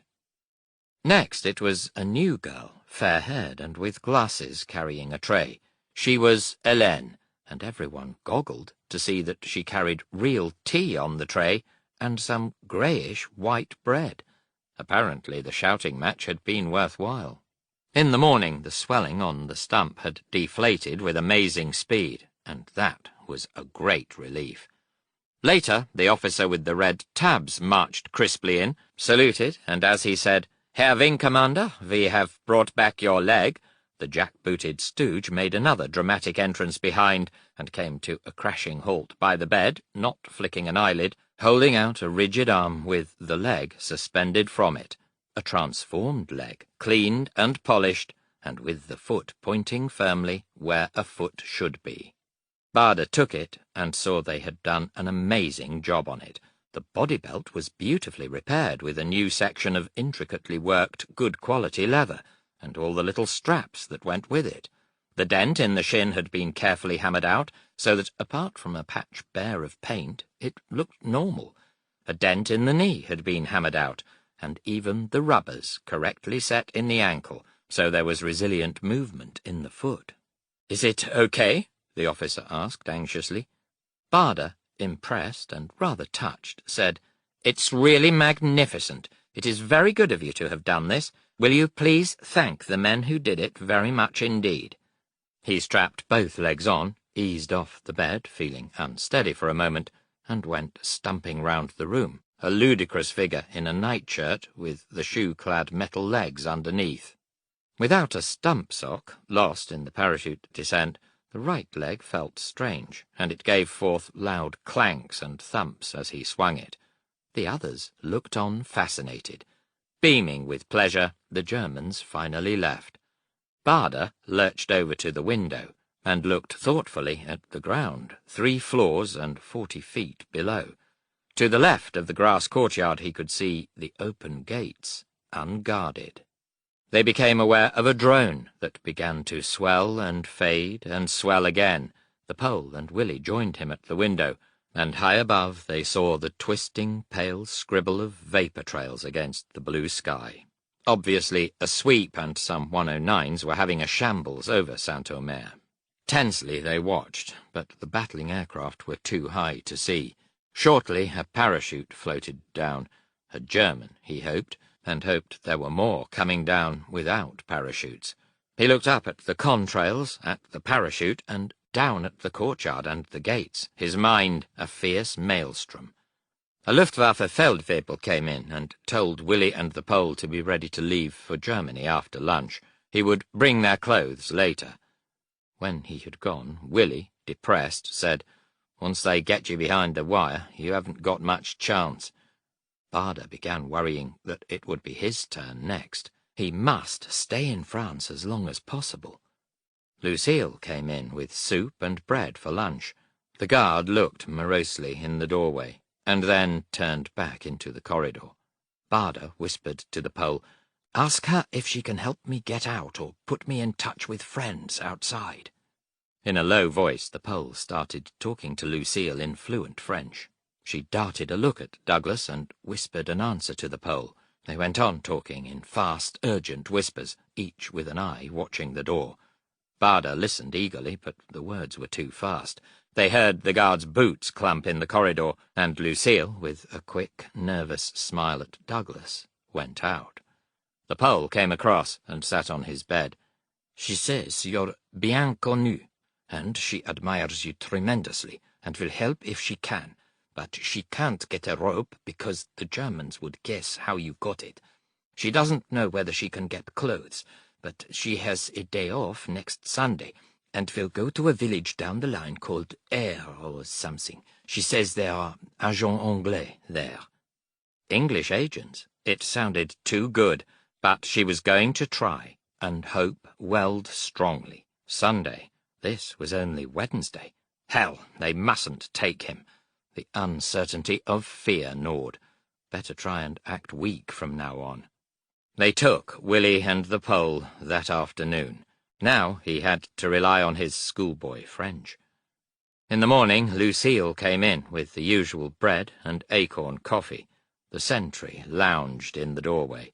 She put the tray on Bada's bed, leaning over so that her plump body hid him from the sentry. He grinned a cheerful bonjour at her, and she squeezed his hand. And then the grin nearly slipped as he felt her pressing a piece of paper into his palm. He closed his fingers round it and slid the clenched fist under the bedclothes. It was very quick. She said nothing, but her mouth lifted in a pale smile as she went out of the room. The door closed behind the sentry. Chapter 23. Half under the clothes, Bada unfolded the paper and read, written in French in a clear, childlike hand, "My son will be waiting outside the hospital gates every night from midnight until 2 a.m. He will be smoking a cigarette. We wish to help a friend of France." It was signed WWII. Bill Hall looked curiously across the top of his suspended leg and asked, "What's that?" "Oh, just a message of good cheer." Bada spoke casually, tingling inside with excitement. He tucked the note in the breast pocket of the nightshirt and stuffed a handkerchief on top. It was red hot. Somehow he must get rid of it, destroy it. He knew that the person who bravely signed a name to it was liable to death. Lucille, too. Now, how the hell to get out of the hospital? And he must get his clothes back. Couldn't walk round the town in a white nightshirt. And Bill Hall had said there was a curfew at 10 o'clock. Pretend he was walking in his sleep, with tin legs sticking out under his nightshirt. Silly thoughts chased their tails in his head. Must get clothes, and must destroy the note. He had his pipe and matches. Reaching out, he picked up his tin legs from the wall, lifted his nightshirt, strapped them on, and walked out of the door. The sentry stood in his way. He pointed to the lavatory, and the sentry nodded. Inside the lavatory he closed the door, struck a match, and burnt the note, holding it by one corner till it was all wrinkled and charred, then dropped the ashes into the pan and flushed it. Walking back up the corridor, the sentry gaped at him all the way, and he knew angrily and self-consciously how ridiculous he looked in the nightshirt, with the legs underneath. It was then that the idea struck him. It was a chance. When the doctor came in later to inspect the stump again, Bada said in a voice of sweet reason, "Look, I've got my leg back now, but I just can't walk around in them with this nightshirt on. It's terribly embarrassing." He explained about the gaping sentry. "I'm sure you'll understand," he went on winningly. "I must have some clothes to wear. Even in bed, this nightshirt's a damn nuisance. It gets tangled up in my stumps." The doctor looked professionally thoughtful, and then smiled. "Oh, well, I suppose it is all right in your case. I will have your clothes brought to you." Quite a moment. God, how easy. Half an hour later, a German nurse came in with his clothes, put them in a neat pile beside his bed, smiled briefly at him, and went out. Hall said wryly, "I wouldn't mind losing this damn leg of mine just to get my pants back. I feel so stupid in this nightshirt." How to get out of the hospital? He lay there fiercely thinking about it. It was the last problem, the toughest. No good trying to walk down the corridors and stairs. The guards were on at midnight and all night. They'd frog-march him back, and he'd lose his clothes again, too. He walked over to the window and stood looking down into the courtyard. Perhaps Lucille's agent anglais could help. He was still there when the immaculate young Count, the fighter pilot with the Knight's Cross, came in with his comrade. "Ah," he said, "it is good to see you on your legs again. Look, we have brought you 2 bottles of champagne. Will you come and drink them with us?" They took him down a flight of stairs to the doctor's room. but the doctor was not there, just the three of them. The first cork popped. It was the first time he had drunk champagne since his second wedding to Thelma, and it developed into a cheerful little party. The Count had obviously shot down some British aircraft, but was too polite to mention that, or to ask how many Barda had shot down. In fact, neither he nor his comrade asked any dangerous questions, but both chatted gaily about their own tactics and aeroplanes. The Count said they always sat in their cockpits at readiness. He always read a book. Barda liked them both. They were types after his own heart, and he would have liked to have had them in his wing. What a damn silly war it was. "Soon you may have 3 legs," the Count said. "With the permission of Reichsmarshal Goering, the Luftwaffe has radioed to England on international waveband. They offer to give a British aeroplane unrestricted passage to fly your leg. We have given them a height and a course and a time to drop it over Saint-Omer." He shrugged, looking philosophical. "They have not answered. I think they will." Barda gave a rich belly chuckle. "I bet they drop it with bombs," he said. "They don't need any unrestricted passage." The Count grinned amiably and raised his glass. "We will be ready," he promised. "Let us hope the next leg will not be shot down." There was another thing, he said. The Oberstleutnant Gallant, who commanded at their airfield, Wissant, near Saint-Omer, sent his compliments to Oberstleutnant Barda, and would like him to come and have tea with them. "We do not try to get information from you," he added, quite sincerely.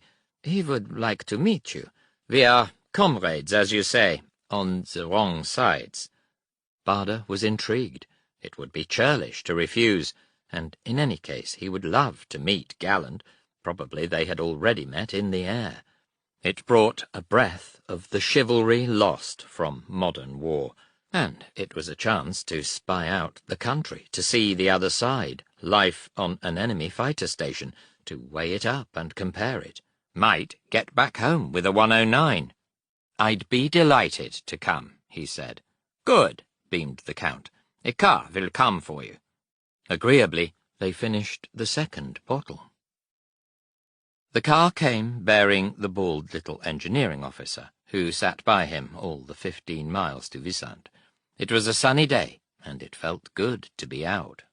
They drew up in front of an attractive country farmhouse of red brick. German officers stood outside. It was the officers' mess. As Barda got out, a good-looking man about his own age, dark-haired and with a little moustache, stepped forward. He had burn marks round the eyes and a lot of medals on his tunic. The Knight's Cross with oak leaves and swords, almost Germany's highest decoration, hung round his neck. He put out his hand and said, "Gallant." Barda put out his own hand. "Oh, how do you do? My name is Douglas Barda." Galland did not speak English, and the engineering officer interpreted. A lot of others stepped forward in turn, clicking their heels as they were introduced. Galland led him off, trailed by the others down a garden path lined with shrubs. Quiet and pleasant, Galland said, "I am glad to see you are all right and getting about again. How did you get on bailing out?" "Don't remember much about it." "One never does," Galland said. "One of your pilots shot me down the other day, and I had to jump out. I landed very hard. It must be unpleasant, landing with only one leg." Barda asked, "Is that when you burnt your eyes?" And Galland nodded. He led the way into a long, low arbour, and Barda was surprised to see it filled with an elaborate model railway on a big raised platform. Galland pressed a button, and little trains whirred past little stations, rattling over points, past signals, through tunnels and model cuttings. Eyes sparkling, Galland turned to Barda, looking like a small boy having fun. The interpreter said, "This is the Herr Oberstleutnant's favourite place when he is not flying. It is a replica of Reichsmarshal Goering's railway, but of course the Reichsmarshal's is much bigger." After playing a little while with that, Galland led him and the others several hundred yards along hedge-lined paths, through a copse of trees, to the low, three-sided blast walls of an aircraft pen. In it stood an ME-109. Barder looked at it, fascinated, and Galland made a polite gesture for him to climb in. He surprised them by the way he hauled himself onto the wing root, grabbed his right leg, and swung it into the cockpit, and climbed in unaided. As he cast a glinting professional eye over the cockpit layout, Galland leaned in and pointed things out. Mad thoughts about starting up and slamming the throttle on for a reckless takeoff surged through Barder's mind. Lifting his head, he could see no signs of the aerodrome. He turned to the interpreter. "Would you ask the Herr Oberstleutnant if I can take off and try a little trip in this thing?" Galland chuckled and answered. The interpreter grinned at Barder. "He says that if you do, he'll be taking off right after you." "All right," Barder said, looking a little too eagerly at Galland. "Let's have a go." Galland chuckled again and said that he was off duty at the moment. After the war, Galland sent Barder a snapshot of the scene, and only then did he discover that a German officer beside the cockpit had been pointing a heavy pistol at him all the time he sat there. As he stepped out of the 109, Barder looked across country and saw the sea. Far beyond, he thought he could glimpse the white cliffs of Dover, and for a moment felt quite sick. It brought it all home to him, and the future. England could be no more than 40 miles away. Longingly, he thought, if only they'd leave him for a moment, he could get off with the 109 and be back in the mess for tea. They had tea in the farmhouse mess, waiters in white coats bringing sandwiches and real English tea, probably captured. It could have been an RAF mess, except that all the other uniforms were wrong. The atmosphere was wrong too, which was understandable. Everyone smiled, exuding goodwill, but it was a little strained and formal, and the talk was stilted. With Galland there, no one seemed to speak much. No one tried to pump him for information. The little interpreter told him that the day he was shot down, the Luftwaffe had got 26 Spitfires for no loss, which was such obvious nonsense that it put Barder in a very cheerful mood, because it confirmed RAF views on extravagant German claims. He himself had got 2 that day, and possibly 3, counting the mysterious man who had hit him. Much later, Barder found that his wing had got 8 that day for 2 lost. In the Western Desert in 1942, the German ace, Marseille, claimed personally to have shot down 16 British aircraft in one day. That day, the Desert Air Force lost 2 aeroplanes. Later they showed him some camera gun films, a Blenheim, which did not seem to be shot down, a Spitfire, which shovelled out black smoke and obviously was shot down, and then an odd film of a 109 strafing a British ship and sinking it. The last few frames showed the half-submerged ship, but it was all too obviously a different ship.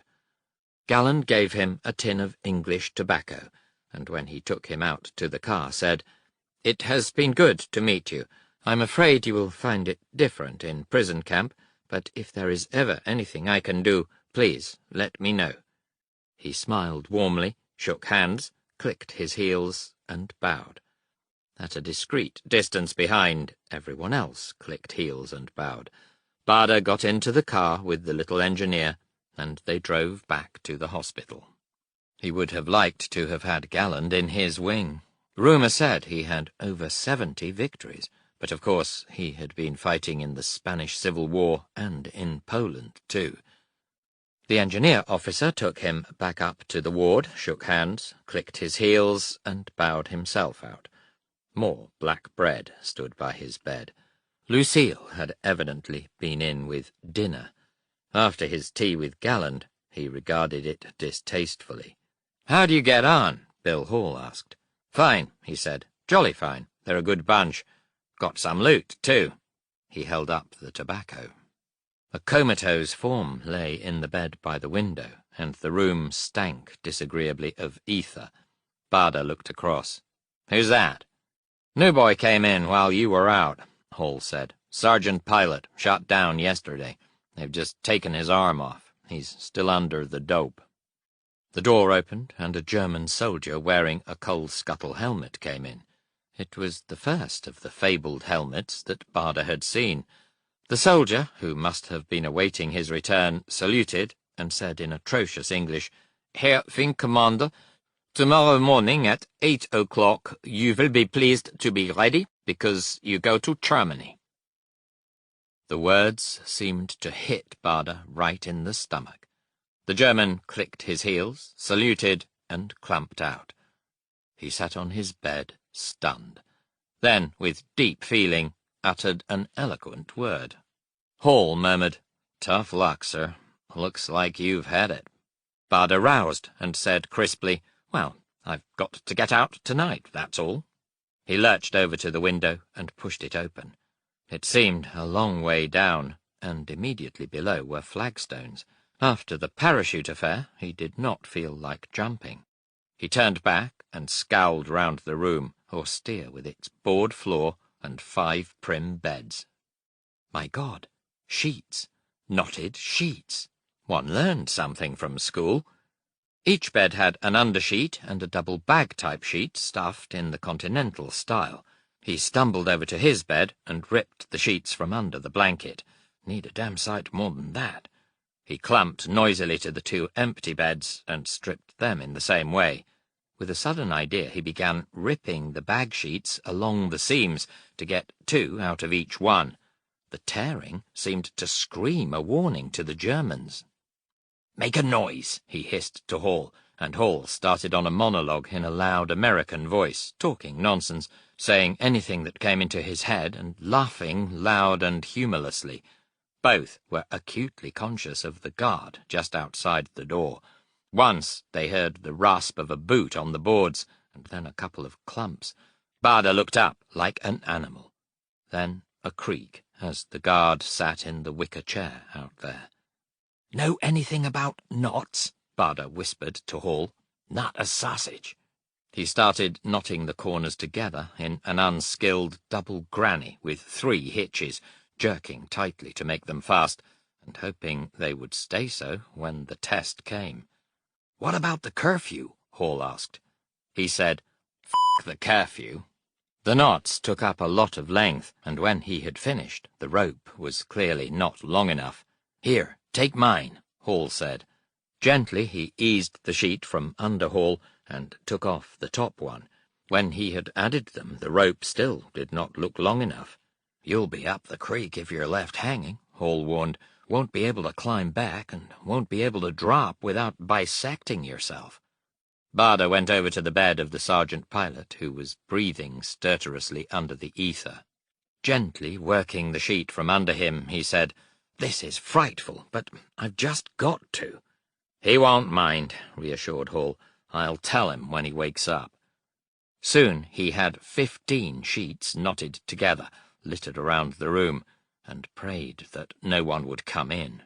He pushed the sergeant pilot's bed to the window, wincing at the noise, knotted one end of the rope round the leg, and stuffed the rest under the bed. It still looked pretty obvious. Then he straightened the white blankets on all the beds, and climbed back into his own, sweating, heart thumping, praying that darkness would come before the guard. Time dragged dreadfully, while dusk slowly gathered in the room. He and Hall tried to talk in low tones, but his mind kept jumping away from the words. It was not quite dark when the door handle rattled, the door opened, and a German soldier stuck his head in and looked round. Baader could not breathe. The guard muttered, "Good Nacht," and the door closed behind him. 3 hours to go, as long as no nurse came to see the sergeant pilot. That evening, Thelma, who had eaten nothing for 3 days, braced herself and asked Stan Turner, "Well, what do you really think?" Turner said with simple directness, "You'll have to face it. We should have heard something by this. I guess he's had it." In London, the Luftwaffe's radio message had arrived, saying that a spare leg could be flown across in a Lysander communications aircraft. Spitfires could escort it part of the way, and then Messerschmitt's would take over. The Lysander could land at Saint-Omer, hand over the leg, and then it could take off again. From Lee Mallory and Sholto Douglas, the reaction was prompt, definite, and identical. No free passage or German escort, with its lump of propaganda plum cake for Goebbels. They would send the spare leg in a Blenheim on a normal bombing raid.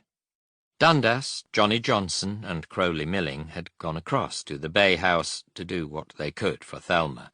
She sat quietly, a sphinx-like stoic, and only roused when the phone rang. It was Woodhall for her. The others could only hear her saying, "Yes, yes, yes, yes, Woody." She said, "Thank you very much, Woody," hung up, and came back to the room. In the silence, she sat down and lit a cigarette, trembling a little. Then she blew out smoke and said quietly, "DB's a prisoner." Shouts of jubilation filled the room, but she hardly heard, feeling sick with astonishment and delight, and with emotions ploughing over her. Weary eons of time seemed to have passed before a clock somewhere in the darkness of Saint-Omer chimed midnight. The night was breathlessly still. He eased onto the edge of the bed, vainly trying to stop the creaks, and strapped his legs on. Then his clothes. Praying that the guard was asleep in his chair, he took a step towards the window. The boards creaked, and the right leg squeaked and thumped with a terrifying noise. Hall started coughing to cover it up as, unable to tiptoe, he stumbled blindly across the floor. One or the other was bound to wake the guard. At the window he quietly pushed it open and leaned out, but the night was coal-black, and he could not see the ground. Picking up the sheet rope, he lowered it out, hoping desperately that it was long enough, but could not tell if it reached the ground. It must have roused the sergeant pilot. Coming out of the twilight of ether, the boy was groaning. Hall whispered, "We'll have a nurse in here in a moment." Holding the rope, Barder leaned his chest on the windowsill and tried to winkle his legs out sideways. They seemed fantastically clumsy, more than ever before, huge, disjointed, and swollen, uncontrollable. Sweating, he took a hand off the rope to grab his right shin and bend the knee. Then, somehow, he was through, legs dangling, hands clutching the rope on the sill. The terrible pain pierced his ribs again, making him gasp. Hall whispered, "Good luck." It sounded like a pistol shot. He hissed, "Shut up," and then, "Thanks." Then he started easing himself down. It was simple. The legs, rasping against the wall, were useless, but the arms that had developed such muscles since the long-ago crash at Reading took his weight easily. He lowered himself, hand under sure control. Holding the sheets was no trouble, and the knots were holding, so far. In a few seconds he came to a window, and knew it was the room where he had drunk champagne with the Luftwaffe. He was horrified to feel that it was open, but inside it was dark, and he eased his rump onto the ledge for a breather, hoping the doctor was not sleeping inside. Sitting there, breathing quietly, he looked down, but still could not see the ground, or whether the rope reached it. Only later he realized he should have counted the knots. Too late to go back now. He eased himself off the ledge and went on down. Very gently his feet touched the flagstones, and he was standing, dimly seeing that yards of sheet seemed to be lying on the ground. Piece of cake, he thought, and moved a couple of yards onto the grass, cursing the noise from his legs. Warily he steered across the grass towards where the gates should be, having no plan, only hoping the mysterious Frenchman would be there. Something loomed darker even than the night. The gates. Good show. Then a shock. They were closed. He got his fingers in the crack between them, and one gate opened easily a foot. He squeezed through onto the cobbled pave of the road, and instantly, immediately opposite, saw the glowing end of a cigarette. He stumped diagonally across the road and the cigarette moved, converging on him. It came to his side with a dark shadow behind it that whispered urgently, "Douglas," in a strong French accent. "Oui," he said, and the shape took his right arm, and they moved off along the pavé. The town was like a tomb in which his legs were making an unholy clatter, echoing into the darkness. He could not see, but the silent shape seemed to know by instinct. A pressure on the arm, and they turned right and stumbled on. The Frenchman began muttering to him, "C'est bon, c'est magnifique, ah, les sales boches." After a while, Barda thought how funny it was, walking through the curfew in enemy-occupied Saint-Omer, arm in arm with a stranger he would not even recognize by day. He began to giggle.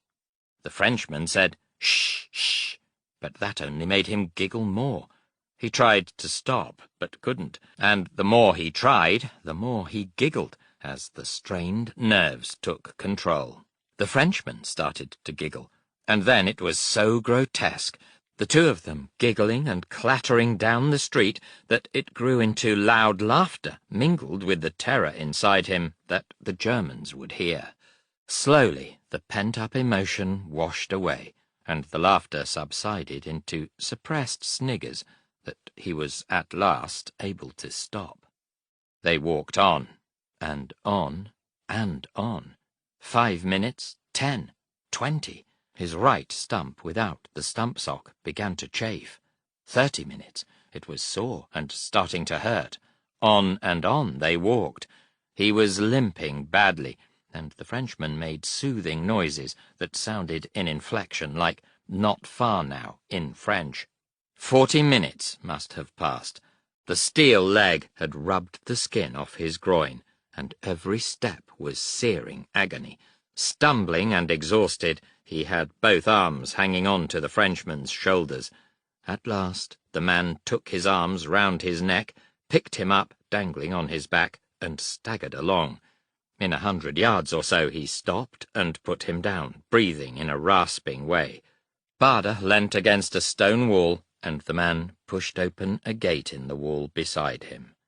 He led the way, and Barda stumbled after him up a garden path. A doorway showed ahead, framing soft light, and then he was in a little low-ceilinged room with flowered wallpaper and a tin oil lamp on the table. An old man and a woman in a black shawl got up from the chairs, and the woman put her arms round him and kissed him. She was over 60, Madame Hieck, plump and with a lined, patient face. Her husband, spare and stooping, brushed his cheeks with a wisp of grey moustache. Fleetingly he saw his guide, remembering mostly the lamplight sheen on the glossy peak of a cap drawn low over the face and the glint of smiling teeth. The young man shook his hand and was off out of the door. The old woman said gently, "Vous êtes fatigué?" Holding on to the table, he said, "Oui," and she led him with a candle up some cottage stairs into a room with a huge double bed. He flopped on it. She put the candle on the table, smiled, and went out. He unstrapped his legs with enormous relief, stripped to his underclothes, and slid under the bedclothes into a gloriously soft feather bed, thinking, "That's foxed the bloody Huns. I'll be seeing Thelma in a couple of days." Then he was asleep. A hand on his shoulder woke him about 7 a.m. The old man was looking down, smiling with tobacco-stained teeth. He left a razor, hot water, and towel. Barda freshened up and examined his stump, which was raw and blood-stained, terribly sore. No help for it. Just have to bear the pain. Done it before. He strapped his legs on and went wincingly downstairs. Madame had coffee and bread and jam waiting, and while he ate, she planted an old straw hat squarely on her head and went out. Barda sat for a couple of hours in a red plush chair, trying to talk to the old man, a stilted, fumbling conversation of invincible goodwill. Madame came back in great glee. Les Boches, it seemed, sont très stupides. He gathered she had walked to the hospital and stood watching mobs of Germans running around searching the area. Great joke. In halting French, he tried to make her understand that his presence was very dangerous to them. If they found him, he himself would only be put in cells and then sent to prison camp. But the IEC were liable to be shot. He should leave them and hide somewhere. Madame said, "Non, non, non, non. The Germans would never find him here." That evening her son-in-law, who spoke English, would come, and they would discuss things and get him to the underground. She examined his right stump and produced a pair of long woolen underpants. Cutting one of the legs off, she sewed up the end, and there was a perfectly good stump sock. After she powdered the stump, he put the sock on under the leg and felt much better. At noon the familiar drone came overhead, and they took him out into the shelter of the walled back garden. Yearningly he watched the tangled contrails and saw tiny glints as twisting aircraft caught the sun. Out from the windows of houses all round leaned the women, waving mops and towels and shrilling, "Vive les Tommy! Vive les Tommy!" It was moving and delightful. Soon he'd be back up there among the contrails, thinking differently about the sweeps, knowing what they meant. At 15,000 feet, just south of Saint-Omer, the Tangmere wing jockeyed round the Blenheim. Crowley Milling, close escort, saw the bomb bays open and the long, thin box with the spare leg drop out. It looked like a little coffin. A parachute blossomed above it, and it floated down, swaying gently, surrounded by the black stains of flak bursts from the puzzled gunners far below. The quiet, loyal, and gallant Stokoe had asked to be dropped by parachute with it to look after the wing commander in prison, but permission had been refused. He had to content himself in helping Thelma stuff the leg with stump socks, powder, tobacco, and chocolate. Madame gave Barda cold pork for lunch, and went out again to the scene of the crime. She came back hugging herself with delight. Convinced that Barda could not walk far, the Germans had cordoned off an area round the hospital and were running about like ants, searching every house, but nowhere in this area. He felt like twiddling his thumbs as the afternoon dragged. Madame went out again to see the fun. Sitting in shirt-sleeves in the plush chair, he thought, "Roll on that English-speaking chap." About 5:30, there came a sudden terrifying banging on the front door, and a chill swept him. The old man jumped as though he had been shot, peered furtively through the curtain, turned, and whispered, "Les Boches!" He grabbed Barda's arm and led him towards the back door. Only at the last moment Douglas thought to grab his battle-dress jacket. Together they stumbled into the garden, moving as fast as the legs would let him. 3 yards from the back door, against a wall, stood a rough shed, galvanized iron nailed on posts, covering some baskets, garden tools, and straw. The old man pulled the baskets and straw away, laid him on his stomach, cheek pillowed on his hands, against the corner of the wall, and piled the straw and baskets on top. Lying there, he heard the old man's footsteps hurrying inside. There was not long to wait. Within a minute he heard voices, and then tramping feet by the back door. He knew the sound of jackboots. A vague kind of twilight filtered through the straw, but he could not see anything. The boots clumped along the paved path to the shed. He heard baskets being kicked about. The straw over him started moving with a loud rustle. He lay still, thinking, "Here we go." Miraculously, the footsteps retreated, diminishing down the garden path. Elation filled him. The boots were coming back up the path. Suddenly they clumped again into the shed, then stopped and rasped about 1 yard from his head. From his heart outwards, ice seemed to freeze his nerves. The baskets were being thrown around, the boots rasped on the paving, and then there was a metallic clang that mystified him. There was a movement in the hay just above, and another clang. His eyes, turned sideways, saw a bayonet flash down 1 inch from his nose and stab through the wrist of his battle-dress jacket to hit the stone floor. He knew what the clang was, and guessed that the next stroke would go into his neck or back. Chapter 24. It was a lightning decision. He jerked up on his hands, heaving out of the hay like a monster rising from the sea, straw cascading off his back. A young German soldier, bayonet poised for the next jab, leapt back in shock and stared pop-eyed at him, holding rifle and bayonet on guard. He started yelling hoarsely in German. Boots pounded, and 3 German soldiers clattered under the iron roof, all armed. They stood round him in a semicircle, bayonet tips poised about 4 feet from him. Slowly he raised his hands. A little Stabsfeldwebel, a staff sergeant, with a dark, thin moustache, ran up and covered him with a pistol as he stood there feeling like King Lear, or perhaps an escaped lunatic at bay, with straw in his hair and all over his battle dress. Looking pleased and quite friendly, the Stabsfeldwebel said in perfect, unaccented English, "Ah, Wing Commander, so we have caught you again." "Yes," said Barder. "Would you mind asking these soldiers to put their rifles down? As you can see, I'm unarmed." The Stabsfeldwebel rattled off some German, and the soldiers lowered the rifles. Still with his hands up, Barder said, "You speak English very well."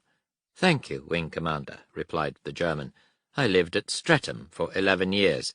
"Did you really?" Barder said. "I used to live near Croydon myself." It struck him that the conversation was unreal. "Ah, I know Croydon well," the German answered. "Did you ever go to the Davis Cinema?" "Yes, and I used to go to the Locarno at Streatham." "Did you?" said the German. "Many Saturday evenings I have danced there." Barder never forgot a word of that dialogue. The German courteously invited him to follow, and he stumped out of the shed into the back door again, feeling that the world might well be rid of politicians, and that this was a perfect example of the fact that ordinary people never caused wars. He felt no rancour towards the soldiers who had winkled him out, and, as far as he could see, they felt no rancour for him. He was thinking it made Hitler and Mussolini look pretty bloody stupid when he saw the old man and woman standing in the room. They looked pale, and he stiffly walked past, showing no sign of recognition. At the front door he nodded his head back and said to the Stabsfeldwebel, "Those people did not know I was in their garden. I came in last night through that gate in the wall." Quite pleasantly the German replied, "Yes, I understand that." By the curb stood the German's car, and as they led him to it, the rear door opened, and a blonde girl with glasses got out. Rather surprised, he recognized Helene from the hospital, and said automatically, "Hello, Helene." But she walked past him with her eyes down. They drove him to headquarters in Saint-Omer, where a German officer questioned him and got no answers, then into a room where he was surprised and delighted to see the box containing his spare right leg. They explained, smiling, that it had been dropped that afternoon, and took his photograph standing by it. Then, to his annoyance, they refused to give it to him, and prodded him instead into an upstairs room. There, for the first time, they really infuriated him. As he sat on a cot, an officer and a soldier stood over him with a pistol and a bayonet, and made him take his trousers down and unstrap his legs. Then they took the legs away. He snarled at them, but the officer said stiffly it was orders from above. 2 guards stayed, and the rest went out, leaving him on the bed, helpless, humiliated, and seething. All night 2 men in full battle order, coal-scuttle helmets and loaded rifles, stood over him. It was hot, and he asked for the windows to be opened, but the officer came back and refused, saying that orders from above forbade that too. They were taking no chances. He lay awake all night as the guards coughed and muttered ceaselessly. It was then he realized that Helene had betrayed him, and that the Germans must know about Madame and the old man, and he grew sick with worrying about what the Germans would do to them and to Linsille. Somehow he could not feel much resentment about Helene. He supposed they had threatened her. In Fighter Command headquarters in England, next morning the telephone rang in the office of Sholto Douglas. He picked it up and recognized the voice of Winston Churchill saying, "Douglas." "Yes, sir. I see from the newspapers you've been fraternizing with the enemy, dropping a leg to a captured pilot." "Well, sir," Sholto Douglas said, "you may call it fraternizing, but we managed to shoot down 11 of the enemy for the loss of 6 or 7 of our own, so I hope you might feel it was worth it." There was a grunt, and then a click as the phone was hung up. In Saint-Omer, 2 guards were carrying Barda downstairs to an ambulance on a cradle of their hands, his arms unlovingly round their shoulders. Another carried his legs wrapped in a blanket. He gathered, as the ambulance jolted along, that they were going to Brussels for a train to Germany. It was the most depressing journey he had ever known, bouncing over the rutted roads and jostled against the wordless Germans, while low cloud and pouring rain swept northern France. He worried about the Yek and Linsille, and wondered why the Germans looked so square-headed and stupid. At last, Brussels. An officer strutted in front, the 2 guards carried him, and a third brought up the rear with the legs. People turned and stared as they bore him across a square into the railway station. Past embarrassment and humiliation now, he was seething with fury. Thank God the carriage seats were soft. Sourly he watched the officer put his legs up on the rack. The train jolted off and clickety-clicked through the rain. Once or twice the officer spoke to him, but in an evil mood he declined to answer. They passed Liège, and then, without ceremony, were in Germany. He knew the first gesture he wanted to make. Hoping to get his legs back, he said he wanted to go to the lavatory. No legs. A guard carried him, dangling, helpless and angry, round his neck, and sat him on the seat, then held the doorway open and covered him with a cocked pistol. Barda snarled at him. "You stupid clot! How the hell do you think I can get out of here?" Guessing his meaning, the guard said woodenly, "Befehl ist Befehl. Orders are orders." That did it. It capped the humiliation, the stupidity, the bombing and killing, the whole misery of the war, and from that moment he loathed the Germans implacably. High over Saint-Omer, 4 109s cut Crowley Milling out of the wing, and he roared and twisted all over the sky, no sooner shaking one off his tail than another was on him like a leech. A cannon slug crashed through the side of his cockpit, sheared through glycol pipes, and exploded into the supercharger. White smoke belched round him, and the engine started shaking the little fighter like a grinding mill. The radiator needle spun off the clock, and a minute later the engine seized with a last violent spasm. He spun her on her back and pulled the nose straight down. Soon he crash-landed in a cornfield, and was trying to set her alight when he saw Germans running for him half a mile away. Crawling off into the high corn, he tore off his flying overalls and jacket, muddied himself all over, and walked south, hiding behind a dung heap when German lorries went past. That afternoon he walked 20 miles, and at dusk knocked on a farmhouse door. They gave him eggs and a bed, and in the morning the farmer led him away on bicycles. In a couple of days he was hiding in Saint-Omer, in the house of a shoemaker called Ditry, who was a leader of the growing underground. Ditry told him that Barda was being held in a local hospital, and explained his audacious scheme to rescue him. An ambulance with 2 Frenchmen in Luftwaffe uniforms and a forged authority would drive to the hospital. The disguised Frenchmen would take a stretcher upstairs, put Barda on it, and spirit him away. Then they would radio England and hope a Lysander would fly in at night time to a secret field and take him back home. If caught, it would probably mean a firing squad. Would Crowley Milling like to set off underground to Spain, or stay and help? In his polite, shy way, Crowley Milling said he would like to stay and help. Next day, word came that the Germans had already taken Barda to Germany, and a fortnight later Crowley Milling was making the arduous trek over the Pyrenees. There, Franco's men caught him and put him in the notorious Miranda concentration camp, where he nearly starved to death, then caught typhoid and went blind. Later, his sight came back and he was evacuated to England, where he fought on for the rest of the war. They came to Frankfurt at midnight and carried Barda to a car, which drove for half an hour through the crisp, clear night to Dulag Luft, the reception and interrogation centre for all Air Force prisoners.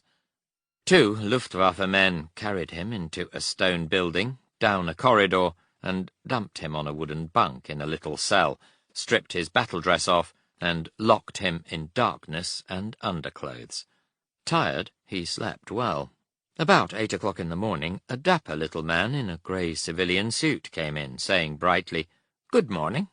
Sonderführer Eberhardt spoke perfect English and was too friendly. He handed Barda a form to fill in, the usual fake form with the red cross at the top that the Germans always used. Barda looked down the headings. What base did you fly from? Number of squadron?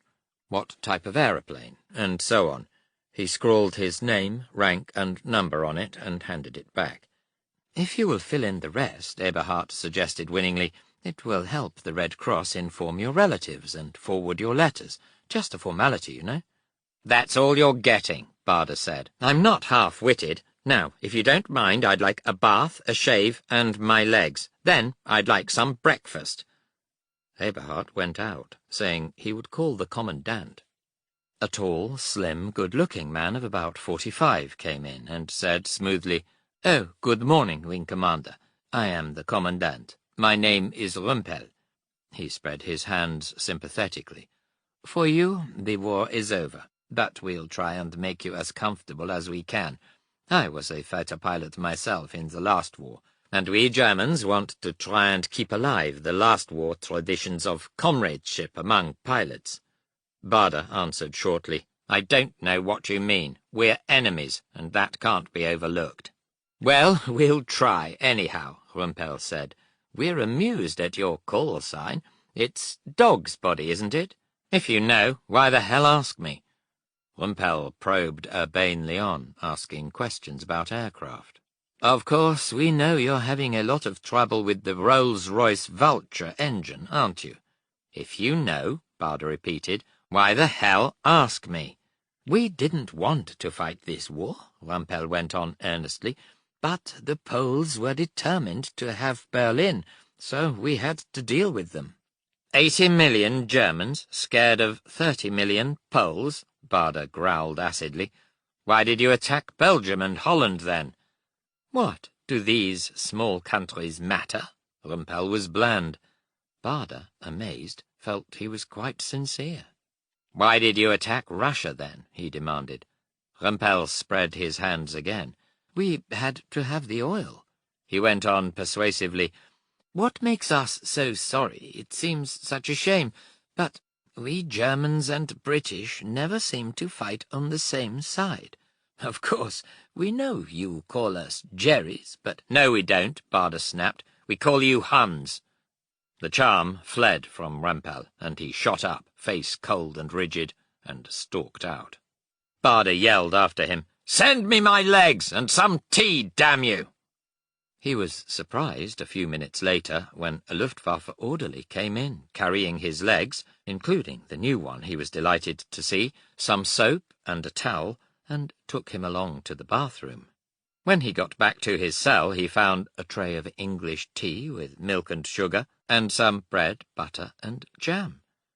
Usually one did a week or so solitary in a cell, being softened up for questioning by mildly unnerving means, before going to the adjacent barbed wire transit cage to await purging to a permanent prison camp. Rumpel must have decided Barda was an improbable prospect, because an hour after breakfast they took him out of the cell and thrust him into the cage. The cage was not inspiring. 3 drab wooden barrack huts on a patch of trodden earth 80 yards square, Fenced by double thickets of barbed wire 8 feet high, and buttressed at each corner by stilt-legged sentry boxes leaning over the wire with watchful eyes, searchlights, and machine guns. The sight of the gates closing him in that dismal patch was mellowed by the welcome from a few score grounded exiles of his own kind, who clustered warmly round, making him feel, if not at home, at least among chums. From the Red Cross store they gave him a toothbrush, razor, and some rough aircraftsman's clothes. Then quite a good meal. The cage had plenty of Red Cross parcels. A big, wavy-haired Fleet Air Arm lieutenant called David Lubbock took him to his room, a wooden box with a dusty floor and double-decker bunks round the walls, each with a paper palliasse stuffed with wood shavings and 2 grey blankets. There he found Pete Gardner, a dark young fighter pilot with 18 victories and other kindred spirits, and they gossiped, swapping stories for some time. He felt much better, and with a sudden thought asked if they knew of Harry Day, who was a prisoner somewhere. "Do we not?" said Gardner. "He was here till a few days ago, but he was naughty and escaped through a tunnel with 17 others." Apparently they had all been caught and sent to a permanent camp somewhere else. At the mention of escape, Barda was practically on fire, leaning forward with his eyes intense and glowing, wanting to know all about it. Quite a short tunnel, Lubbock said, because the huts were near the wire. They burrowed from under a bed, and the night they went everyone else kicked up a racket to cover the noise.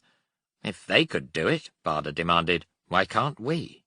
Lubbock had apparently been thinking the same thing. Pete Gardner, shot down a couple of months ago, 4 days before his planned wedding, was almost hopping to get home. So were the others in the room.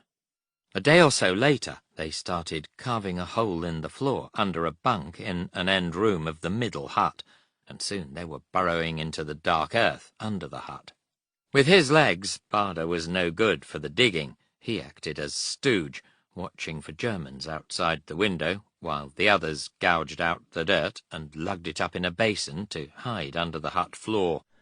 Like all tunnels, it went slowly, and he bubbled with impatience, obsessed with the idea of getting out and unable to think of other things. His ideas, once he had got out, were sketchy, typical of a new escaper. As usual, he refused to regard his legs as any inevitable barrier. The thing was, get out first, and then, he thought vaguely, make for Switzerland. Pinch a car, stow away on a barge, or jump a train or something. The goal was infinitely alluring.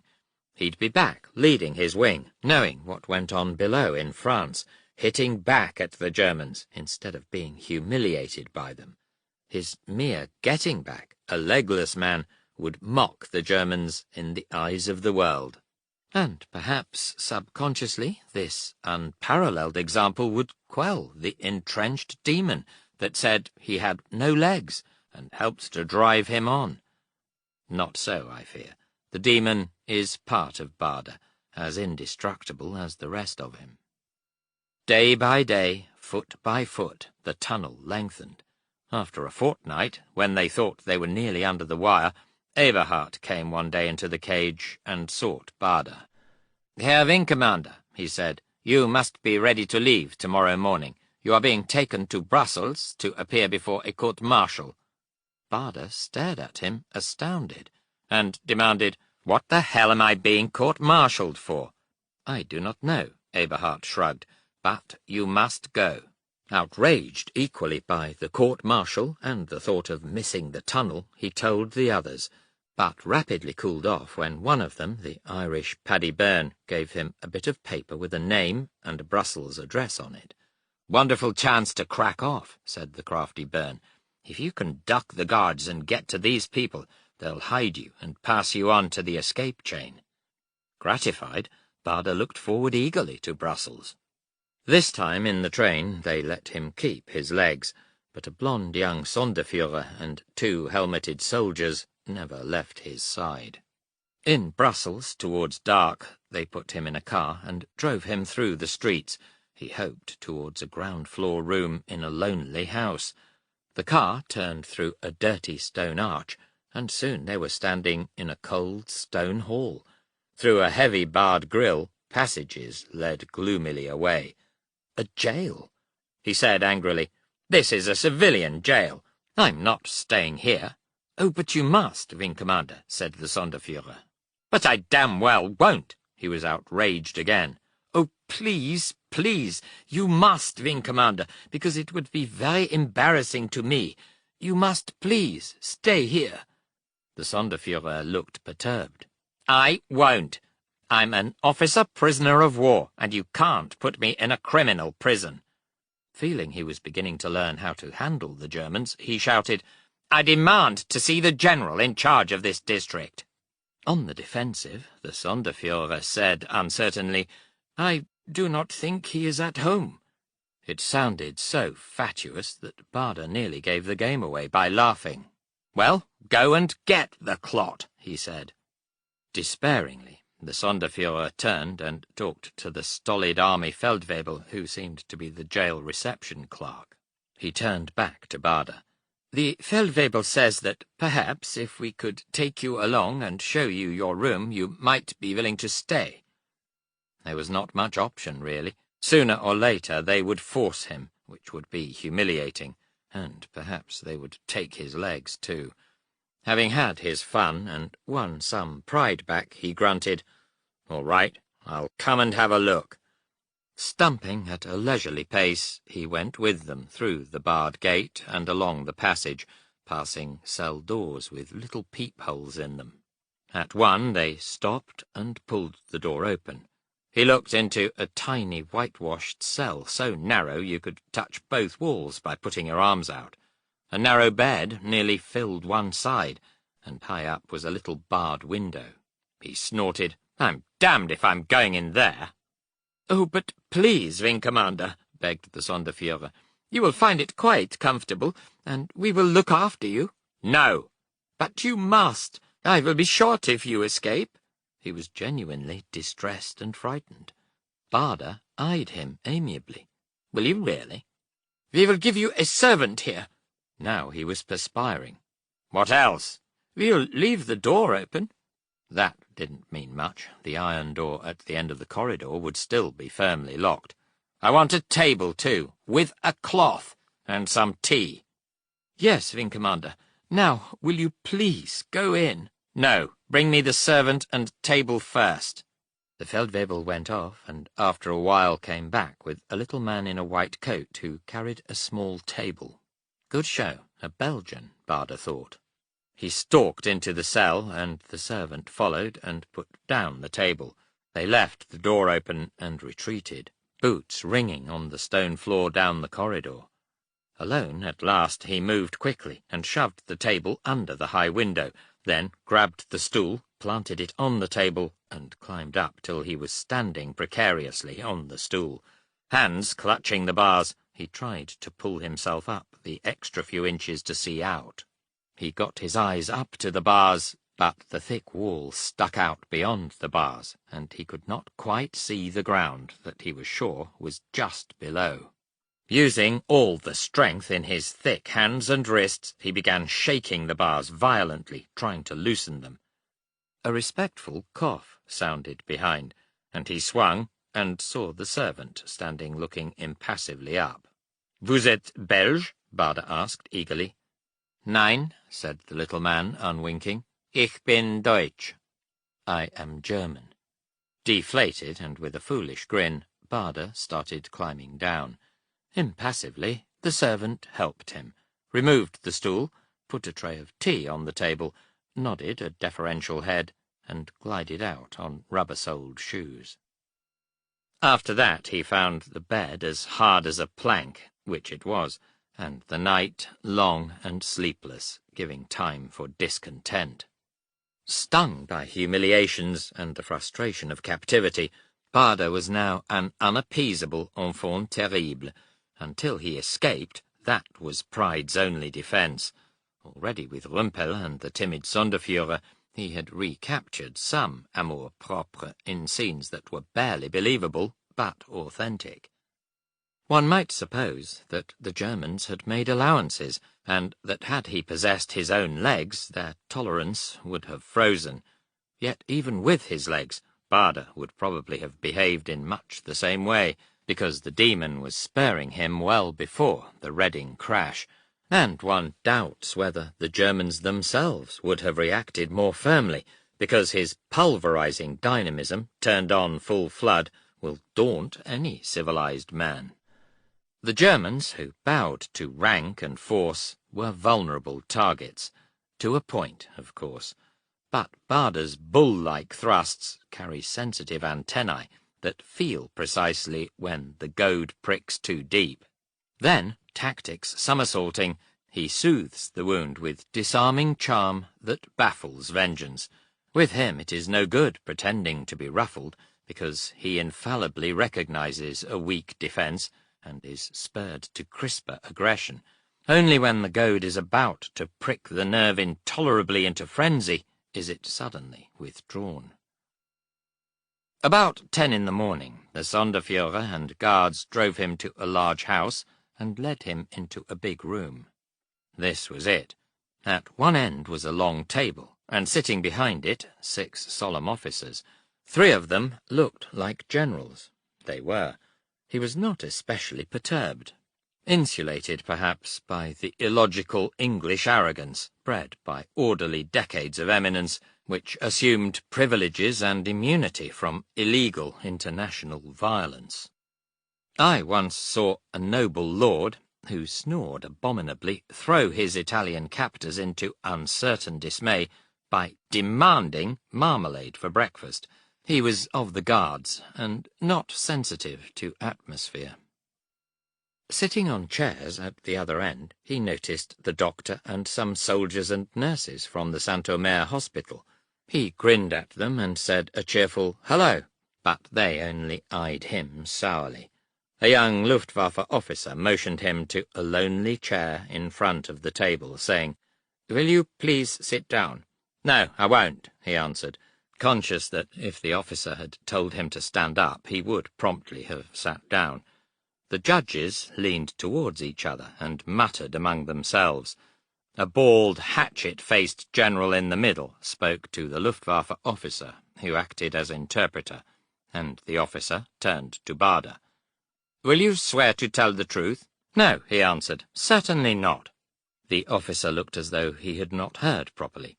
"I beg your pardon," he said. "I said, certainly not. Go on, tell the court." The officer turned nervously and spoke to the judges, and the bald general's eyebrows shot up.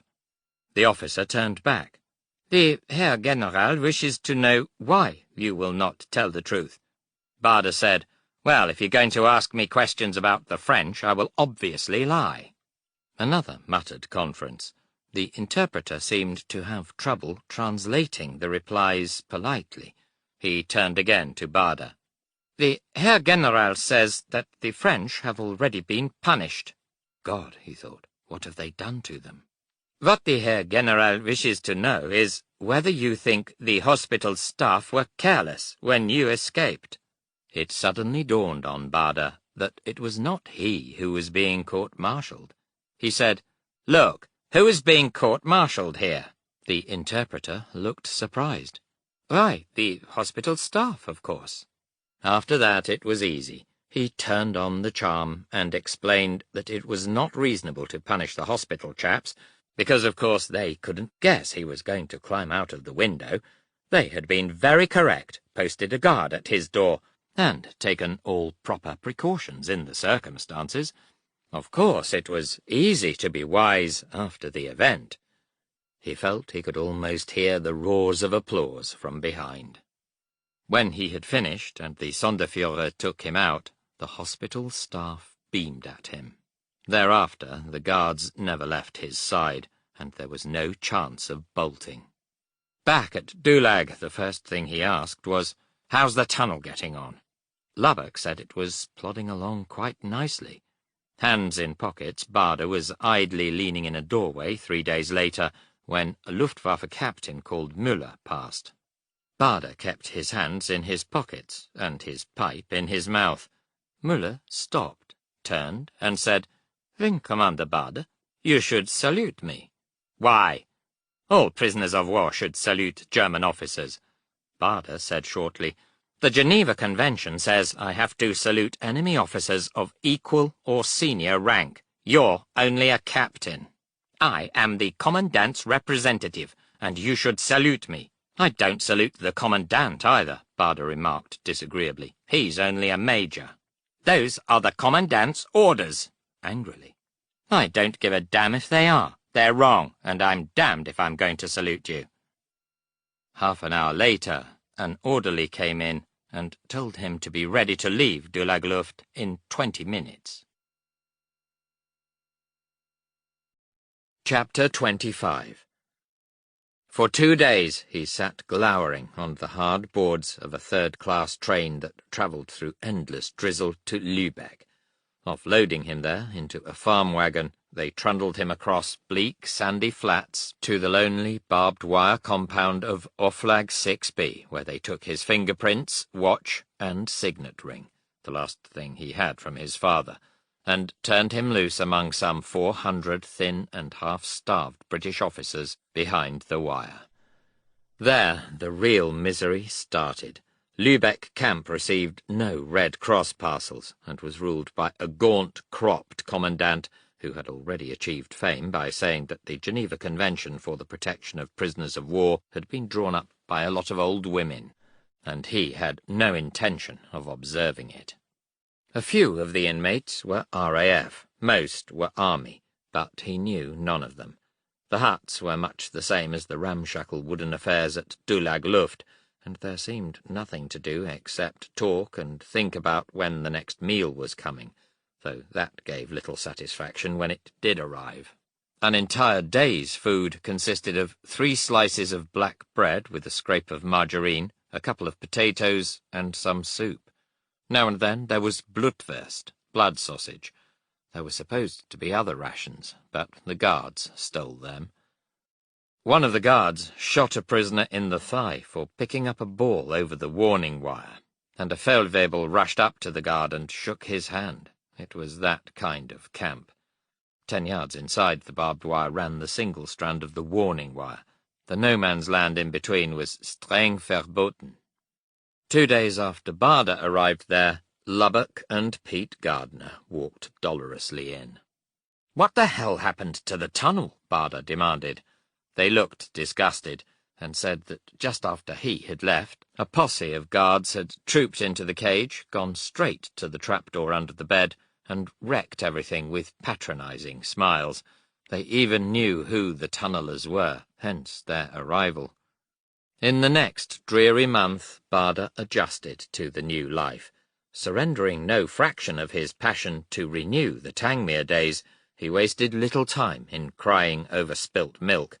As, years before, he had accepted the loss of his legs, so he accepted now the loss of freedom, heartened by the thought this time that there was hope of a cure, escape.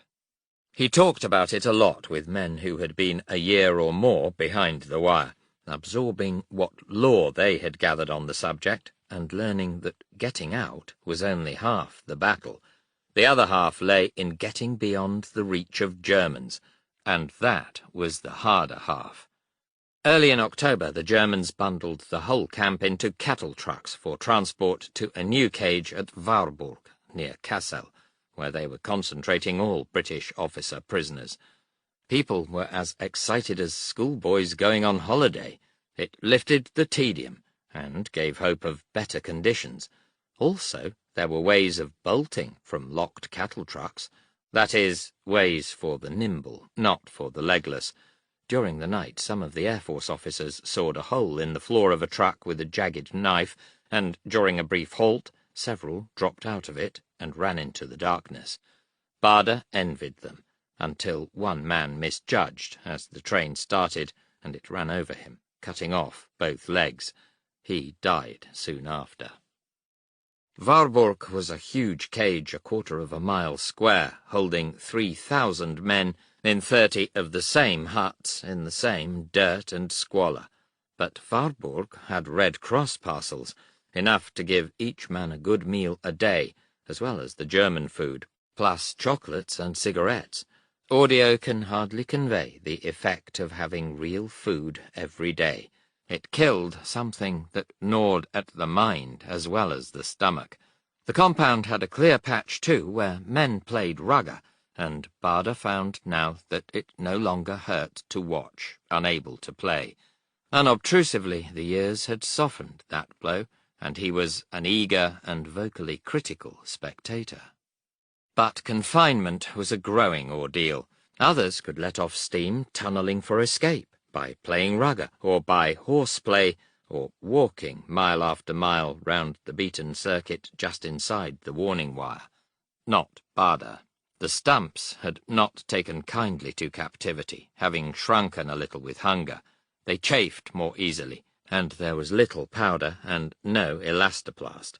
There was no outlet for his brimming vigour. A lot of the time he spent on his bunk with a book in the tiny end-room like a cubicle he shared with Lubbock and Gardner, who helped him with his chores. At last a letter from Thelma. Mail was very delayed. She did not say much about the wing, of course, except that he was still badly missed, but she had had a letter from Woodhall which said, "I am delighted to be able to tell you that Douglas has been awarded a bar to his DFC. As a matter of fact, the recommendation was in type the day he was posted as missing, and so I had to hang on to it until I knew he was safe, and then it was forwarded and awarded." Had Barda been killed when he was shot down, the bar to the DFC could not have been awarded. Only VCs can be awarded posthumously. That made him the third man in history to win bars to both the DSO and DFC. A letter came, too, from the little Yorkshire boy, Norman Rowley. "I am sorry that they take your legs away so that you cannot escape. My mum says she will do that to me, too, if I don't be good and come home at the proper time. I have got one leg now, and am getting on all right, like you said. One day soon I will get the other one. With love from Norman." Warburg had an escape committee headed by a tank major, and Barda talked earnestly with them for hours on the subject of getting out, finding, a little grimly, that his legs barred him from most schemes. Unlike others, he had little chance of walking out of the gates in disguise. His lurching role was too familiar. He was game enough to try, but not agile enough to succeed in other hair-brained ideas, such as scaling ladders over the wires, or stowing away, contorted, under a food wagon. Such chances had to go to those with more prospects of success. He could not tunnel, but he could at least crawl through one. The difficulty there was to find a tunnel that surfaced beyond the wire. His name was down for several. Eager syndicates were always digging them, and at this time hawk-eyed Germans were always finding and wrecking them. It was disillusioning, and even worse when the first snow fell, and the escape committee had to bank the fires of their activities until next spring. No point wasting good ideas in getting out, to be stranded in snow 500 miles from the nearest friendly frontier. One had to be able to sleep out. Barda found it getting harder to damp his unrest. One outlet still remained: goon baiting. To prisoners, Germans were always goons. It was a satisfying name. He found relief in the sport. With exuberance he tersely provoked all Germans except Gremlin George, the Lageroffizier, who had been a prisoner in the last war, and was tolerant and sympathetic because he understood. His chief butt was Hauptmann Hager, a large, red-faced, red-necked man known as Horrible Hager, the of the lager, with whom he had violent brushes, which culminated in a day when Barda refused to stand out in the snow for half an hour on appel, the roll call by count. Hager found him in his room and angrily ordered him out, and in a brief shouting match Barda flatly refused to budge, saying, "My feet would get cold in the snow. If you want to count me, come to my room and do it." Hager shouted, "You will go on appel," drew his pistol and levelled it. The antennae warned that the time had come, and Barda suddenly turned on the glowing goodwill and beamed, "Well, of course I'll go on Appel if you really want me to." He picked up a stool and stumped off to plant it on the snow and sit among his squad, leaving Haga seething. Barda had found a new game, and on more than one occasion after that he goaded his captors into drawing their pistols, and then disarmed them by pricking the strained bladder of their ire with maddening charm and last-minute surrender. It was a crafty technique that left a taste of moral defeat in the man who lost his temper. Gremlin George was distressed at seeing the legless man sitting in the snow on Appel. He said it was not correct or gentlemanly, and it humiliated Germany. Thereafter he let Barda stay in his room for Appel, which induced the man from time to time to go out and join the others in the snow, where soon he provoked Haga into drawing his pistol again. It was the only way left of fighting back. Around Christmas time, Lubbock and Gardner came to him and said, "Look, we've got an idea for escape. Would you like to come with us?" "What, in winter?" "Yes, why not?" Barda said, "I'm in." Lubbock explained the plot. Just outside the barbed wire gate was a clothing store hut, where occasionally prisoners were taken under guard to draw kit. Gardner, a born lockbreaker, had discovered how to open a spare room in the hut, and the idea was for the three of them, together with a commando captain, Keith Smith, to go on a clothing parade, lock themselves in the empty room till darkness, then climb out of the window, walk up a lighted road past some German huts, hoping no one came out, and then melt into the shadows beyond. Just down the road was Dursel railway station, where they could catch a train down into occupied France and contact the underground. Sounded easy, worked out like that. The escape committee had promised them several hundred smuggled marks, maps, a compass, and forged passes, and Lubbock, son-in-law of the nutrition expert Lord Boyd Orr, would bake an escape cake from hoarded food that would keep them going for days. Everyone said they were mad to try in winter, but on the 9th of January, when thin snow carpeted the frosty ground, they marched through the gate with a clothing parade to the hut. Someone started a loud-voiced diversion, and under its cover Gardner picked the lock, and the four crowded into the room. Darkness fell early, and the wait was long and cold. About 8 o'clock they heard a tremendous clatter of tins by the wire, caused by an unruly young flight lieutenant, Peter Tunstall, giving the signal and creating another diversion. All the searchlights obligingly turned towards the noise, and Gardner quietly opened the spare room window. Smith, a baldish 6-footer, slipped out first and walked up the lighted path, followed by Lubbock and Barda, and then Gardner. Smith reached the shadows, but the others were about 15 yards short when a German soldier ran out of one of the huts right in front of them, apparently on his way to the latrine. He looked with shocked surprise at the three walking in British greatcoats and started bellowing for help. Germans came pouring out of the huts for yards around, and the three were seized by a jabbering crowd. Smith had vanished. They started hustling the three over to the guardroom, and one of the Germans, not realizing Barda had artificial legs, thumped him on the toe with a rifle butt to make him hurry. Barda started to laugh, and the angry soldier banged harder and harder at his feet with the rifle, until one of his comrades explained why it was painless, and told him to stop making a fool of himself. In the guardroom, the Hauptmann's security officer, a party member, demanded to know how they had escaped, and Barda said flippantly that they had walked through the wire. "Did you?" replied the Hauptmann, unamused. "Well, now you can try walking through the bars, because you are going into the cells." He went away to make arrangements, and came back slightly flushed. Apparently the cells were already full, and there was a waiting list.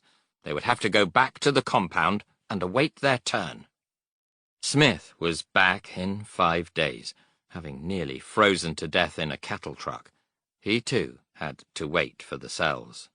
It was about a month before the three were taken across to the wooden cooler for their 10 days solitary, The cells were the usual things, about as wide as one's outstretched arms, but there were books and Red Cross food, and prisoners of the rank of Major and above were allowed to smoke, a not untypical German rule.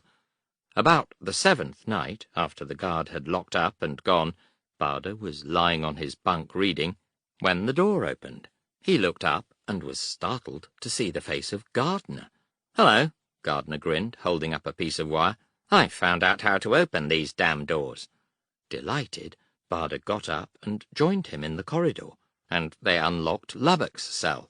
The three of them cautiously explored the place, but no Germans were about, and only a couple of flimsy doors lay between them and freedom. Baader suggested they make a break for it then and there, but wiser voices prevailed. Snow still lay on the ground, thawing and slushy, and they had no food, maps, compass, or money. "I know," said Baader. "Let's finish our time here and wait for the good weather. Then we can all kick that rat Hager in the tail and get sent back. We can smuggle some food and maps in, and then make the break." Brilliant, they all thought. The goons would never expect an escape from the cooler, and Hager's blood pressure would doubtless spray out of his ears. Cheerfully they went back to their cells. 3 days later they were released and immediately registered the scheme with the escape committee. The date was set for May. And then, early in April, they got the chance of going out through a tunnel. It had been dug by Air Force men from a hut on the west side of the camp, and was well over 100 feet long. A week or two before, a digger had prodded a stick up at the end, and watchers had seen it come up right under the barbed wire fence. They had dug on a bit more, and now with the weather mild, everything seemed ready. One night, 35 would-be escapers collected in the hut, Baader in a tunic roughly recut to look like a civilian jacket. Lubbock said, "You'll never get through, Douglas. There's a right-angled turn at the bottom of the shaft, and it's very small." "Well, damn it," he said, "I'll take my legs off." "Good idea," enthused Lubbock. "I'll come after you with your legs." A Czech flight lieutenant crawled through to break out the far end, and about 11 p.m. the tense watchers from the hut windows were appalled to see his head poke furtively out of the ground just outside the wire, and almost in the middle of the sentry path. He bobbed back in alarm, and for a while there was whispering confusion down in the tunnel. Then 2 other men poked their heads out, saw the sentries' backs were turned, nipped out, and haired off into the darkness beyond the lights. 2 more followed, then another 1. No more. The sentries were never walking away from each other again that night. Yet, strangely, they did not stumble across the hole until dawn, and by that time the rest of the would-be escapers had sneaked back to their own huts. So it had to be the cooler scheme. They were getting ready for it when a dismaying kitchen rumour buzzed round the compound that some Air Force officers were being moved to a new camp, Stallagluft III, at Sagen, between Berlin and Breslau. That evening, Germans confirmed it, and before anything could be done, they were shepherding an enraged Baader and 50 others onto the train. This time they moved them in carriages under observation, and no one escaped. Stallagluft III was a little cage of 6 huts for officers and another one next door for NCOs, all on barren grey Silesian sand, hedged from the world by spindly pine trees. The aspect did not charm.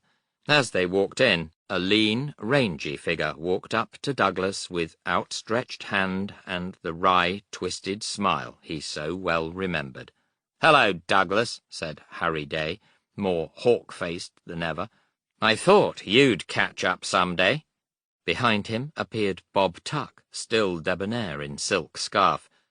Being among old chums helped soothe him a little. The Warburg contingent took over one of the huts, and Day and the compound Big X, Jimmy Buckley, came over to talk escape. Escape committees were becoming known as the X Organization, and the leaders were known as Big X. It was for security, not for drama.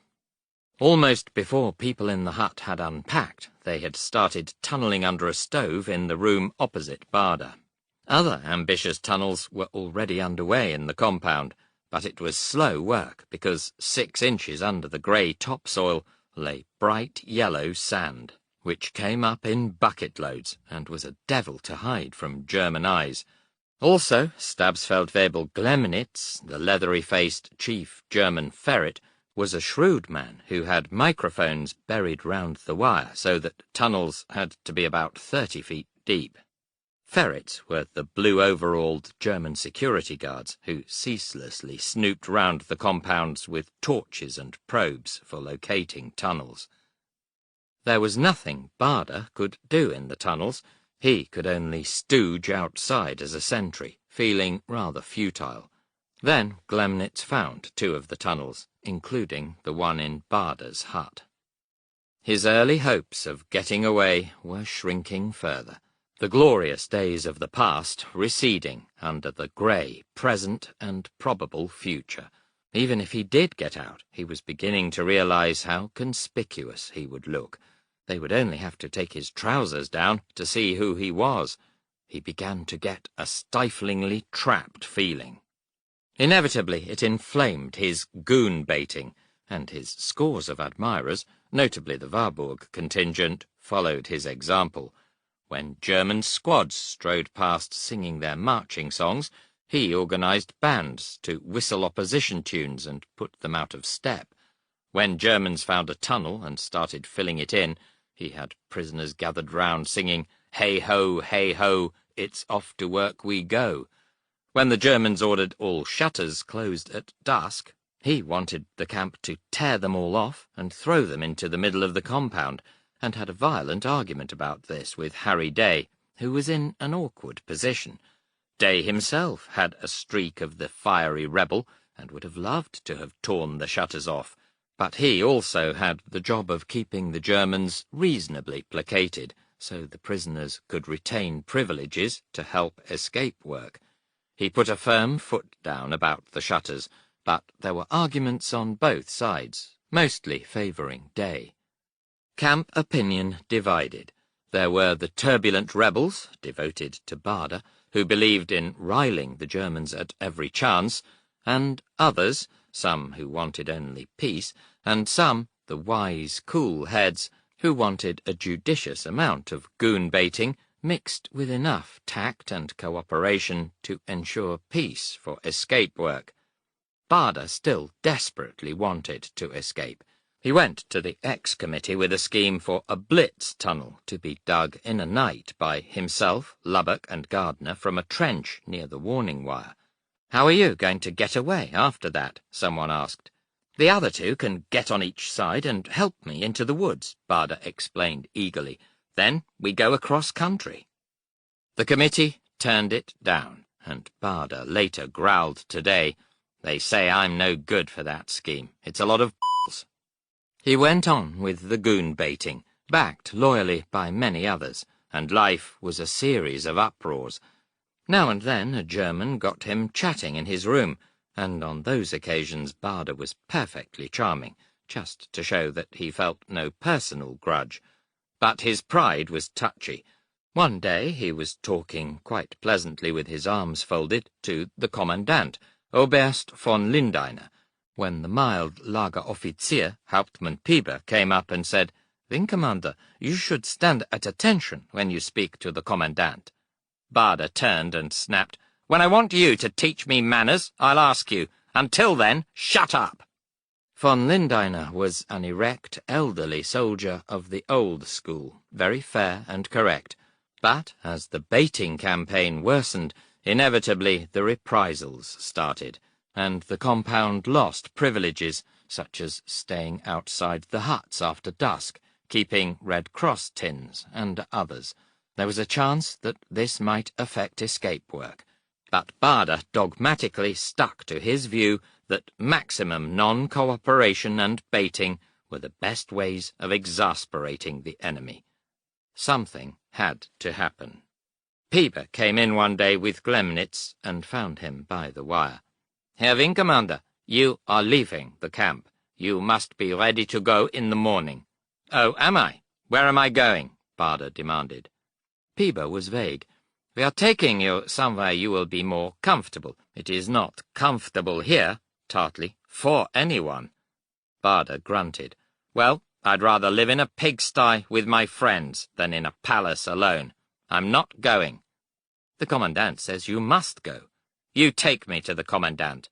"He will see you on the way out tomorrow." "No, he damn well won't, not unless he drags me out. I'm staying here." Glemnitz angrily snapped an order, and a guard cocked his rifle and aimed at Barda's chest. Abruptly, the atmosphere was electric as the word to fire trembled on the German's lips, and Barda knew he had gone too far. This time he would not give way, but glared defiant and stubborn, feeling bitterly he didn't give a damn if they fired. The seconds dragged, and then Peeber snapped the tension, telling the guard to lower his rifle. He added, "We will see about this. You will go," and stalked out. That evening the camp buzzed with crisis. There seemed no easy way out. Barda said he was not going, and, if necessary, would jump into the compound fire pool, throw his legs out, and defy the Germans to get him. Somehow the Germans heard, and knew they would be ridiculed floundering about in a pool after a legless man. What could they do? Von Lindeiner was too humane to shoot him in cold blood. In any case, that would lose the Germans far more than dignity throughout the world. They were nonplussed by a man who should have been in a wheelchair, but even as a disarmed prisoner was an unmanageable and implacable enemy. They even feared that a man of his type might lead a mass rush on the guards. In the morning, you could feel the tension. Hours passed. Nothing happened. Then, towards evening, a company of guards in battle order marched out of the Kommandantur towards the barbed wire, 57 of them in helmets and webbing, with rifles and fixed bayonets. Striding with them was von Lindeiner, accompanied by nearly all his officers. Prisoners came running up to mass behind the wire. The Germans crashed to a halt outside. Barda stayed in his room. The new senior British officer, Group Captain Massey, went to the gate and talked to the Commandant, while an ominous hush hung over the place. Chapter 26. Massey went back to Barda. "There's one thing we might consider," he said. "It only needs a spark to start an incident, and someone may be shot." After that, there was only one thing to do. The watchers by the wire saw the legless man come out of his room and stump down the dusty path between the huts.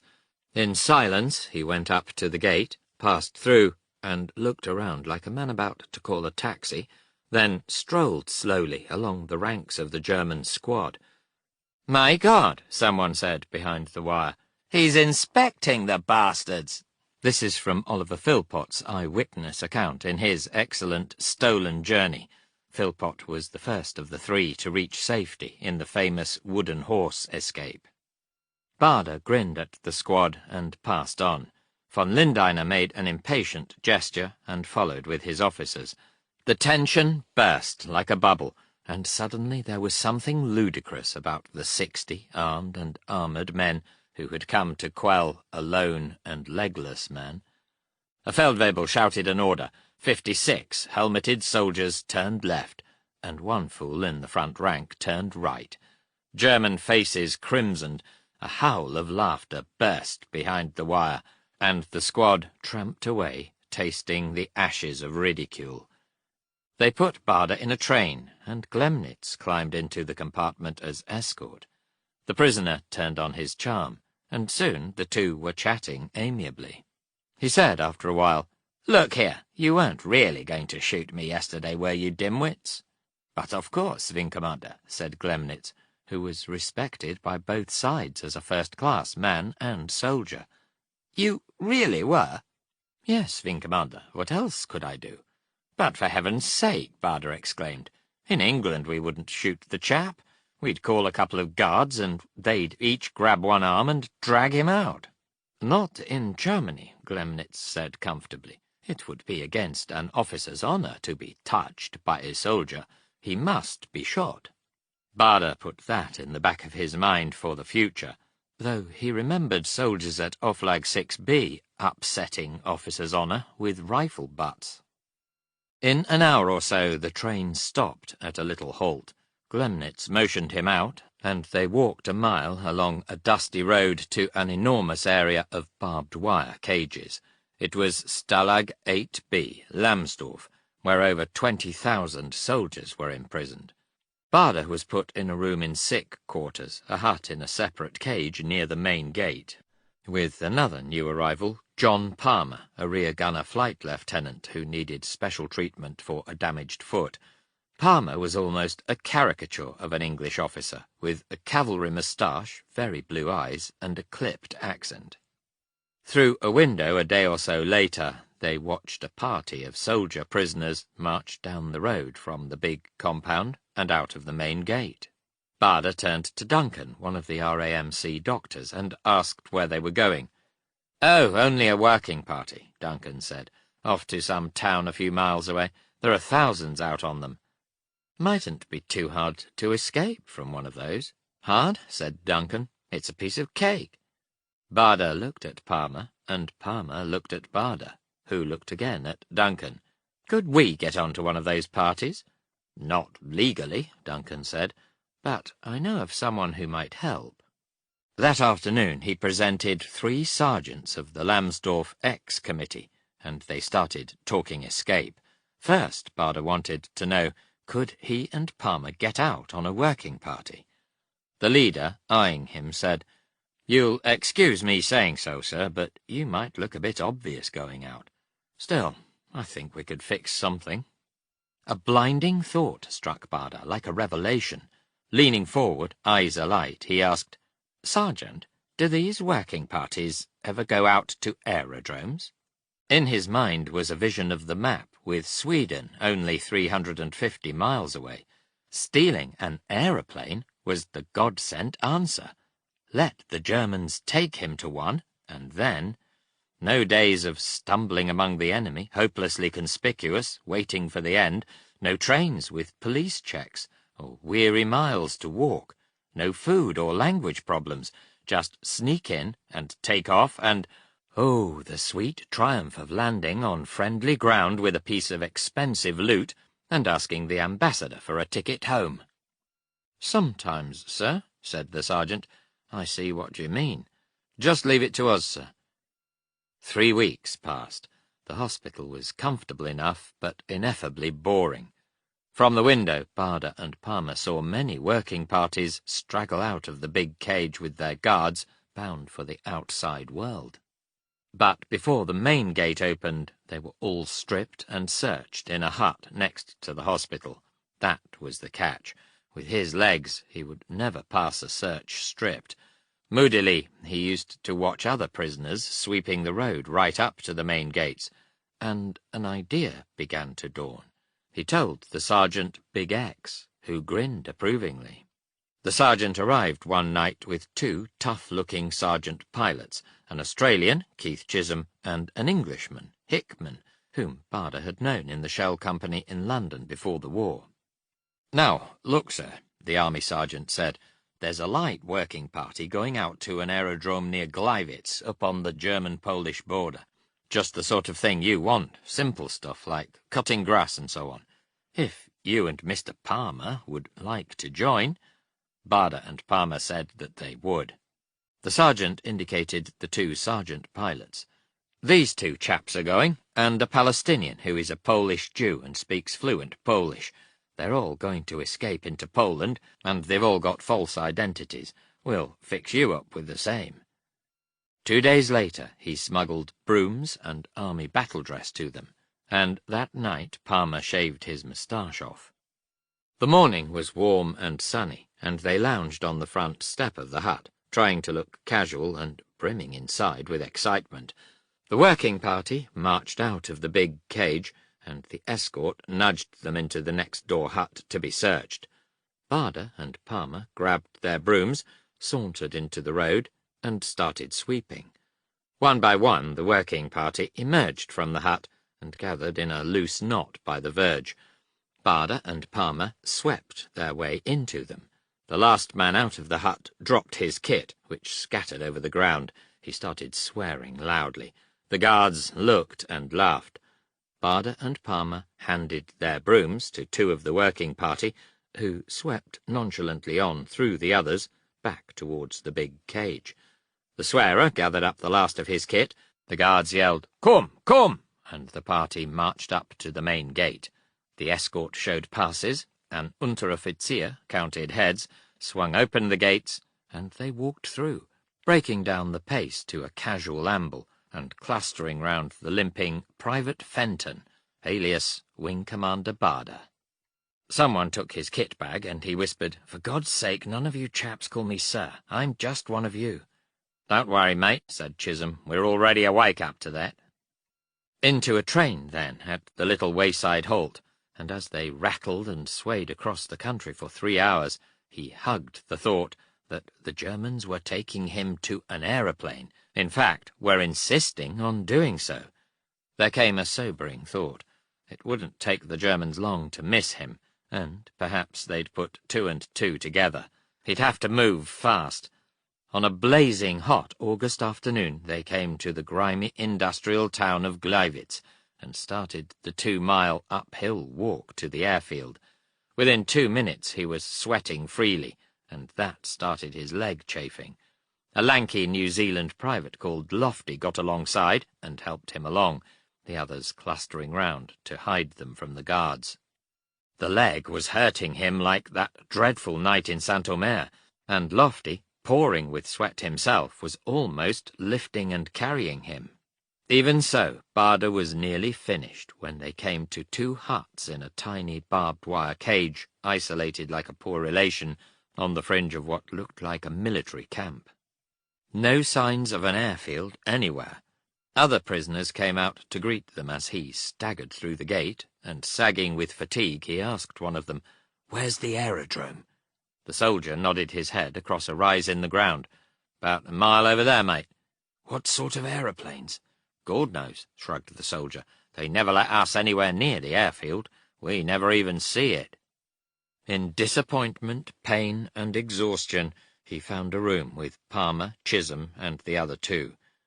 An hour later, reviving fast, he said to Palmer, "We'll go with the other 3 when they nip off into Poland. If we can find some partisans, we might get a wireless message back to England, and maybe they'll send an aircraft over one night to pick us up." A British sergeant had been in the cage some time as camp leader, and he came into Barder's room.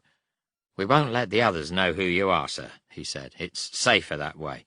But it won't be so easy to hide it from the Germans. It's hard manual labour here, moving bricks, digging foundations, filling trucks, and things like that." Barder knew his limitations well enough. The work would be physically impossible. "I know," said the sergeant with joyful inspiration. "You can be lavatory man." Barder stared at him. "One chap's allowed to stay behind to clean the latrines and huts," the sergeant explained. "You can be him. We'll say you've been shot in the knee and can't walk properly." Barder started laughing. How the mighty are fallen. "All right," he said.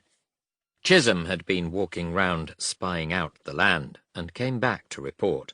The wire was only a single fence instead of a double, and just outside it, at the back of the cage, was a field of high corn.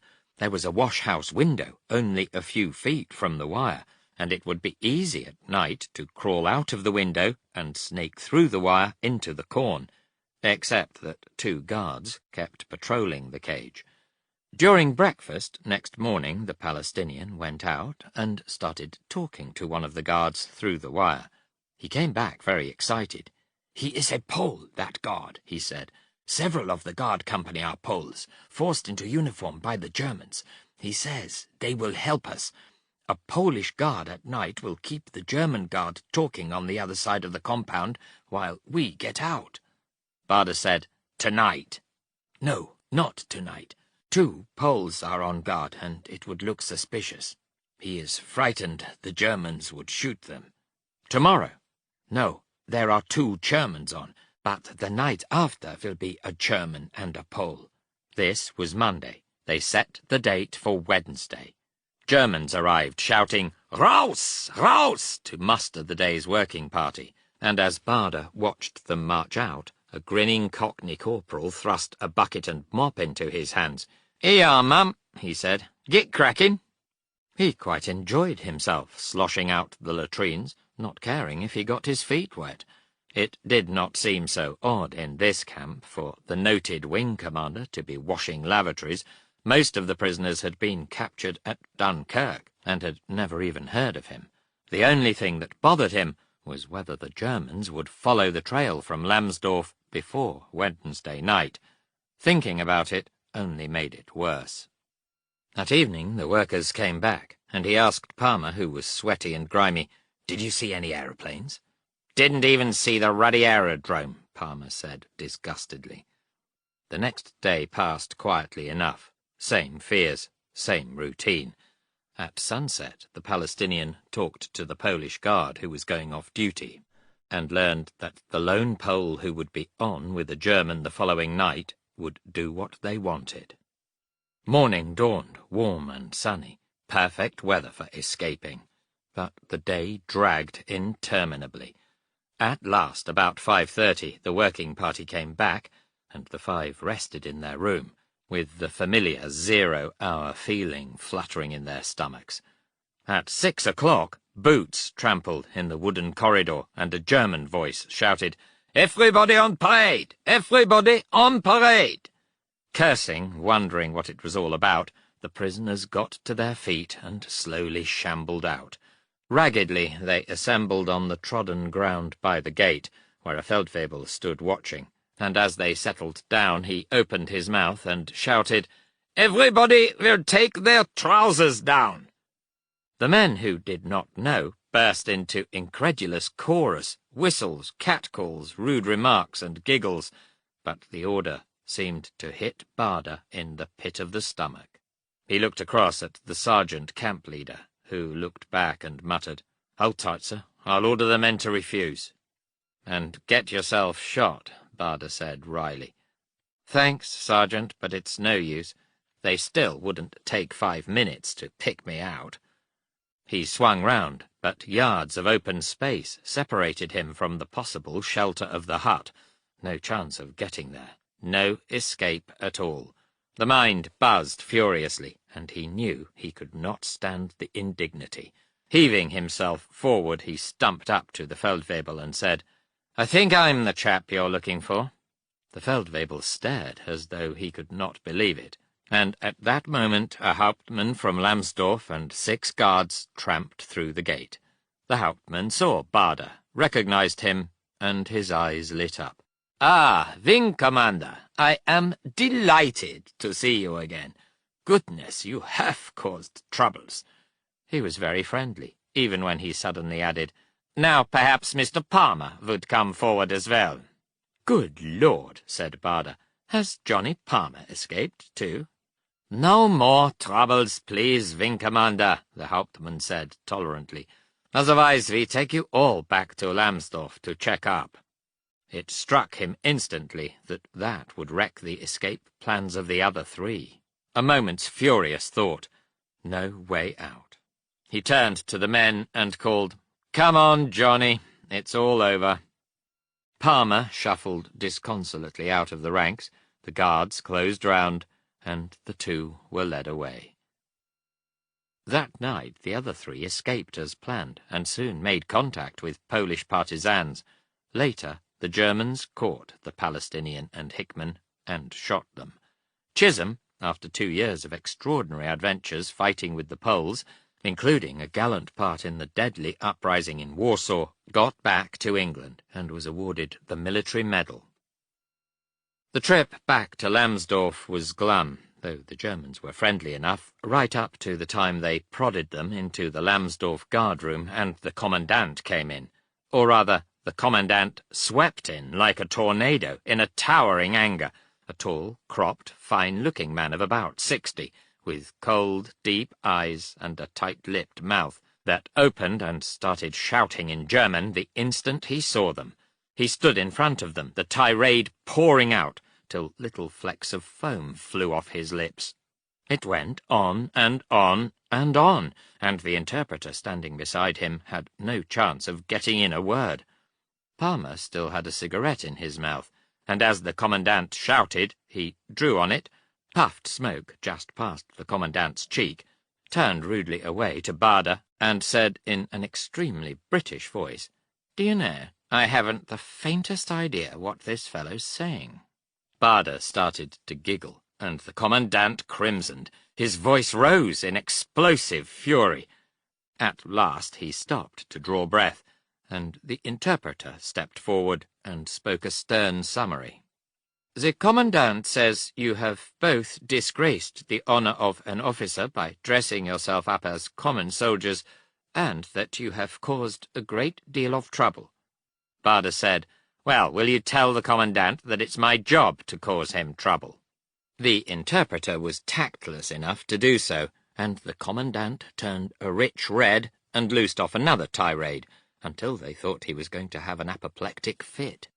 At last he threw his arms in the air and shouted, "Arrestzellen! Arrestzellen!" then spun round and strode off. One of the few German words that Baader was familiar with was the expression for arrest cells. Soon they were in familiar surroundings. An officer pulled open a cell door, and Baader peered distastefully in at the familiar interior. With a sudden idea, he said, "Just a minute, I'm not going in there. These are common soldiers' cells. It is most incorrect putting an officer in them."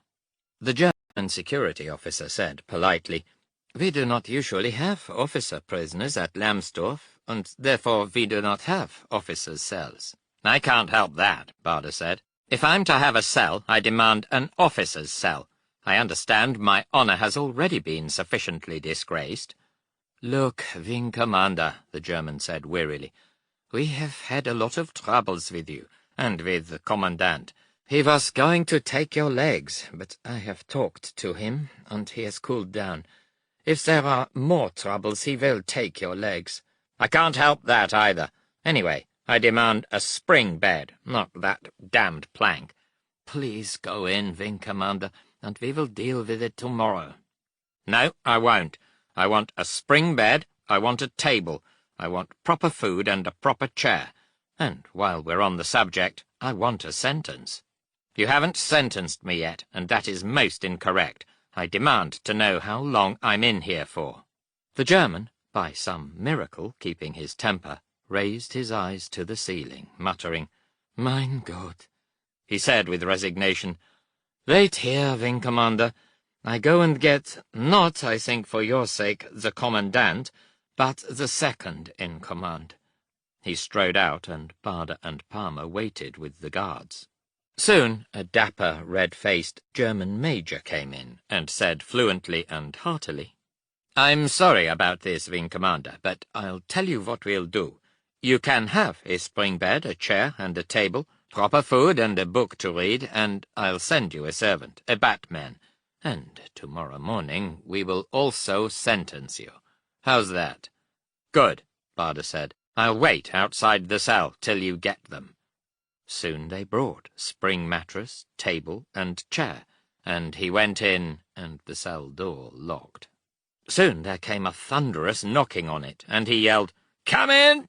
He heard the bolts being withdrawn, the door opened, and in the frame, filling it, was the rotund figure of a young man with a round red face and glasses. He was in British battle dress, and said in strong Scots accent, "Good afternoon, sir. My name is Ross. I've been detailed to look after you. I've brought you some tea." He had a great mug of it in his hand. That night, thinking it over, Baader felt some of his hate slipping.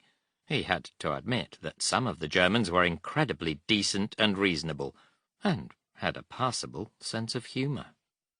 In the morning he and Palmer were taken before the commandant, who, cool and correct now, sentenced each to 10 days solitary. Baader again tried the gambit about the incorrectness of putting an officer in a soldier's cell block, and the commandant stiffly apologized. He did not have the correct cells, so they would have to make do as they were. He hoped, a shade sardonically, that they would be comfortable. The days in the cell seemed interminable, and remembering the Battle of Britain, and with the old frustration rising in him again like a tide, the hate came back. The only bright factor was Ross, who was loyal, willing, and unselfish, bringing tea and gossip, and spreading a respectful but companionable cheerfulness. On the 9th day the cell door opened, and the commandant appeared. Baader got up from his bunk, and they exchanged polite salutes. The commandant said, "I have some good news for you, Wing Commander. Tomorrow you go to an Offizierlager." That is, an officer's camp. "Huh?" Baader was interested. "Whereabouts, Herr Oberst?" "The Offizierlager 4C, at Kolditz." Baader knew that one. "Oh, you mean the Straflager, i.e. punishment camp." The commandant looked shocked. "Nein, nein, Herr Oberstleutnant, der Sonderlager, a special camp." Baader started to laugh, and then the commandant started laughing. Both knew well enough that Kolditz Castle, last stop for the naughty boys, was supposed to be escape-proof. The commandant went out, and Baader stopped laughing. Next day he made one last effort to delay things by demanding an officer of equal rank as escort, but the commandant said curtly that the only such officer available was himself, and he was the one who was not going to Kolditz. It was an elderly Hauptmann who got into the train with him, and sat silently picking his teeth under cover of his hand. Ross was there too. When Baader had said he was bound for Kolditz, Ross said equably that it would be a nice change for them. Baader said, "No, Ross, thank you very much, but it's the punishment camp, you know." Then Ross had argued and argued until Baader had sent a note to the commandant, who said Ross could go. The journey was long and dreary, and the Hauptmann never seemed to stop picking his teeth. By the time they got to Kolditz it was dark, and the station was blacked out. Then, struggling out of the gloom into the road, Baader looked up and got his first glimpse of the future. The fortress towered over the village, seeming to float in floodlight, enchantingly beautiful, like a fairy castle. They moved off along a cobbled road, which soon rose so steeply that Ross had to put out his hand and pull him along. He was exhausted when they came to the foot of the great wall that reared above, harsh and scarred in the glare of the flood lamps, giving no inch of cover to any would-be escaper. They trod across a drawbridge over a deep moat into the cavern of a stone archway out of the light. Heavy doors closed behind with a clanking of iron bars, and in the gloom a sense of chill pervaded him. Fortress guards, boots ringing on the stone, led them across a courtyard rimmed by stone, through a tunnel, along a cobbled path, through another gloomy archway into a smaller courtyard, hemmed inside towering walls deep in the bowels of the castle, through a door, up stone steps. A German flung a door open, and Baader looked into a small stone cell.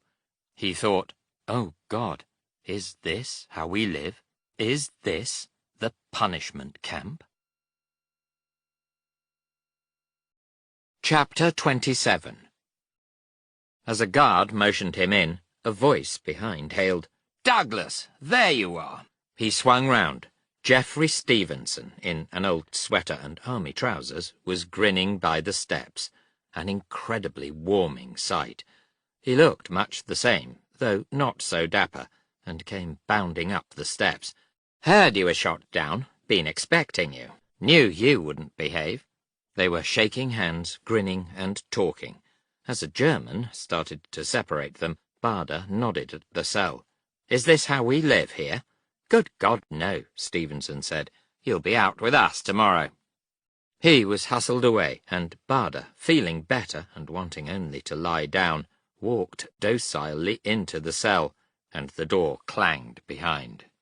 In the morning they took him out, photographed, fingerprinted, and searched him, and handed him over to the hovering Stevenson, who took him upstairs into a large and quite pleasant room with a big window overlooking the inner courtyard. "You're home," Stevenson announced. "Hope you like it." In many ways it was the best he had known since becoming a prisoner. He shared it with 3 others, army officers, one of whom he already knew, George Young, who had been senior British officer at Lübeck. The 4 single bunks had shelves over them. There were some wicker chairs, and even a dirty brown wallpaper hiding the stone walls. The castle had a good supply of Red Cross food, and downstairs one could even get a bath, a thing he had not had for over a year. Stevenson took him on a conducted tour, and the rest was not so good. The grim old castle held then 80 British prisoners, 200 French, and over 100 Poles, Dutch and Belgians, and the only communal recreation space was the cobbled inner courtyard, 40 yards long and 22 yards wide. All round it the walls towered 70 feet, so that the cobbles in winter never saw the sun. He looked through a barred window on the castle's outer wall that was 7 feet thick and dropped 90 feet to sheer cliff that dropped another 100 feet to a river. The stories about Colditz being escape-proof looked grimly true. 30 miles southeast of Leipzig it stood on a rocky peak that jutted into the river, so that the only way out was the road up from the village, and to get to that one had to pass through the other half of the castle where the Germans lived. There were more guards than prisoners. "Used to be a loony bin before the war," Stevenson said. "It's quite a few 100 years old, built by a chap called Augustus the Strong. We don't know much about him, except that he was a pretty good performer, was supposed to have 365 illegitimate children." "Not surprised," Barder said. "Not much else to do here. What's it like for escape?" "Damn difficult. Everyone's trying like hell, but only 1 or 2 have ever got out. Tunnels are pretty well out, and you have to be a gymnast to get over the roofs. Best trick is probably to try and walk out in disguise, but of course your walk would give you away." Within 2 days Barder had his first brush with the Germans, who then held 2 appels a day. He told the Lageroffizier, Hauptmann Pübke, that he was damned if he was going to spend his days lurching up and down the stairs, and was so determined that Pübke finally said he could appear at the window till he was seen and counted. Pübke was a good-looking, elderly 6-footer, and later became one of the few Germans Barder liked.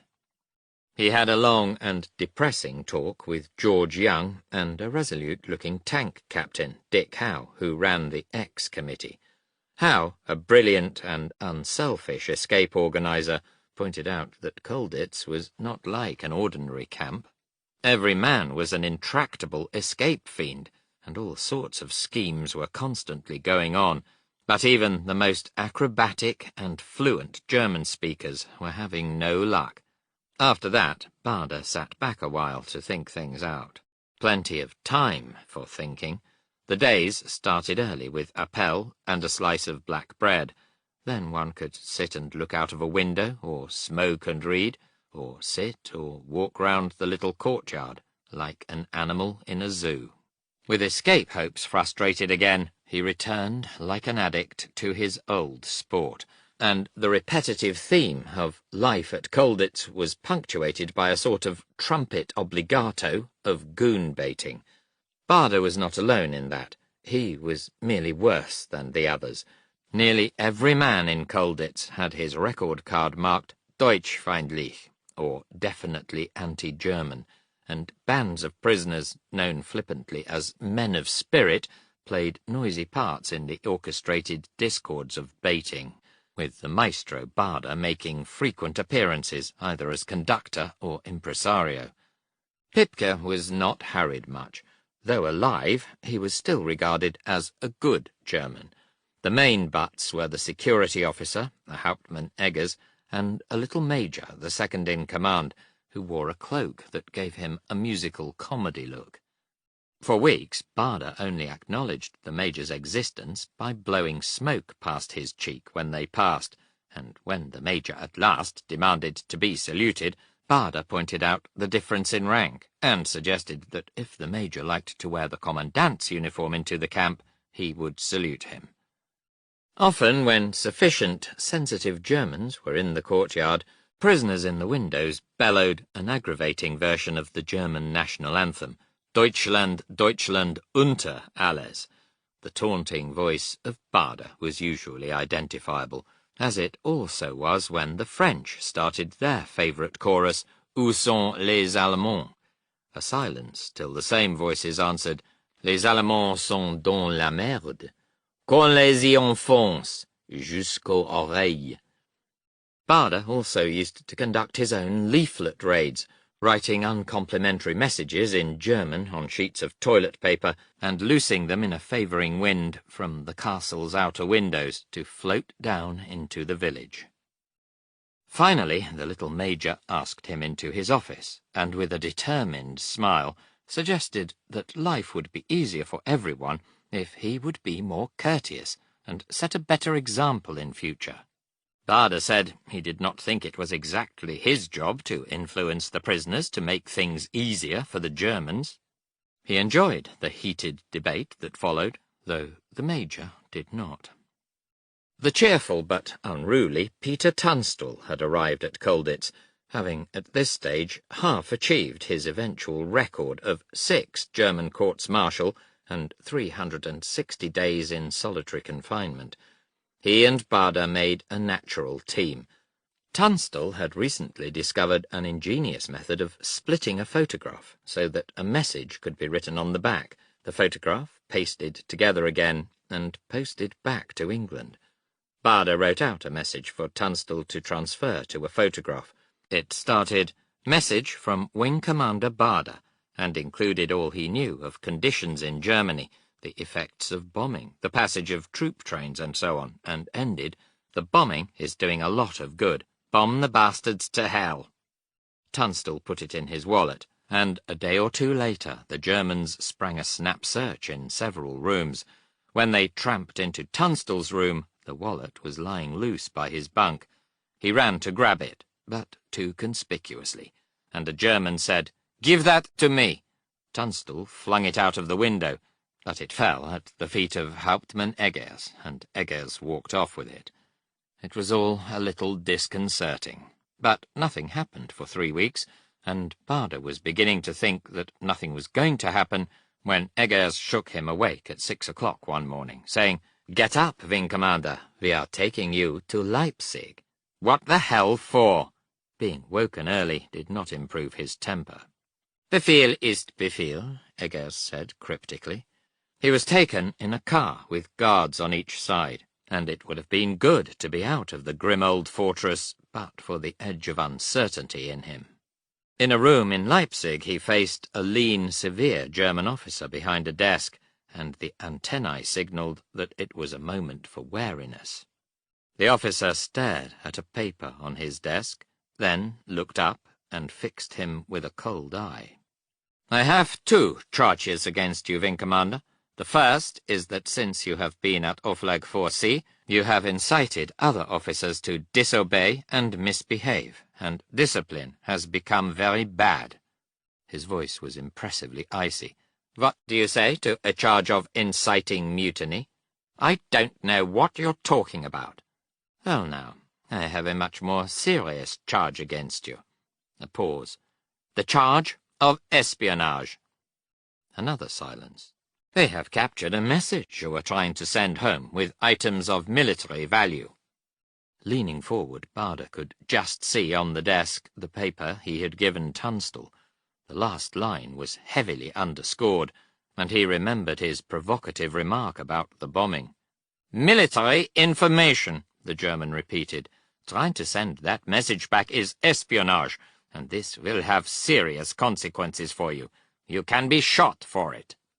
With sudden inspiration, Barda turned on a smile that he did not quite feel, and said derisively, Don't talk absolute nonsense. Here I am, a British officer, in your custody, where I've been for a long time, in uniform all the time. How can you possibly charge a captured officer in uniform with espionage? The point did not seem to have occurred to the German, and he looked momentarily uncertain, then returned to the attack. "Nevertheless, you tried to get information back."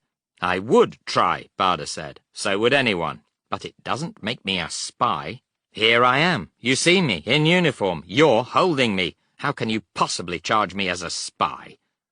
They argued about it for some time, until the prisoner became too domineering, and the German stood up and snapped, "That is enough. You must be ready to go to a war court in Berlin on this matter."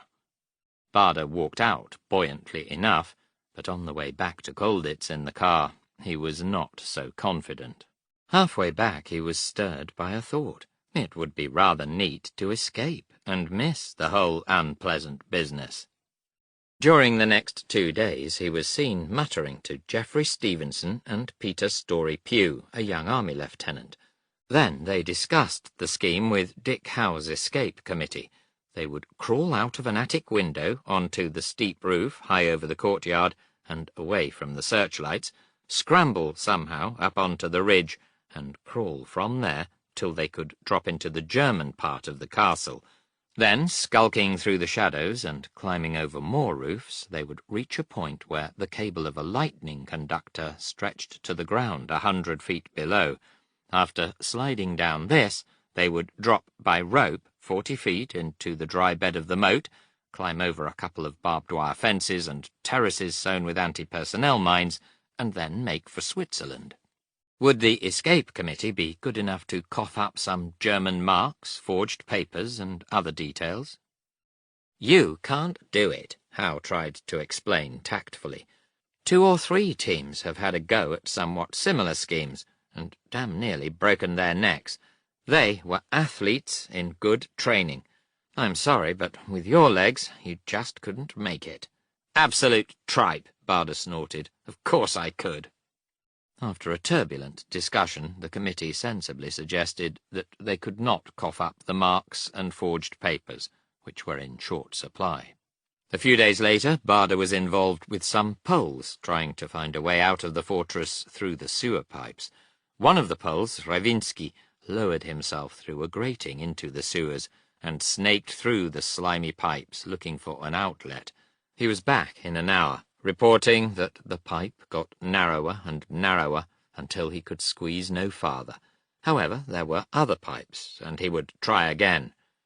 Rawiński's surveys of the maze lasted several days, but each new lead either narrowed or ended in concrete dead ends, and they knew dolefully that they would find no way out through the sewers.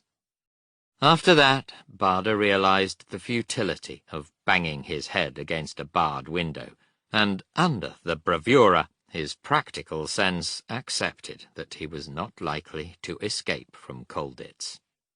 Though it did not make him any pleasanter to the Germans, he stopped fretting about the Tangmere wing and the fighting. Now it all belonged to another world. Once he had faced it, there were compensations. Swinburne was one, an odd escape for a man of action who seemed such an extrovert, but the dormant crannies of reflection were sensitized by adversity. Thelma, knowing him, had sent volumes of poetry, and he read them nearly every day, never tiring of the sardonic Swinburne, mocking fate. That was the thing. For the glass of the years is brittle, wherein we gaze for a span. A little soul for a little bears up this corpse which is man. If a demon disguised as fame was the spur, there was also armour for the flank, and if the past called too hurtfully, he found another answer from Robert W. Service. Have you ever stood where the silences brood and vast the horizons begin, at the dawn of the day to behold far away the goal you would strive for and win? Yet, in the night when you gain to the height, with the vast pool of heaven star-spawned, afar and agleam, like a valley of dream, still mocks you, a land of beyond. Till the day he dies, he will remember each word of those pages, and more. Other things helped, too. The prisoners' secret radio had told them of Alamein and Stalingrad, and every day it was becoming clearer that the days of wondering if the war would ever end were over. An army officer wrote in a letter home, "I had tea today with Douglas Bader and came away feeling as though I'd been having cocktails."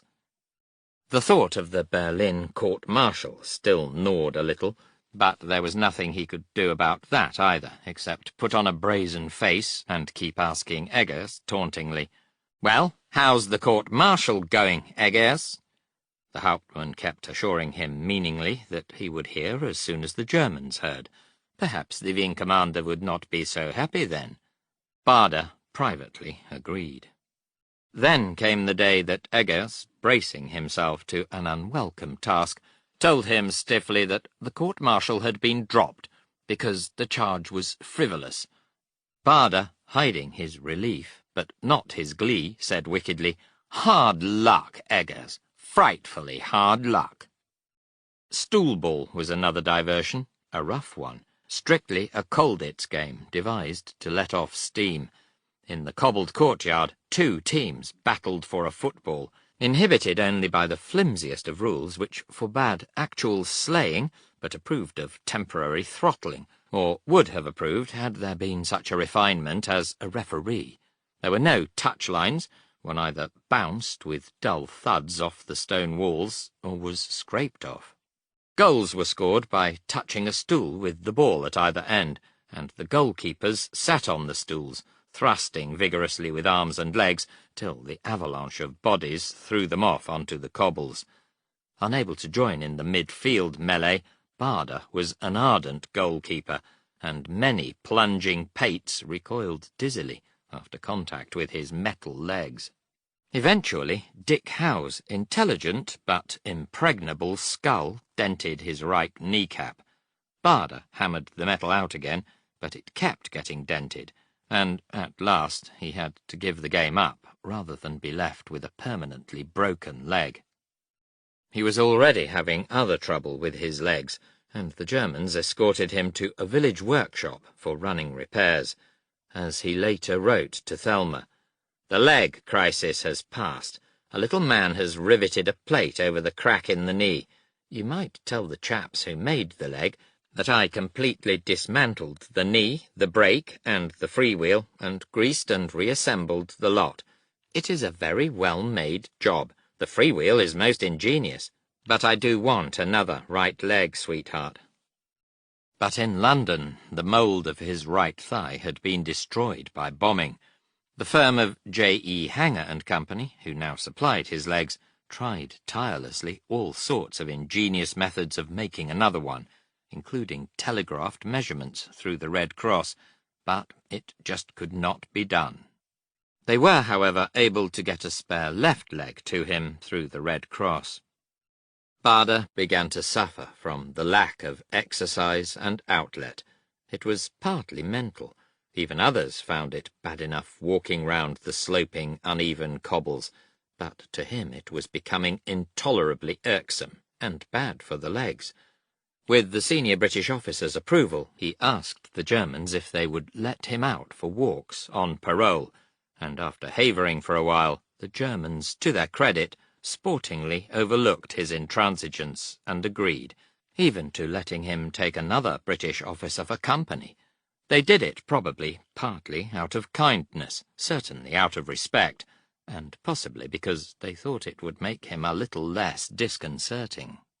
As companion he chose Peter Dollar, a ruddy-faced lieutenant-colonel with whom he had become friends, and they signed parole chits and were taken to the castle door, where they found a German escort of a Feldwebel with a machine pistol and 2 soldiers with rifles. Bader instantly bridled. "I've given my parole. I'm damned if I'll be insulted by an armed guard." The Germans answered that Befehl was Befehl, and Bader snapped, "Well, I refuse to go. Come on, Peter, let's go back inside." They had tastes in common. The Germans had already court-martialed Dollar for insulting them. It was an odd scene that followed. The Germans, who went to such trouble to lock everyone in Colditz, then insisted, with the strange rigidity of their race, that orders said that the Herr Wing Commander was to go for a walk. Therefore, the Herr Wing Commander must go for a walk. The Herr Wing Commander said he bloody well refused, and there was uproar till the tolerant Pübke arrived, and, like Solomon giving judgment, decreed that the escort should leave the machine pistol and rifles behind. That still left them with pistols in holsters on their belts, but Pübke explained that they were part of the normal uniform. Would the Herr Wing Commander mind? No, said the Wing Commander, he wouldn't mind, and honour and Befehl both satisfied, he walked. They went down through the village and sauntered for a couple of soothing hours beside pleasant fields, the escort ambling discreetly behind. After that he went for walks twice a week, usually with Dollar, and mellowed slightly towards the Germans, refraining in good-humoured moments from murmuring "Deutschland kaputt" as he passed Eggers and the little Major. The invasion was a relaxing influence too, and when the Allies broke out of the German ring in Normandy, even the fervent escape activity at Colditz eased a little, though not much. The end seemed very near then, and prisoners endured a little more stoically the dreary repetition of life that ran on and on like a broken record of a Bach fugue. Occasionally, however, the needle slipped into another groove, and eccentric variations enlivened the theme. Most prisoners had the disturbing experience of seeing men among them slowly crack under the mental strain and start acting oddly. At Colditz, a good-looking young RAF athlete took to playing a guitar in a wash-house with the guitar case on his head. He knocked at Bader's door one day, walked in carrying a bucket of water, came to attention before Bader, saluted and said politely, "Excuse me, sir, but I don't like the things you've been telling the king about me lately." Then he threw the bucket of water in Bader's face, saluted and walked out again. He was repatriated eventually, along with several others who were sick and maimed. As Bader's legs had been giving trouble, the senior British officer suggested that he be repatriated too, a suggestion which Douglas emphatically refused, declaring that his legs had not been lost in battle, and therefore he was no different as a result of captivity. The senior British officer, however, put his name on the list when the repatriation commission arrived, but then, when the Germans called prisoners from Appell to appear before the commission, they left out the names of Bader and 2 very sick men.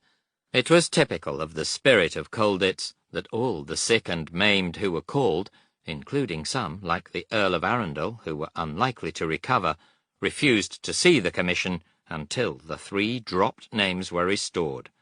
Eggers called guards and tried to force them to appear, but the sick men stood fast, and an ugly scene developed until the Germans gave way.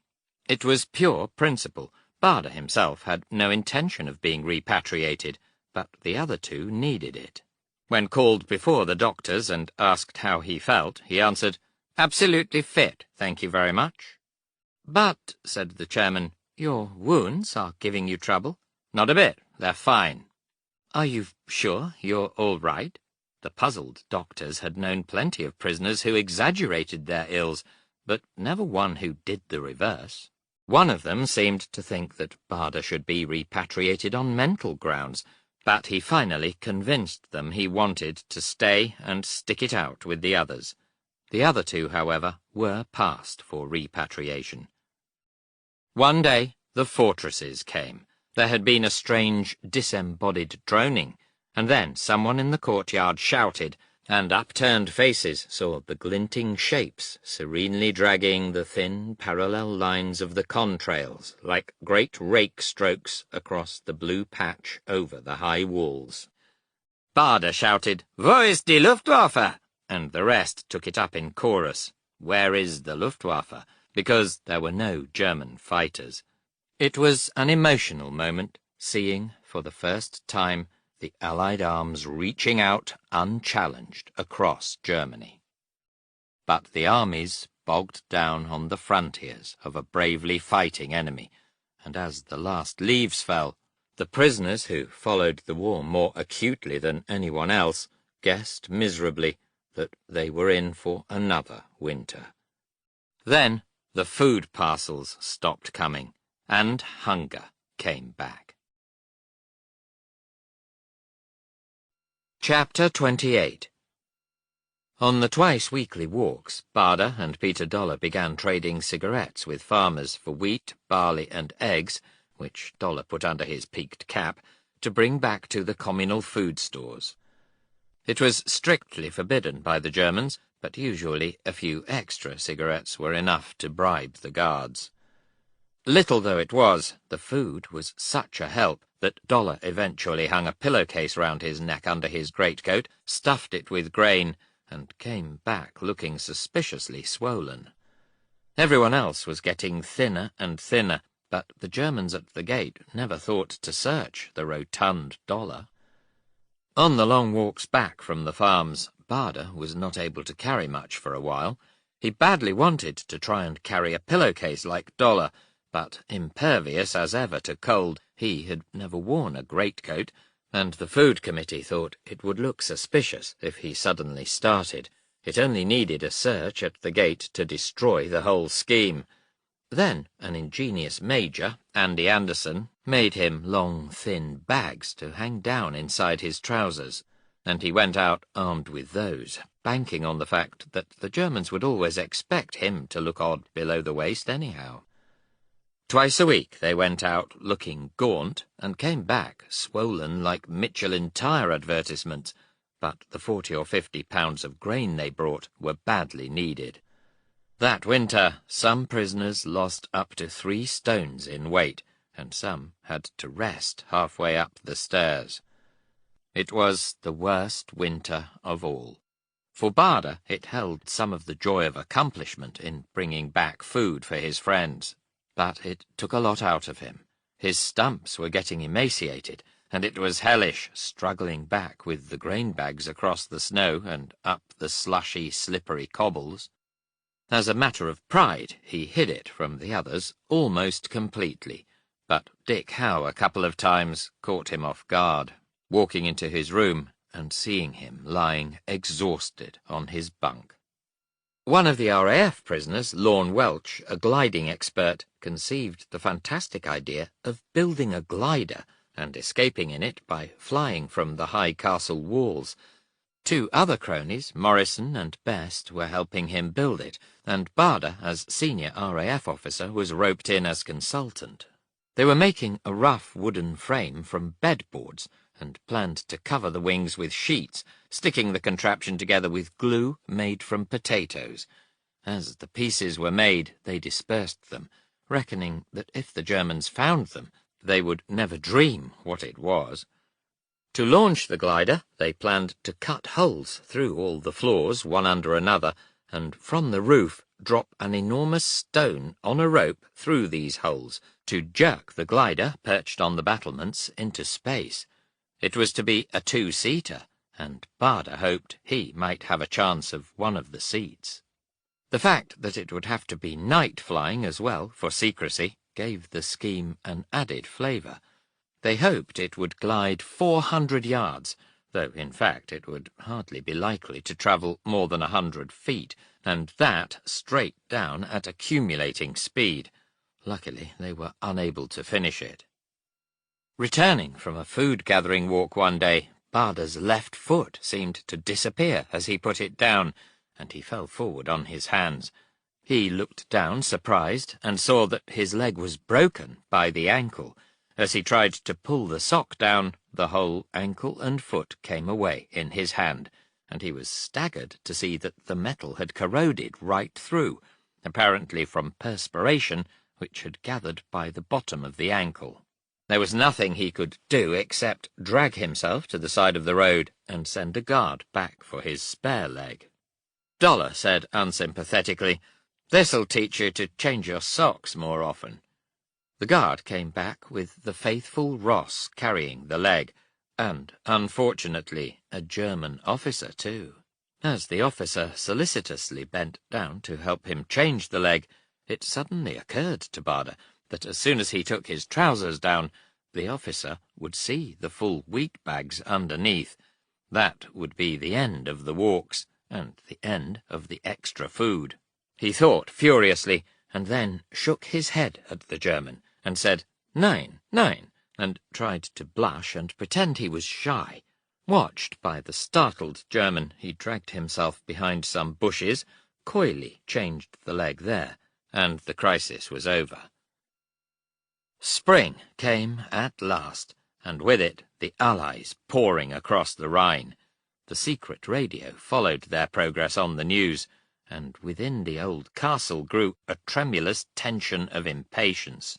On the 13th of April they heard that an American spearhead was only a few miles down the road, and that night they went to bed with febrile excitement, knowing that it was nearly over, and yet unable to grasp it. After some hours they slept. Baader was woken early by a roaring noise. He strapped on his legs, and through the window saw thunderbolts shooting up a nearby target. They went after a while, but soon he heard the sound of engines again, and thought it was the thunderbolts returning, until someone yelled, "Tanks!" Men rushed to the windows of the outer wall, and 2 miles across the river, by a wood, saw gun flashes and the crawling black beetles of armour. A fascinating and glorious sight. They were here. The senior British officer, Willie Todd, appeared in the doorway and called soberly, "Listen a minute, everybody. The Commandant has just ordered that we are to evacuate the castle by 10 o'clock. He says we're to be marched back behind the German lines." There was a stunned and icy silence. No one had dreamed that they would be marched away, though there had been rumours that Hitler was going to hold hostages. Baader exploded. "We aren't going to move now." "Don't worry," Todd said. "I'm going to tell him that. But I want you to be ready for anything if he brings up his goons to winkle us out with guns." They waited tensely, while Todd argued with the Commandant. Apparently an SS division was going to make a stand behind a nearby ridge.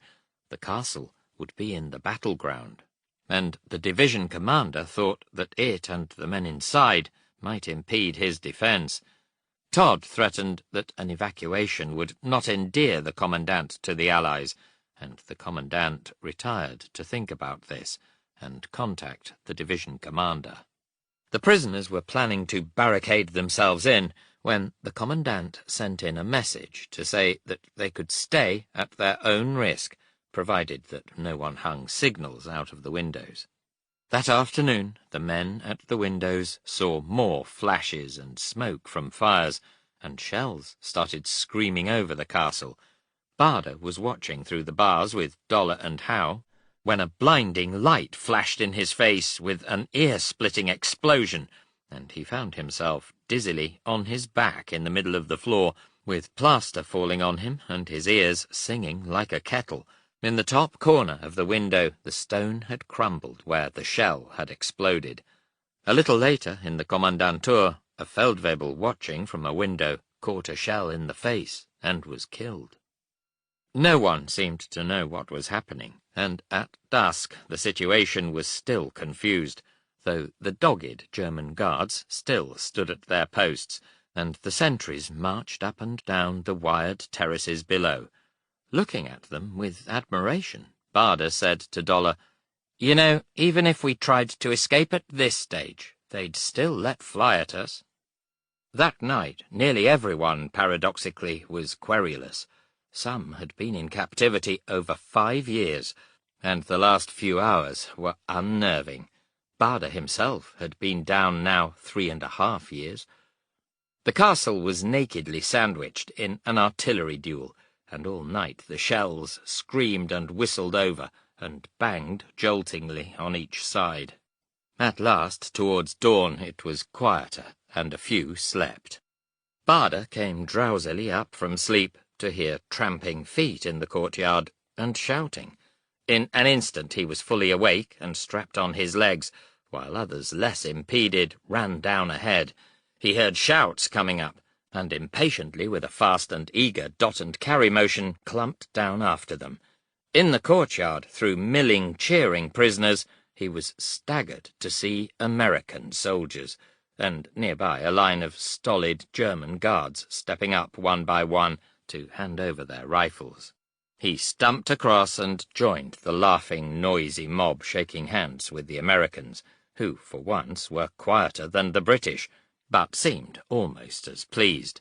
The noise went on for a few minutes, and then it died down. It was all over. They were free. How confusing and nerveless it was. No one quite seemed to know what to do or feel. The tension had snapped in a moment of joy that had flared like a Roman candle, then left them groping in the afterglow. Pipke was there. Barda heard a British colonel say to him, "I want to say that you yourself have behaved very well the whole time we have been here." Pipke gave a little bow. "Thank you," and added quietly, "You know, this is the second time I have seen my country defeated." 3 American newspaper correspondents appeared and started firing questions at Barda. He was amazed to see that one of them was a girl, a real live girl with red hair in battle dress in the courtyard. After a while they said they were going back to First Army headquarters at Naunberg in a jeep. Would he like to come? He stuffed a few oddments and his books into a kit bag, and then he was in the jeep, driving out across the moat, down the cobbled hill and through the village, where the white sheets and towels of surrender hung from nearly every window. They drove fast, and he did not feel like talking, but sat and watched the countryside, trying to let it soak in that he was free. But the cherished word had no meaning yet. He was drifting out of limbo, the mists still round his head, and floating back over the Styx, cut off from the past, and rootless in the present, unable to see the home shore, and oddly isolated from the Americans, who were riding buoyantly across the everyday currents they knew. Behind he could still hear the guns. Passing an airfield, he recognized Me-109s, all with broken bellies sagging on the ground. They looked different to the old ones, like tombstones. "Krauts put grenades in 'em," one of the Americans said laconically. They passed an American armored division moving up, an endless, thundering snake of steel that amazed him. In the villages, the children waved at the tanks, and at him in the jeep. It was unreal. Around dusk they came to Naunberg, and officers in the school-turned headquarters greeted him warmly, but they were busy coming and going, doing things, and for all the warmth, he felt an odd man out again. Then a British major, a young liaison officer, greeted him, and he found a little footing. They dined on army rations, and he filled himself gloriously and guiltily. The army bread looked snow-white and tasted sweet like cake. Feeling better, he asked the major, "Any Spitfires around here?" No, the major said, they were all up north with the British forces. "Can I get to them?" Barda asked. "I'd like to grab one and get another couple of trips in before this show folds up." "Good God, man," said the shocked major, "give it a miss and go home. Haven't you had enough?" He made it clear that it was futile. 2 officers took him through the blacked-out streets to sleep in a private house, whose German family had retired quietly behind a blank door at the back. Browsing through the fruitily furnished living room, looking at the bric-a-brac of domestic civilization, he stopped to look at an antique silver snuff-box. "Hell, Doug," one of the others said, "take it. You don't have to be sorry for these bastards." He left it there. The trouble was, he did feel sorry for them. Now there was nothing to fight. Some of the hate seemed to have withered, but he felt it unwise to try and explain it to the others, because they were still living in the war and would not understand. Later he crawled into a feather bed and lay wide awake all night, not disturbed, just thinking, feeling for a grip. By dawn he had it. Colditz was a year away, and he was in the present, still a trifle insecurely, but looking forward to the future with the old practical sense that seldom looked back over his shoulder. They drove him to an airfield, where the busy officer clerks said it was forbidden to fly prisoners back yet, so he thumbed a lift with a cheerful young American pilot who said insulting things about bureaucrats and put him in the co-pilot's seat of his pretty little silver Beechcraft bound for Paris. With the rising engine roar, the surge of takeoff, and the gentle sway as they lifted, a well-remembered thrill tingled in his blood. The Beechcraft skimmed over bombed Koblenz, and he looked at the decayed and stained teeth of the ruins with interest but no pleasure, thinking only how stupidly wasteful the war was. They landed on an airstrip in the Versailles woods, and he found haven in a house where a dozen warm-hearted American officers offered him champagne to drink to his liberty, but, unaccountably, liberty did not seem to call for champagne, and he drank Coca-Cola instead. Though they were tremendously kind and tactful, he still felt awkward in his battle dress, which was shabby. He was sitting talking when the commanding general tapped his shoulder and said, "Come on, Doug, I've got your wife on the phone." It caught him off balance. He got to the phone and recognized Thelma's voice, saying, "Douglas, Douglas." Then there was so much to say that they could not say it for a while. A little later, Thelma said, "When am I going to see you?" "A few days, darling. I'm looking for a Spitfire. I want to have a last fling before it packs up." "Oh, God!" Thelma almost wailed. "Haven't you had enough yet?" He talked a long time, trying to make her understand, which was difficult because he did not quite know himself. He just wanted to be in it again where he knew reassuringly that he belonged. That night he slept, and in the morning they drove him to Paris. At RAF headquarters he started telling them about Lucille de Becker and the IEC, but they knew more than he did. The Germans had sentenced all three to death, an intelligence officer said, but there was a report that the sentence had been commuted to prison in Germany. They were trying to trace them and would let him know.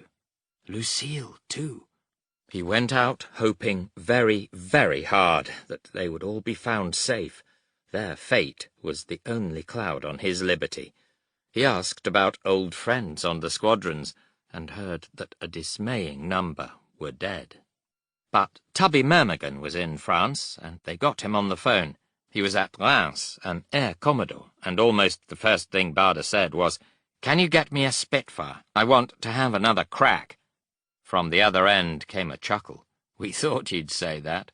I have strict orders from the CNC that you are not to have his Spitfire, or mine, or anyone else's, but I'm to stuff you straight into an aircraft for London."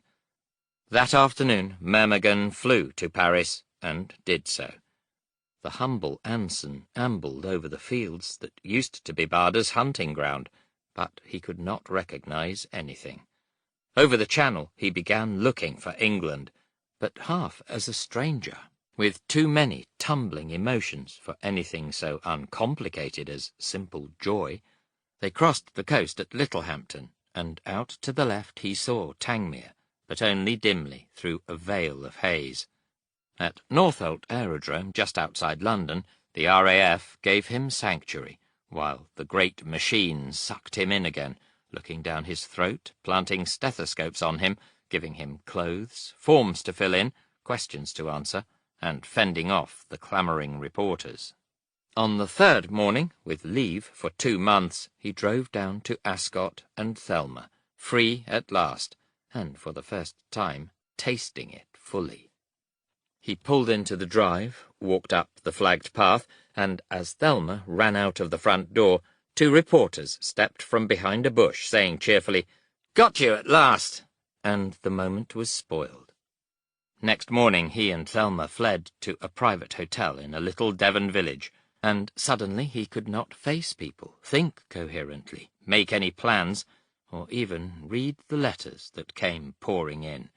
The extrovert surface had cracked off, and he was a raw-skinned creature, wanting only to retire into an artificial shell of privacy with Thelma, while he grew a new skin to live in a new world. His fame had not died, but become a legend, and people were clamouring to see him, which made it worse. Some old friends called one day, and he climbed out of a window to avoid them.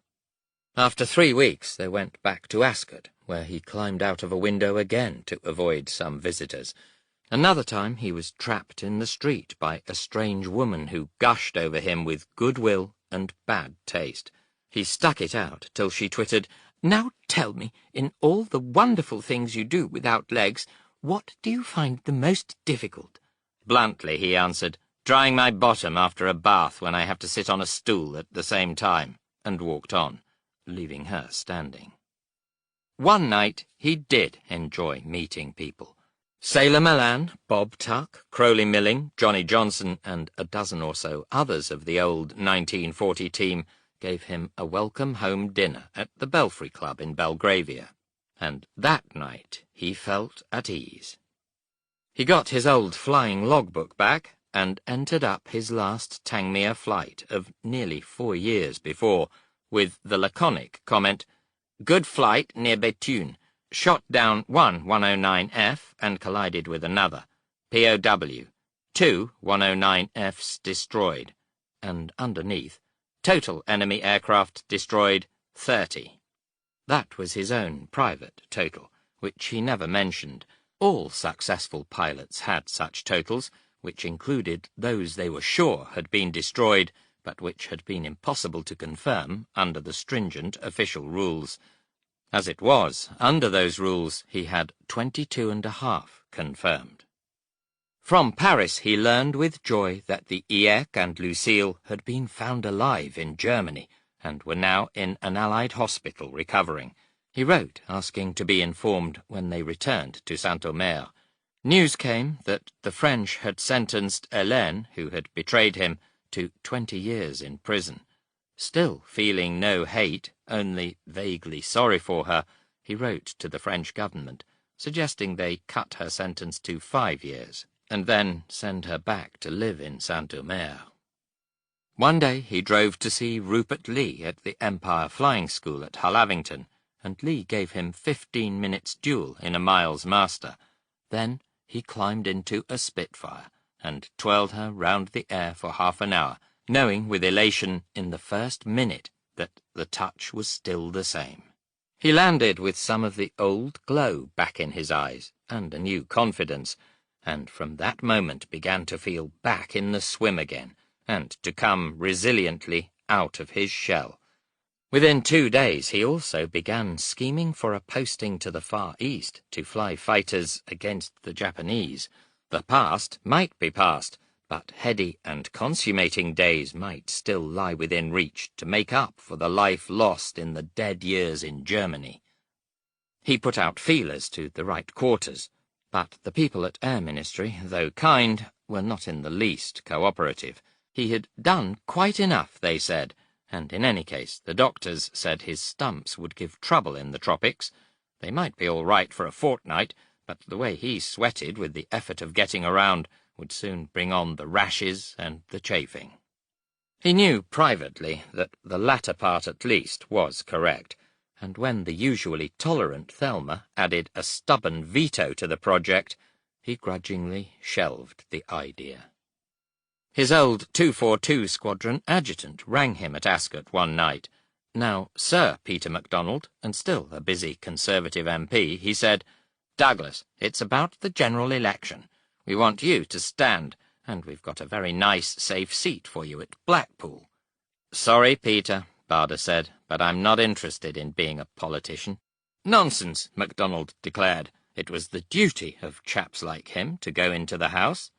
Getting back to his old form, Barder said pugnaciously, "Look, I think all politicians are a lot of lousy so-and-sos, and I wouldn't be seen dead in the House." Those were the opening shots of a patient campaign to persuade the inflexible to change his mind. He kept saying no with unmistakable vigour, but they persevered until he declaimed with some force, "Now, look, whenever you want me to be saying yes, I'll probably be saying no, and when you want me to say no, I'll probably be saying yes, depending on how I feel. I won't be following any party lines.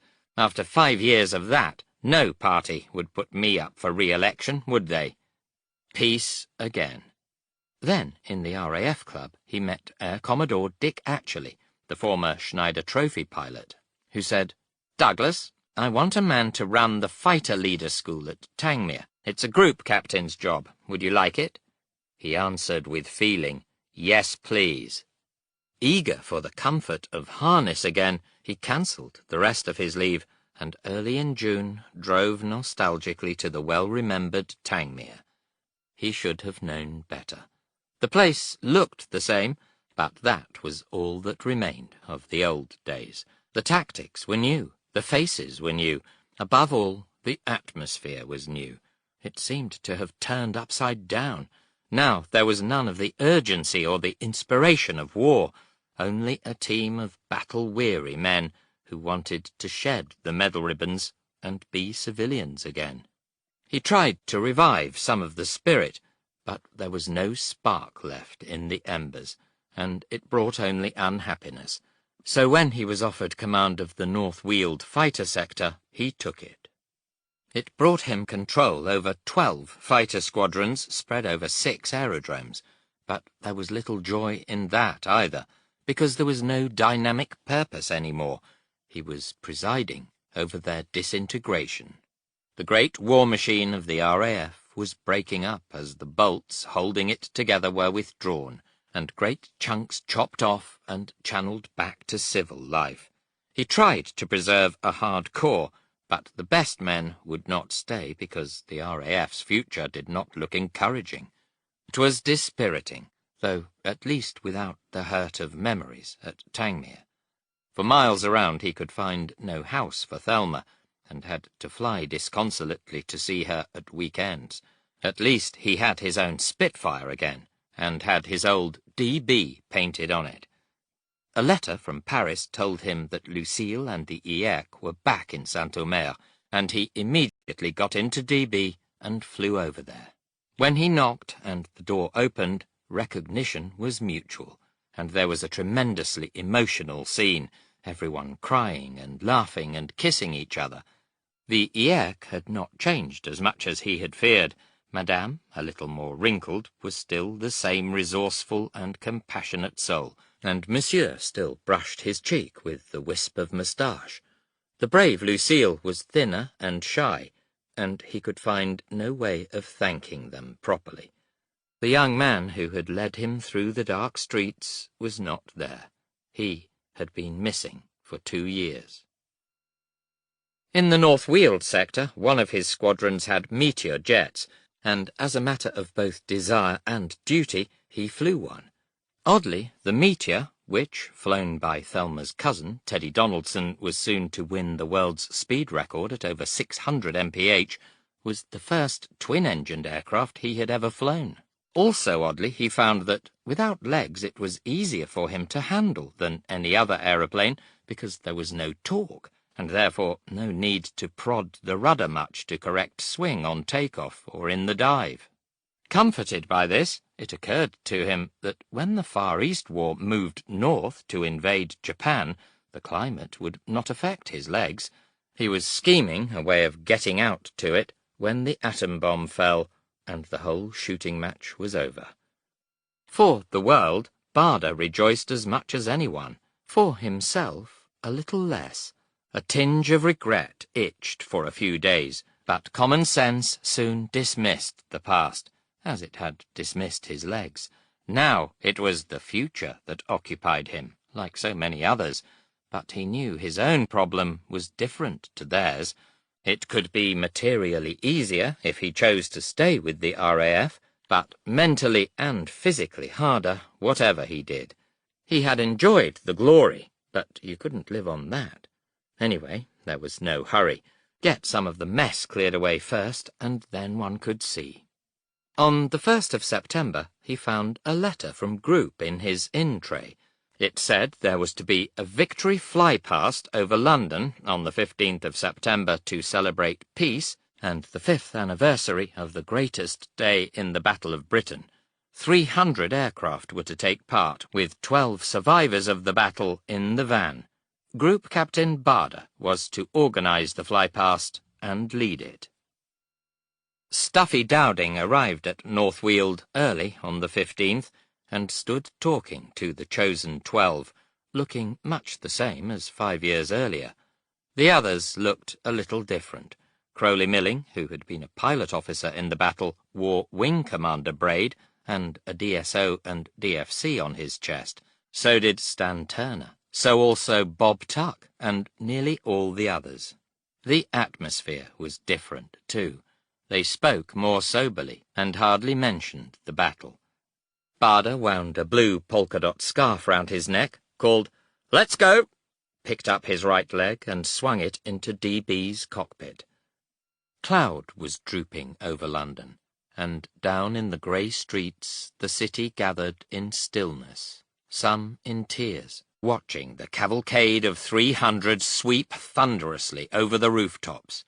Barder hardly saw them. Turner on one side, Crowley Milling on the other. He was too busy picking his course through the haze. Once, over the city, he remembered the battle, and for a moment, nostalgically, wanted to fight it again. Interim Epilogue. Now the problem of what to do with life began to concern him urgently. The old dream had come true. The Air Force wanted him back permanently. Though still there was nothing in King's regulations to cover his case, they offered to wipe out all the wasted years and give him the seniority he would have had if he had never crashed in 1931. He could keep his 100% disability pension, and if he ever crashed badly again, he could have another 100% disability pension on top of that. It was more than he had ever dreamed possible. And yet, the legs would still not let him serve overseas in the heat, which would limit his experience, and therefore his value and promotion. And this strange post-war Air Force, with its sinews cut, was different to the dream, holding neither the proud purpose of war nor the old club warmth of 1931.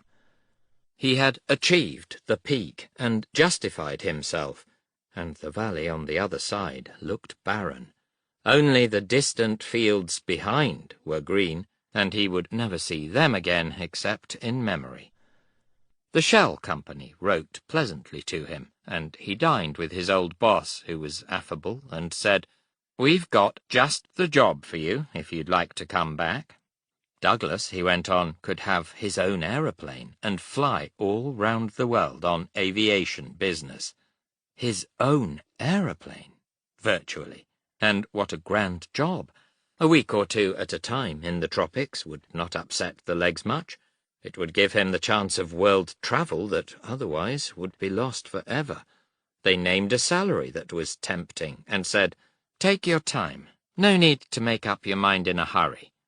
He took 4 months to think about it, and at the end of February decided.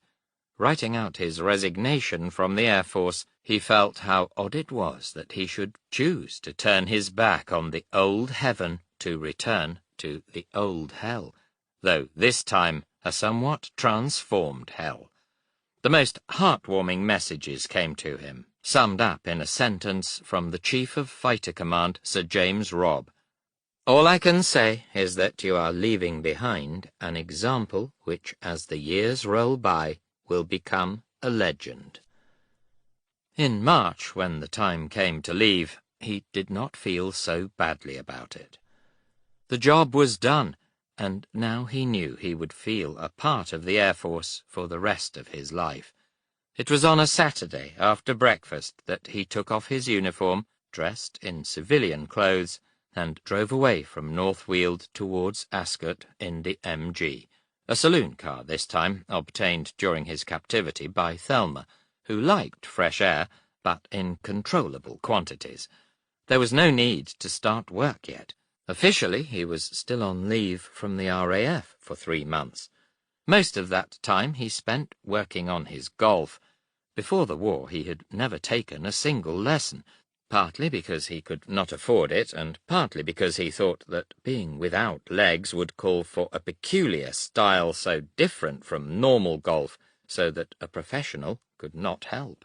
Practising ardently at the Wentworth Golf Club with Archie Compston, he soon found he had been wrong, and within 3 months he had reduced his handicap from 9 to 4, which is not likely ever to be approached by a legless man again, and in fact is equalled only by about 1 golfer in 100.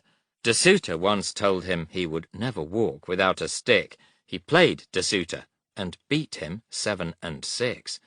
If the little demon became restive in the doldrums of peace, it already had something to ponder over. During these months he became increasingly involved in encouraging amputees and cripples. His very existence, as much as his bearing and example, was a tonic to them. Late in June, he and Thelma moved back to their old flat in Kensington, and on the first Monday in July, Barder went back to the office for the first time in 6.5 years. This time he had an office of his own, and the manager tossed him a letter. "This'll interest you, old boy. We've ordered a Percival Proctor for you. It'll be ready in a couple of weeks." He went along to the Ministry of Civil Aviation to get his first private pilot's licence, and the clerk, when he gave it to him, said, apologetically, without mentioning the legs, "Just for the record, sir, would you mind getting us a letter from some competent authority to say you are fully capable of flying?" A few days later he collected the Proctor, a neat little single-engined cabin monoplane. She was a 4-seater, silver, with a blue flash down the side, and cruised at 130 mph. He was like a small boy with a new toy. As she was registered GAHWU, in alphabetical code George Abel Howe Willie Uncle, he christened her Willie Uncle. In August he started his first trip, accompanied by Lieutenant General Jimmy Doolittle, a Shell Company vice president in the USA. They were a good pair. Doolittle was another dynamic type, chunky and good-natured, able to be as friendly with office clerks as with directors. A former Schneider Trophy winner, 1926, he was America's most noted pilot, and had led the famous carrier-borne raid on Tokyo in 1942, one of the bravest feats of the war. First stop was Oslo, where they had an audience with King Haakon, who was delightfully informal. "That silly man Quisling came and stayed at the palace here during the war," he said. "A very foolish thing to do. The people disliked it intensely." In Stockholm, a radio announcer asked him what his greatest thrill had been, and Barder said, "Going round Hoylake Golf Course in 77 a few weeks ago." Then to Copenhagen, The Hague, and Paris, and receptions in every spot. Doolittle beside him in the Proctor, he flew to Marseille, Nice, and Rome, across the Mediterranean to Tunis, Algiers, Tangier, and Casablanca. With only a day or two in each spot, and champagne and goodwill flowing all round, the pace began to tell, though Barder never touched the champagne. It was cumulative weariness that caught up with him in Casablanca, where he sat next to a French general at a welcome dinner on a very hot night. His head was drooping on his chest as he tried to do his duty, saying, "Oui, mon général, oui, mon général," until he actually fell asleep sitting there, toppling sideways until his forehead squashed into the remains of the fish course on the general's plate. He jerked upright with a "Pardon, mon général, je suis un peu malade," and they whisked him off to bed, where he slept for 11 hours. Back to London via Lisbon, Madrid, and Paris, then off again in the Proctor for West Africa, White Man's Grave, where he could test his legs in the tropics for the first time. Down through Bordeaux, Perpignan, Barcelona, Tangier, and Agadir, into the steamy heat of Dakar, Lagos, to Leopoldville in the Belgian Congo. Most of the time he flew over jungle that stretched as far as the eye could see, and looked like parsley from 7,000 feet, but was quite as dangerous as flying over oceans in a single-engined aircraft. Had the engine failed, Barder would have had no chance. Once, in fact, the engine did stop, and he was gliding down in a highly disconcerting silence with the propeller windmilling when, at about 1,000 feet, when he was tightening his belt and getting ready to hang on to the crash pad, the engine suddenly coughed and started again. Sweat from steamy West African heat soon made the stumps uncomfortable, but talcum powder kept the heat rashes under control for 3 weeks, until he was on the way back. In 1947, on Doolittle's invitation, he went on shell business to the USA, which had 17,000 amputation cases from the war, and visited several veterans' hospitals to help men learn to walk again. He found one who had lost both legs below the knee and was struggling between the kind of low parallel bars that Barder had first seen at Roehampton. Without an introduction, he stumped over and said, "Why don't you come out from those bars and try walking without 'em?" Not unnaturally, the man growled, "Who the hell are you?" "Just a limey travelling through, but I've lost 'em both too, and I've only got one knee, not two like you." "Let's see you walk." Barder stumped up and down the room. "I don't believe you," the man said. Barder pulled up his trouser legs and showed him, and the man said, "Well, goddamn." He lurched out, and Barder got on one side and helped him to struggle up and down the room. After a while, the man was able to take his first couple of steps unaided, and his whole manner had changed. "You figure I'll be able to dance?" he asked. "Don't see why not. I do." "Hell," the man said, "I nearly shot myself when I woke up this morning, but I reckon now it's all right again." In Chicago, Barder read of a small boy of 10 who had spilled burning petrol over himself and had both legs cut off below the knee. Douglas, who would do almost anything for children, spent an hour and a half by his bed, showing him that legs did not matter so much. Later, the boy's father said worriedly, "The boy just doesn't realize how serious it is yet." Barder said passionately, "That's the one thing he must never realize. You've got to make him feel this is another game he's got to learn, not something that will cripple him. Once you frighten him with it, he's beaten." That, in a nutshell, was the Barder philosophy, concerning not only legs, but life itself. He spoke to the boy's father for 20 minutes, impressing it on him. In San Francisco, he met Harold Russell, the American soldier who had had both hands blown off and been fitted with a pair of mechanical hooks that worked like hands. At that time, Russell had just finished his part in the Oscar-winning film The Best Years of Our Lives. Barder found him having dinner with Walter McGonigal, a World War I veteran who had lost both hands and used the same kind of hooks. As Barder lurched in, Russell got up with a mouthful of steak and put out his hook to shake hands. Laughing, Barder watched the two of them handling their knives and forks with amazing dexterity. "Have some coffee," Russell said, picked up a coffee pot in one hook and a cup and saucer in the other, and poured. McGonigal flipped a cigarette out of a packet into his mouth, pulled out a box of matches, picked one out with a hook, struck it, and lit his cigarette.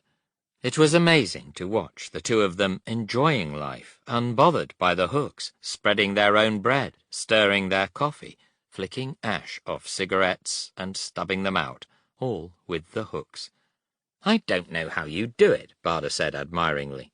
"Well, I don't know how you do it either," said Russell. "I'm glad I lost my hands and not my legs." In Los Angeles, a telegram was waiting. "Welcome, chum. Ring me at the studios up to 6 o'clock. David Niven." He did so, and next day was playing golf with Niven, Clark Gable, and James Stewart. Back in London, he took Thelma with him in the Proctor on his next trip, a tour of Scandinavia, and at Tylösand he entered for the Swedish Golf Championship, and delighted everyone by winning his first-round match, then was beaten in the second. Next journey was down to West Africa again, and this time he flew on to Pretoria to meet Field Marshal Smuts, and for a gay reunion with Sailor Milan in Johannesburg, where he also caught malaria and lost 2 stone in weight in 5 days. That bout emaciated the stumps, so that it was days before he could walk properly again. Later came a trip to the Middle East, Tripoli, Benghazi, Tobruk, Cairo, Cyprus, and Athens. In time left over from work, he visited several limbless people, and the warmth he showed them was in inverse ratio to the pulverizing vigour he still turned on tiresome people such as bureaucrats. One day he landed at Tangier, tired after nearly 7 hours in the air from Las Palmas, and when he opened his bag in the customs shed, an unshaven official dug grubby hands into it and began pulling the clothes about. Barda grabbed the bag, upended it, and shook everything out onto the table. "There, you clod," he said wrathfully. "Now look at it." The customs man did not understand English, but the gist was unmistakable.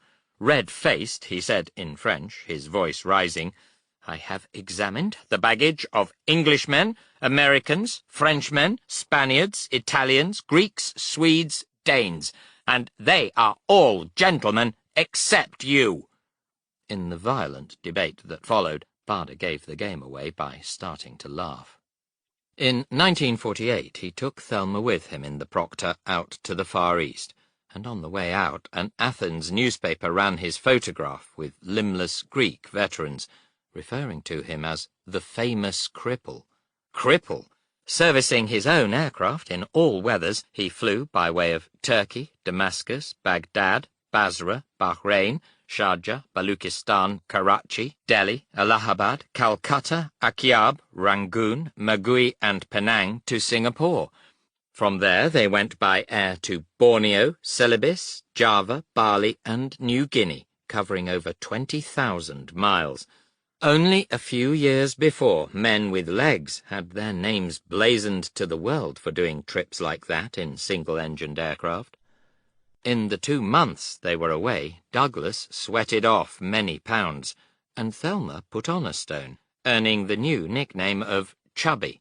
She lost the weight when she got back, but lost only 2 letters from the nickname, which is now permanently Chub. Barda was always sorry he could not take the 3rd member of the family on his overseas trips. Sean was a handsome and intelligent golden retriever, and Douglas was utterly devoted to him. He seldom played golf without Sean loping along beside him, and on flights within Britain, Sean usually climbed nonchalantly into the aircraft and flew with him. In 1949 he took to flying twin-engined aircraft and delivered a Percival Prince to Singapore, taking Thelma again. In 1951 the company thought he should have 2 engines on his long trips, so he changed the Proctor for a twin-engined Miles Gemini, which he immediately flew to the Congo. After a time in London, he is off again, sometimes flying himself by Gemini, sometimes delivering a new aircraft to out-of-the-way places, sometimes by airliner. For a man who might be excused for living in a wheelchair, he is fantastically peripatetic, liable to pop up in almost any corner of the globe at any time. Often his golf clubs go with him, and often Thelma too. If you told him to go to Timbuktu, he could answer truthfully, "I've been there." He has flown 47 different types of aircraft now, and some 50 or more countries have known memorable and often repeated contact with his exuberance. Probably no one has done as much for the limbless as Barda's example, which inspires them in a way no doctor can emulate. Tinny Dean, for instance, his old pre-war rugger and golfing partner, had a leg blown off in a Western Desert tank battle, and wrote afterwards to Barda, truthfully, that he was not at all concerned about it. In 1939, a young naval pupil pilot, Colin Hodgkinson, lost both legs just like Barda in a collision. After Barda's example, he was able to talk his way into the RAF and flew Spitfires on operations, later, by a coincidence, being shot down and captured, badly injured, by the Germans, though he never met Barda in prison camp. Hodgkinson, too, plays golf and squash and dances on his artificial legs. There was Richard Wood, Lord Halifax's son, who had both legs blown off when he trod on a mine in the western desert. Oddly enough, he was nursed in hospital by Geoffrey Stevenson's fiancée, and after hearing about Barda from her, wrote to Thelma. Douglas was then in prison camp. When I woke up from the operation, I asked if I would ever be able to walk again, and they said, "Of course, look at Douglas Barda." Ever since then I have been determined to do whatever he has done, and be to others without legs what he has been to me. I should love to meet him sometime, and thank him myself. I have just got my legs, and started walking. Wood's legs are both off above the knees, but he walks with only one stick, and is also an MP. It seldom occurs to me, when with Barda, that he has no legs, a common experience with those who know him.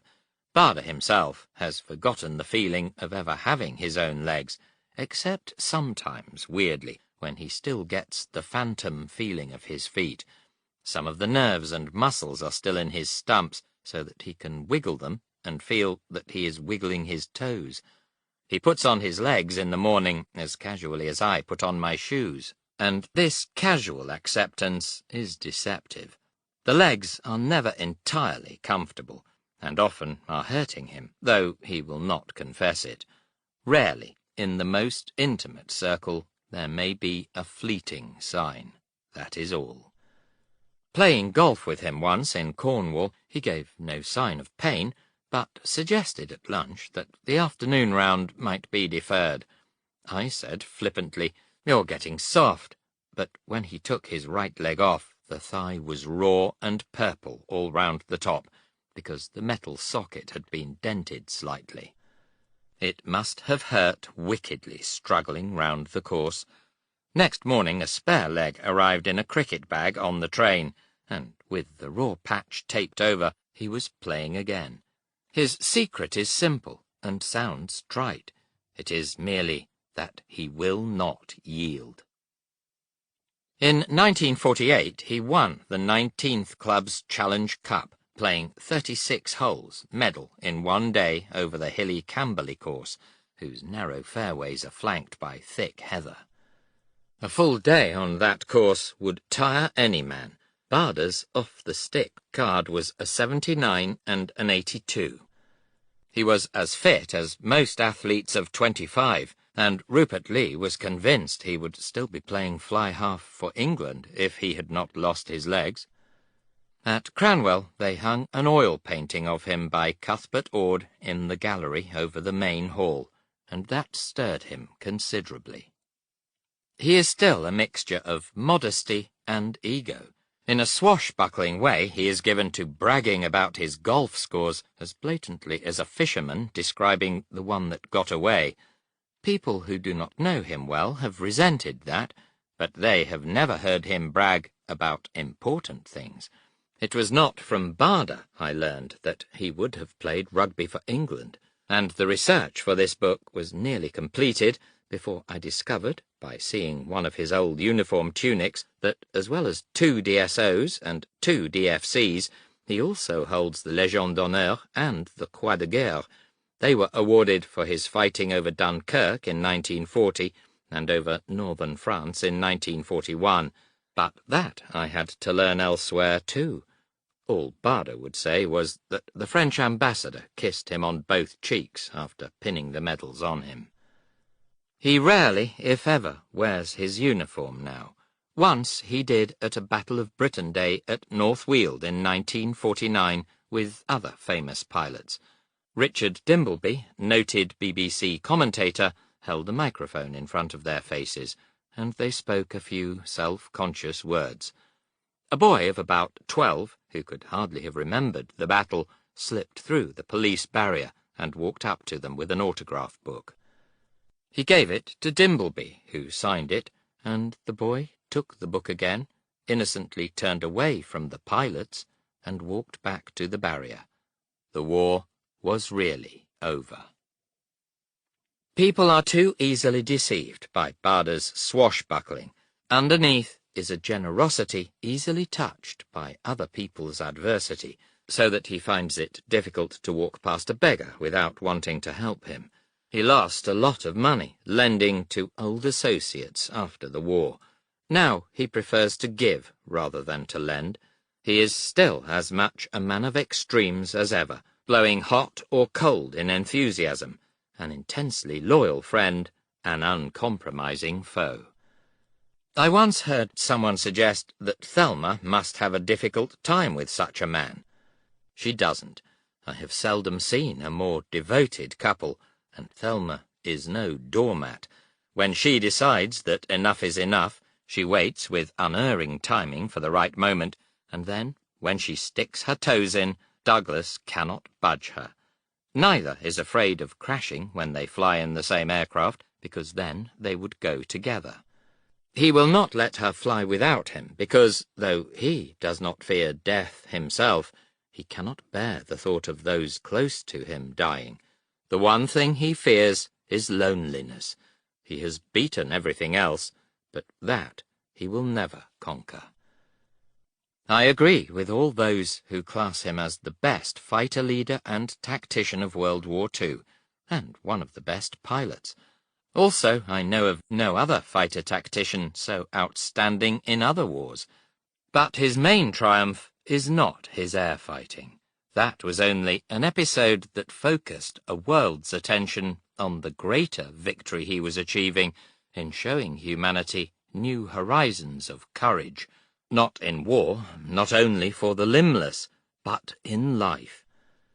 Sometimes I know he looks back at the war days with nostalgia, though not with faint longing. One's life can carry memories without succumbing to them. At times I know he feels lurking regret that his great days are over, not realizing that they will never leave him. I do not mean the aura of the past. Barda's war goes on, unsung and unceasing, to be won anew each day. He has been honoured for courage and skill in the air against the enemy, but no one yet has thought to honour him formally for his continuing fight, which profits man more than his battle deeds. He himself has not considered that as he should. His nature would welcome a more urgent and spectacular battle than the repetitive daily one. I am no churchman, being unable to imagine God as the rigid Victorian patriarch that some dogmas suggest, but sometimes a vagrant thought intrudes that some hand not of this world may be using Barda as a vessel bearing another lesson for man in his struggle. Otherwise, it seems odd that the man most fitted to lose his legs and rise above it should do so and reveal the new horizons by means of a war that tested the old ones. Or it may be coincidence, if a long one. There was the strange intervention of Dingwall, helping him get through school to Cranwell. There was the meeting with Hallahan at the Air Ministry in 1939 that led to his being accepted for flying again. That was an odd coincidence. He was summoned by mistake for a ground job. There was the weird affair of having his right leg ripped away when he bailed out. Had the artificial leg not torn away, he would have landed on it, and very likely been cruelly maimed. And had a real leg been caught, he would have been dragged down to his death. How then to end this story of a man whose life is not ended? With its meaning? That is a task for a Shakespeare. There's nothing either good or bad, but thinking makes it so. The end. You have been listening